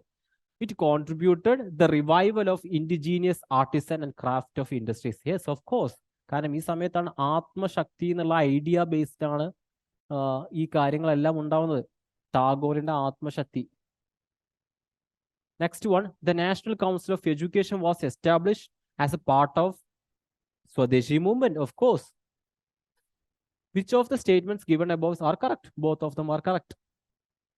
ഇനി അടുത്ത ക്വസ്റ്റ്യൻ 2019 ക്വസ്റ്റ്യൻ ആണ്. Which among the following events happened earliest? നമ്മൾ ആ ക്രോണോളജിക്കൽ ആയിട്ടുള്ള ഓർഡർ നമുക്ക് അറിയുന്നുണ്ടെങ്കിൽ ഇത് കൃത്യമായിട്ട് ചെയ്യണം. സ്വാമി ദയാനന്ദ് എസ്റ്റാബ്ലിഷ്ഡ് ആര്യസമാജ്. നേരത്തെ പറഞ്ഞ സമയത്ത് നമ്മൾ നോക്കണം എന്ന് പറഞ്ഞാൽ 1875 എന്ത് ആര്യസമാജ് എസ്റ്റാബ്ലിഷ് ചെയ്യുന്നത്. ദീനബന്ധു മിത്ര റോട്ട് നീലദർപ്പൺ. എക്സാക്ട്ലി നമുക്ക് പീരീഡ് അറിയില്ല എന്ന് നോക്കാം. ഈ ദീനബന്ധു മിത്ര എഴുതുന്നത് ഇൻഡിഗോ റിവോൾട്ടുമായിട്ട് റിലേറ്റഡ് ആണ്. 1859 and 1860 ഇൻഡിഗോ റിവോൾട്ട് നടക്കുന്നത് നമുക്കറിയാം. അപ്പൊ ഈ ഒരു സമയത്താണ് ഇത് എഴുതുന്നത് നമുക്കറിയാം. ബഖീം ചന്ദ്ര ചട്ടോപാധ്യായ റോട്ട് ആനന്ദവത് നമുക്കറിയാം. കാരണം ഇത്തരത്തിലുള്ള ആനന്ദമഠ് നമ്മളെ വന്ദേ മാതരമായി റിലേറ്റഡ് ആണ്. ഇത്തരം നാഷണലി ഇമ്പോർട്ടൻ്റ് ആയിട്ടുള്ള കാര്യങ്ങൾ, for example national anthem, national song, national flag, അവർ കോൺസ്റ്റിറ്റ്യൂഷൻസ്, അങ്ങനെയുള്ള കാര്യങ്ങളുടെ ഒരു ഹിസ്റ്ററി നമ്മൾ എന്താണ് നോക്കി വെക്കണം. കാരണം അതൊക്കെ നമുക്ക് നമ്മുടെ നാഷണൽ സിംബൽസ് ആണ്. നമ്മൾ ഈ നേഷന്റെ അഡ്മിനിസ്ട്രേറ്റീവ് സിസ്റ്റത്തിന്റെ ഭാഗമാവാൻ പോകുന്നവരാണ്. അപ്പൊ എന്തായാലും അതിൻ്റെയൊക്കെ ഒരു ചരിത്രം അറിഞ്ഞിരിക്കുക, അതിനെക്കുറിച്ചുള്ള ജനറൽ നോളജ് ഉണ്ടാവുക എന്നുള്ളത് ഇറ്റ്സ് എക്സ്പെക്റ്റഡ് ഫ്രം അസ്. നമ്മളിന്നത് എക്സ്പെക്ട് ചെയ്യുന്ന കാര്യമാണ്. അപ്പം അതിന്റെ ഒരു ഭാഗമാണ് Bankim Chandra Chattopadhyay wrote Anandamath. Of course it 1882 അല്ലെങ്കിൽ 1880s അറ്റ്ലീസ്റ്റ് നമ്മൾ എന്ത് ചെയ്യാൻ മനസ്സിലാക്കി. ആ കറക്റ്റ് ഇയർ അറിയില്ലെങ്കിൽ പോലും അത് 1880s നമ്മൾ മനസ്സിലാക്കി വെക്കണം. ഇനി അടുത്ത്, Satyendranath Tagore became the first Indian to succeed Indian civil service exam. ഇത് നമ്മൾ സിവിൽ സർവീസിനെ കുറിച്ചും സിവിൽ സർവീസ് എക്സാമിനെ കുറിച്ചും അതിന്റെ എവല്യൂഷനെ കുറിച്ച് പറയുന്ന സമയത്ത് നമ്മൾ ഡിസ്കസ് ചെയ്യുന്ന കാര്യം അത് around 1860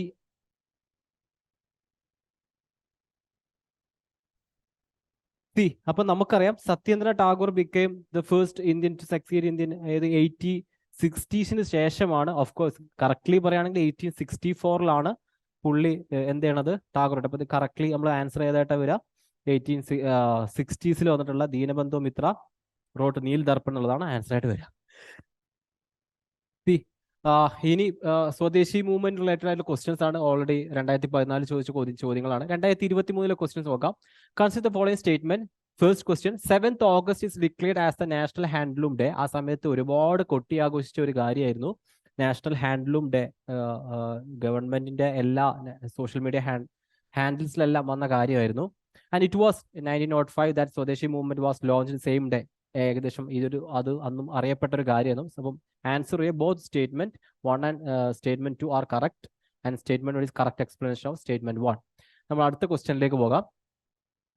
With reference to British colonial rule in India, consider the following statement. Mahatma Gandhi was instrumental in the abolition of system indentured labor. Yes, of course. കാരണം പുള്ളി ഇതിനു വേണ്ടി ശ്രമിച്ചിട്ടുണ്ടായിരുന്നു. In Lord Chelmsford War Conference, Mahatma Gandhi did not support resolution on recruiting Indians First World War. See, ഇവിടെ അവിടെ നോക്കുന്നത് എന്താണ്? നമ്മളെ റൂളേഴ്സിന്റെ സ്റ്റാൻഡാണ്. ഈ സമയത്ത് ഗാന്ധി എന്തിന് ഫേവർ ആയിരുന്നു? World വാറിൽ India ബ്രിട്ടനെ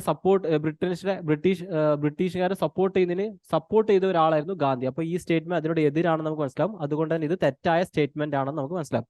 third one, consequent upon the breaking of salt law by Indian people, Indian National Congress was declared illegal by the colonial rulers. Yes, ശരിയായ സ്റ്റേറ്റ്മെന്റ് ആണ്. അപ്പോൾ 1ഉം 3ഉം മാത്രം അവിടെ ശരിയായ സ്റ്റേറ്റ്മെന്റുകൾ. നമുക്ക് അടുത്ത with reference to 8th August 1942 Indian history which one of the following statement is correct. എല്ലാവർക്കും അറിയാവുന്ന ഒരു ഡേറ്റ് ആണ് ഇത്. ക്വിറ്റ് ഇന്ത്യ മൂവ്മെന്റുമായി റിലേറ്റഡ് ആയിട്ടുള്ള ഒന്നാണെന്ന് നമുക്ക് എല്ലാവർക്കും അറിയാം. അടുത്ത question, in the context of colonial India, Shahnawaz Khan, Premkumar Sehgal, Gurbaj Singh Dhillon as remembered as. ഈ സമയത്ത് ഇത് നമ്മൾ പഠിക്കുന്ന സമയത്ത് പറയാം, അതുവരെ ദ ലോയേഴ്സ് സ്യൂട്ടെല്ലാം ഉപേക്ഷിക്കുന്ന നെഹ്റുവും അതുപോലെയുള്ള നമ്മുടെ ഒരുപാട് ബദ്രുദ്ദീൻ തയ്യിബ്ജി അടക്കമുള്ള ഒരുപാട് ലീഡേഴ്സ് ഈ സമയത്ത് ഇവർക്ക് വേണ്ടിയിട്ട് ഇറങ്ങുന്നുണ്ട്. അത് നമ്മൾ INA ട്രയലുമായിട്ട് റിലേറ്റഡ് ആയിട്ടുള്ള കാര്യമാണ്. They were the officers of Indian national army. So that is answer. എല്ലാവർക്കും അറിയാവുന്ന ക്വസ്റ്റ്യൻ ആണ് അതൊക്കെ. Who among the following is associated songs of from prison. ഞാൻ പറയാം, നമ്മൾ ലീഡേഴ്സിനെ നമ്മൾ പഠിക്കണം, അവരുടെ പ്രധാനപ്പെട്ട വർക്ക്സ് എല്ലാം. ഇപ്പൊ ഗാന്ധിയെ കാണുന്നുണ്ടെങ്കിൽ അദ്ദേഹത്തിന്റെ എല്ലാ വർക്ക്സും നമ്മളൊരു സിവിൽ സർവന്റ് നിലക്ക് നമ്മൾ അറിഞ്ഞിരിക്കണം. അങ്ങനെ വെക്കുന്ന സമയത്ത് സോങ്സ് ഓഫ് പ്രിസൺ എന്നുള്ളത് എന്തായാലും മഹാത്മാഗാന്ധിയുടെ വർക്കാണ്, നമുക്ക് അറിയാൻ പറ്റാവുന്ന ചോദ്യമാണ്. അത്ര ഡിഫിക്കൽട്ട് ആയിട്ടൊരു ക്വസ്റ്റ്യൻ അല്ല അത്. അടുത്ത് വിത്ത് റെഫറൻസ് ടു മടമ്പള്ളി ആന്ധ്രാപ്രദേശ്. ഈ ക്വസ്റ്റ്യൻ പലപ്പോഴും കേട്ട സമയത്തെല്ലാം ഭയങ്കര ഡിഫിക്കൽട്ടായിട്ട് തോന്നിയ ഒരു ക്വസ്റ്റ്യൻ ആയിരുന്നു. പലരും പറയേണ്ടത് ഭയങ്കര ഡിഫിക്കൽട്ട് ആയിട്ട് ക്വസ്റ്റ്യൻ. പക്ഷേ എക്സാക്ട്ലി നമ്മൾ അപ്രോച്ച് ബേസ് നമ്മൾ പോവുകയാണെന്നുണ്ടെങ്കിൽ, ഞാൻ ചോദിക്കട്ടെ, രവീന്ദ്രനാഥ് ടാഗോറിനെ കുറിച്ച് നമ്മൾ പഠിക്കും. നാഷണൽ ആന്തം, കാരണം ഞാൻ നേരത്തെ നിങ്ങളോട് പറഞ്ഞു നാഷണൽ ആന്തത്തെ കുറിച്ച് പഠിക്കണം, അതിനെക്കുറിച്ച് നമ്മൾ അറിഞ്ഞിരിക്കുക അത്യാവശ്യമാണെന്നത്. അപ്പോൾ അതുമായി റിലേറ്റഡ് ആയി നമ്മൾ എന്തായാലും വായിക്കുമ്പോൾ ഈ ഇൻഫർമേഷൻ നമുക്ക് കിട്ടുമല്ലോ, അല്ലേ? ആ ഇൻഫർമേഷൻ അവിടെ കിട്ടും. അടുത്ത് Pattabhi Sitaramayya led quit India movement Andhra region. ഞാൻ നേരത്തെ വന്ന് quit India movement region wise ലീഡേഴ്സിനെ കുറിച്ച് പഠിക്കണം, നമ്മൾ ആ അപ്രോച്ച് നമ്മൾ പറഞ്ഞിരുന്നു, അല്ലേ? അത് പഠിക്കുകയാണെന്നുണ്ടെങ്കിൽ ഇത് കിട്ടുമല്ലോ. അടുത്ത് Pingali Venkayya design the tricolour of Indian national flag year. അതാണോ അല്ലയോ എന്ന് നമുക്ക് ഇവിടെ കിട്ടുമല്ലോ. നാഷണൽ ഫ്ലാഗ് നമ്മൾ പഠിക്കല്ലോ, എവിടെ നിന്നാണ് കാര്യങ്ങൾ നടന്നുള്ള കാര്യം നമ്മൾ പഠിക്കും. ഇനി madam Blavatsky and colonel Olcott set up headquarters theosophical society first year ആണോ അല്ല എന്നുള്ളത് നമുക്കറിയാം. അപ്പൊ ഇതിന്റെ ആൻസർ എന്താണ്? സി ആണ് വരിക. പിന്നെ ഇത് അറിയില്ല എന്നുണ്ടെങ്കിൽ നമ്മളെല്ലാവരും NCERT വായിക്കുന്നവരാണ്. NCERT വായിക്കുന്ന സമയത്ത് ഇതിന്റെ താഴെ എഴുതി ശ്രദ്ധിക്കുക. Jana Gana Mana was translated by Gurudev Rabindranath Tagore from Bengali to English in February 1919 at Madanapalle in the district of Chittoor. കണ്ടോ, Madanapalle. See information are provide in our basic materials itself. പിന്നെ consider the following freedom fighters: Barindra Kumar Ghosh, Jogendra Chandra Chatterjee, Rash Behari Bose. ഞാൻ പറയാം, റവല്യൂഷണറി ലീഡേഴ്സ് നമ്മൾ പഠിക്കണം. ഓരോ movement, Yugantar movement, Anushilan movement, അതുപോലെ തന്നെ ഗദർ മൂവ്മെന്റുമായി റിലേറ്റഡ് ആയിട്ടുള്ള പീപ്പിൾ ആണ് ഇവരെല്ലാം. അപ്പോൾ നമ്മൾ ആൻസറിലേക്ക് വരുന്ന സമയത്ത് ഇതിൽ ആര് മാത്രമേ ഉള്ളൂ? രാഷ് ബിഹാരി ബോസ് മാത്രമേ എന്തുള്ളൂ ഇതുമായിട്ട് ഗദർ മൂവ്മെന്റുമായി റിലേറ്റഡ് ഉള്ള. ബാക്കി 2 പേരെന്താണ്? യുഗാന്തർ മൂവ്മെന്റും അനുശീലൻ സമിതിയുമായിട്ട് റിലേറ്റഡ് ആയിട്ടുള്ള പേഴ്സൺസ് ആണ് നമ്മൾ മനസ്സിലാക്കാം. ഇനി അടുത്തതായിട്ട് നമ്മൾ പ്രധാനപ്പെട്ട ഒരു ഏരിയ എന്നുള്ളത് പെസൻസിന്റെയും ട്രൈബൽ മൂവ്മെന്റിനെ കുറിച്ച് പഠിക്കുകയാണ്. അപ്പം ഈ ഒരു ഏരിയയിൽ നമ്മൾ എങ്ങനെയാ പഠിക്കേണ്ടത്?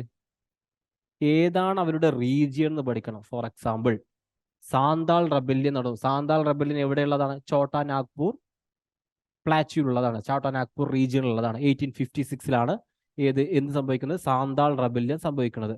അപ്പൊ അവരുടെ റീജിയൻ നമ്മൾ നോക്കണം. ചോട്ടാ നാഗ്പൂർ. അവരെന്തെങ്കിലും പർട്ടിക്കുലർ പേര് അതിനെ വിളിച്ചിട്ടുണ്ടായിരുന്നോ ഈ ഏരിയ? അപ്പൊ ജമീനെ കോഹി എന്നാണ് അവരതിനെ വിളിച്ചത്. ജമീനെ കോഹി. അതാണെങ്കിൽ അത് നമ്മൾ എന്തെങ്കിലും പഠിച്ചു വെക്കണം, അങ്ങനത്തെ ആ ടേമുകൾ. ഇനി എന്തിനാണ് അവർ റീസൺസ്? എന്താണ് റീസൺസ്? ഈ പെസൻസും ട്രൈബൽ മൂവ്മെന്റ് ഉണ്ടാവാനുള്ള റീസൺ എന്താ? പർട്ടിക്കുലർ എന്തെങ്കിലും സെറ്റിൽമെന്റ്സ് ആണോ, അല്ലെങ്കിൽ ഏതെങ്കിലും പോളിസീസ് ഓഫ് ഗവൺമെന്റ് ആണോ? ഫോർ എക്സാമ്പിൾ, ഷിഫ്റ്റിംഗ് കൾട്ടിവേഷൻ എന്ത് ചെയ്യുക? ഷിഫ്റ്റിംഗ് കൾട്ടിവേഷൻ നിരോധിക്കുക ഇൻ നോർത്ത് ഈസ്റ്റേൺ റീജിയൻ. അത് പല മൂവ്മെന്റുകളും നോർത്ത് ഈസ്റ്റേൺ റീജിയണൽ റീസൺ ആയിട്ടുണ്ട്. അങ്ങനെയാണെങ്കിൽ ആ റീസൺ എന്താണെന്ന് നമ്മൾ പഠിച്ചു വെക്കണം. അതിന്റെ ലീഡേഴ്സ് ആരൊക്കെയാണ്? സിദ്ധു, കൻഹു, അങ്ങനെ ലീഡേഴ്സിന്റെ പേര് നമ്മൾ പഠിച്ചു വെക്കണം. എഗെയിൻസ്റ്റ് ഹൂം? എല്ലാ മൂവ്മെന്റും ബ്രിട്ടീഷുകാർക്ക് എതിരെയുള്ളതല്ല, ചിലതെല്ലാം നാറ്റീവ് ആയിട്ടുള്ള പീപ്പിൾസിനെതിരായിട്ട്, മഹാജൻസിനെയും ജമീന്ദാർസിനെയും എല്ലാം എതിരായിട്ടുണ്ട്. പലപ്പോഴും ഇവരെ എക്സ്പ്ലോയിറ്റ് ചെയ്തിരുന്ന ഗ്രൂപ്പ്സ് ജമീന്ദാർസ് ആൻഡ് മഹാജൻസ് ആയിരുന്നു, അല്ലെങ്കിൽ ഔട്ട്സൈഡ് പീപ്പിൾസ് ആണ്. മിഷണറി പോലെയുള്ള മിഷണറി ആക്ടിവിറ്റീസ് നടത്തിയ ആൾക്കാരെ പോലെയുള്ളവർക്ക് ഔട്ട്സൈഡേഴ്സിനെതിരാണ് പല മൂവ്മെന്റുകളും വന്നിട്ടുള്ളത്. അപ്പം അത് ആർക്കെതിരായിരുന്നുള്ള വ്യക്തമായ ധാരണ ഉണ്ടായിരിക്കണം. പിന്നെ ഔട്ട്കം ആസ് ആക്ട് ആയിട്ട്, for example Deccan relief act, Deccan agriculture relief act, committee, ഏതെങ്കിലും കമ്മിറ്റി ഫോം ചെയ്തിട്ടുണ്ടോ? ഫോർ എക്സാമ്പിൾ കേദ, ചമ്പാര, അല്ലെങ്കിൽ ബർദോളി സത്യാഗ്രഹ, അങ്ങനെ ഏതെങ്കിലും ഒരു ട്രൈബൽ പെസന്റ് മൂവ്മെന്റ് വരുന്ന സമയത്ത് അതിന്റെ ഔട്ട്കം ആയിട്ട് ഏതെങ്കിലും ആക്ടോ കമ്മിറ്റിയോ വന്നിട്ടുണ്ടെങ്കിൽ അതിനെ നമ്മൾ നമ്മുടെ നോട്ടിൽ എന്തെങ്കിലും പ്രത്യേകമായിട്ട് കോളം വെച്ച് അതിൽ മെൻഷൻ ചെയ്യണം. പ്രസ് ആൻഡ് ജേർണൽസ്, ഈ ഒരു ഭാഗത്ത് ഫോർ എക്സാമ്പിൾ ഇൻഡിഗോ റവല്യൂഷൻ ഉണ്ടായ സമയത്ത് എന്തുണ്ടായിരുന്നു? നീലദർപ്പൺ ഉണ്ടായി, ദീനബന്ധു മിത്രന്റെ. അങ്ങനെ പ്രസ്സോ ജേർണൽസോ അല്ലെങ്കിൽ വല്ല വർക്ക്സോ ഈ സാധനത്തിൽ വന്നിട്ടുണ്ടാവും. മിഡിൽ ക്ലാസിന്റെ ഇന്റലിജൻസിന്റെ ഇന്റർവെൻഷൻ ഈ ഭാഗത്ത് ഉണ്ടായിട്ടുണ്ടോ? ഫോർ എക്സാമ്പിൾ ഞാൻ നേരത്തെ പറഞ്ഞ ദീനബന്ധു മിത്ര പോലെ. ടൂൾസ് ആൻഡ് മെത്തേഡ്സ്, അവർ ഏതൊക്കെ ടൈപ്പ് ഓഫ് സ്ട്രാറ്റജിയാണ്, മെത്തേഡ്സ് ആണ് യൂസ് ചെയ്തത്? For example Pabna experiments, Yusuf Shahi പർഗാനയിൽ ലീഗൽ ആയിട്ടുള്ള വേ ആണ് അവർ യൂസ് ചെയ്തത്. ട്രൈബൽ മൂവ്മെന്റ് നോക്കുകയാണെങ്കിൽ പലപ്പോഴും വയലന്റ് ആയിട്ടുള്ള മെത്തേഡുകളാണ് യൂസ് ചെയ്തിട്ടുള്ളത്. അപ്പൊ അതിന് നമുക്ക് ക്ലാരിറ്റി വേണം. അപ്പൊ ഈ പെസൻസ് ആൻഡ് ട്രൈബൽ മൂവ്മെന്റ് നോക്കുന്ന സമയത്ത് എന്തൊക്കെ നമ്മൾ നോട്ട് ചെയ്യേണ്ടത്? റീജൺ ഏതാണ്, റീസൺ ഏതാണ്, ലീഡേഴ്സ് ഏതാണ്, ആർക്കെതിരായിരുന്നു, ആർക്ക് ഔട്ട്കം എന്തായിരുന്നു, press and journals, middle class അതിന്റെ ഇൻവോൾവ് ഉണ്ടോ, ടൂൾസ് ആൻഡ് മെത്തേഡ്സ് ഉണ്ടോ. ഇത്രയും പോർഷൻസ് മാത്രമേ നമ്മൾ ഓരോ മൂവ്മെന്റും ഉണ്ടാക്കിയാൽ മതി. ഫോർ എക്സാമ്പിൾ ഇങ്ങനെ നമ്മളൊരു ടേബിൾ ഉണ്ടാക്കാന്ന് കരുതുക. എന്നിട്ട് ഇവിടെ സാന്താൾ മൂവ്മെന്റ്, എന്നിട്ട് ഇതിന്റെ ഓരോ ഡീറ്റെയിൽസ് നമ്മൾ എഴുതി വെച്ചാൽ മതി. ഇത് ബേസ് ചെയ്ത് നിങ്ങൾക്ക് എന്ത് ചെയ്യാൻ പറ്റും? UPSC ഏത് ക്വസ്റ്റ്യൻ ചോദിച്ചു കഴിഞ്ഞാലും നിങ്ങൾക്ക് ആൻസർ ചെയ്യാൻ പറ്റും. With reference to history of India, Ulgulan the great tumult is the description of which one of the following events? ഞാൻ പറഞ്ഞേ, റിവോൾട്ട് ഓഫ് 1857 ആണോ, മാപ്പിള റെബല്യൻ ആണോ, ഇൻഡിഗോ റിവോൾട്ട് ആണോ, ബിർസ മുണ്ട റിവോൾട്ട് ആണോ? Of course it is Birsa Munda movement, Birsa Munda revolt. ഇനി ഒരുപാട് repeated ആയിട്ടുള്ള തീമുകൾ വരുന്നുണ്ട്. നമ്മൾക്കറിയാം 1857 ഈസ് അനദർ റിപ്പീറ്റഡ് ആയിട്ടുള്ള തീമാണ്. റവല്യൂഷണറി മൂവ്മെന്റ് റിപ്പീറ്റഡ് ആയ തീമാണ്. Pre Congress associations, moderate and എക്സ്ട്രീമിസ്റ്റുകൾ, Swadeshi, Ghadar movement, home rule league movement, Gandhi league, Champaran, Kheda, Rowlatt, non cooperation movement, Simon കമ്മീഷനെ കുറിച്ചിട്ട്, നെഹ്റു റിപ്പോർട്ടിനെ കുറിച്ച്, civil disobedience movement, Gandhi Irwin pact, communal award, Congress socialist party, communist movement, quit India movement, post independent histories new trend ആണ്. അപ്പൊ ഇത്തരം ഈ related ആയിട്ടുള്ള തീമുകൾ എന്ത് ചെയ്യണം? നിങ്ങൾ ഫോക്കസ് ചെയ്തിട്ട് നോക്കണം. ഇനി കറണ്ട് ആയിട്ട് വല്ല കാര്യങ്ങൾ വരുന്നുണ്ടോ? ആസാദിക്ക് അമൃത് മഹോത്സവ് ആഘോഷിക്കുന്ന സമയത്ത് ഏതെങ്കിലും പുതിയ പേഴ്സൺസിനെയോ വല്ല മൂവ്മെന്റിനെയോ അല്ലെങ്കിൽ ട്രൈബൽ മൂവ്മെന്റിനെയോ ട്രൈബൽ ഹീറോസിനെയൊക്കെ എന്തെങ്കിലും ചിലപ്പോൾ ഗവൺമെന്റ് സെലിബ്രേറ്റ് ചെയ്യാം. അപ്പൊ അതെല്ലാം നമ്മൾ എന്തെങ്കിലും നോട്ട് ചെയ്ത് വെക്കണം. അതുപോലെ തന്നെ ഇപ്പോൾ അടുത്തായിട്ട് ന്യൂ പാർലമെന്റ് ബിൽഡിംഗ് ഇനാഗുറേറ്റ് ചെയ്തിട്ടുണ്ട്. അപ്പം അത് റിലേറ്റഡ് ആയിട്ടുള്ള ഇൻഫർമേഷൻ നമ്മൾ നോക്കി വെക്കണം. ദയാനന്ദ സരസ്വതിന്റെയും രാജാറാം മോഹൻ റോയിന്റെയും എല്ലാം ബർത്ത്ഡേയും അല്ലെങ്കിൽ അവരുടെ മൂവ്മെന്റ് ഒക്കെ സെലിബ്രേറ്റ് ചെയ്യുന്ന സമയമാണ്. അപ്പോൾ അതിനെക്കുറിച്ചുള്ള ഇൻഫർമേഷൻ നമ്മൾ എന്തെയും കളക്ട് ചെയ്ത് വെക്കണം. അതുപോലെ തന്നെ ട്രൈബൽ റെബല്യൻ, എക്സ്പെഷ്യലി രാംബാഡ് റെബല്യനെ കുറിച്ചൊക്കെ നമ്മൾ എന്തെയും ഒന്ന് നോക്കി വെക്കുന്നത് നന്നായിരിക്കും. വൈക്കം സത്യാഗ്രഹന്റെ 100 ഇയർ നമ്മൾ ആഘോഷിക്കുന്ന സമയത്ത് അതിനെക്കുറിച്ച് എന്ത് ചെയ്യണം? നോക്കി വെക്കേണ്ടതുണ്ട്.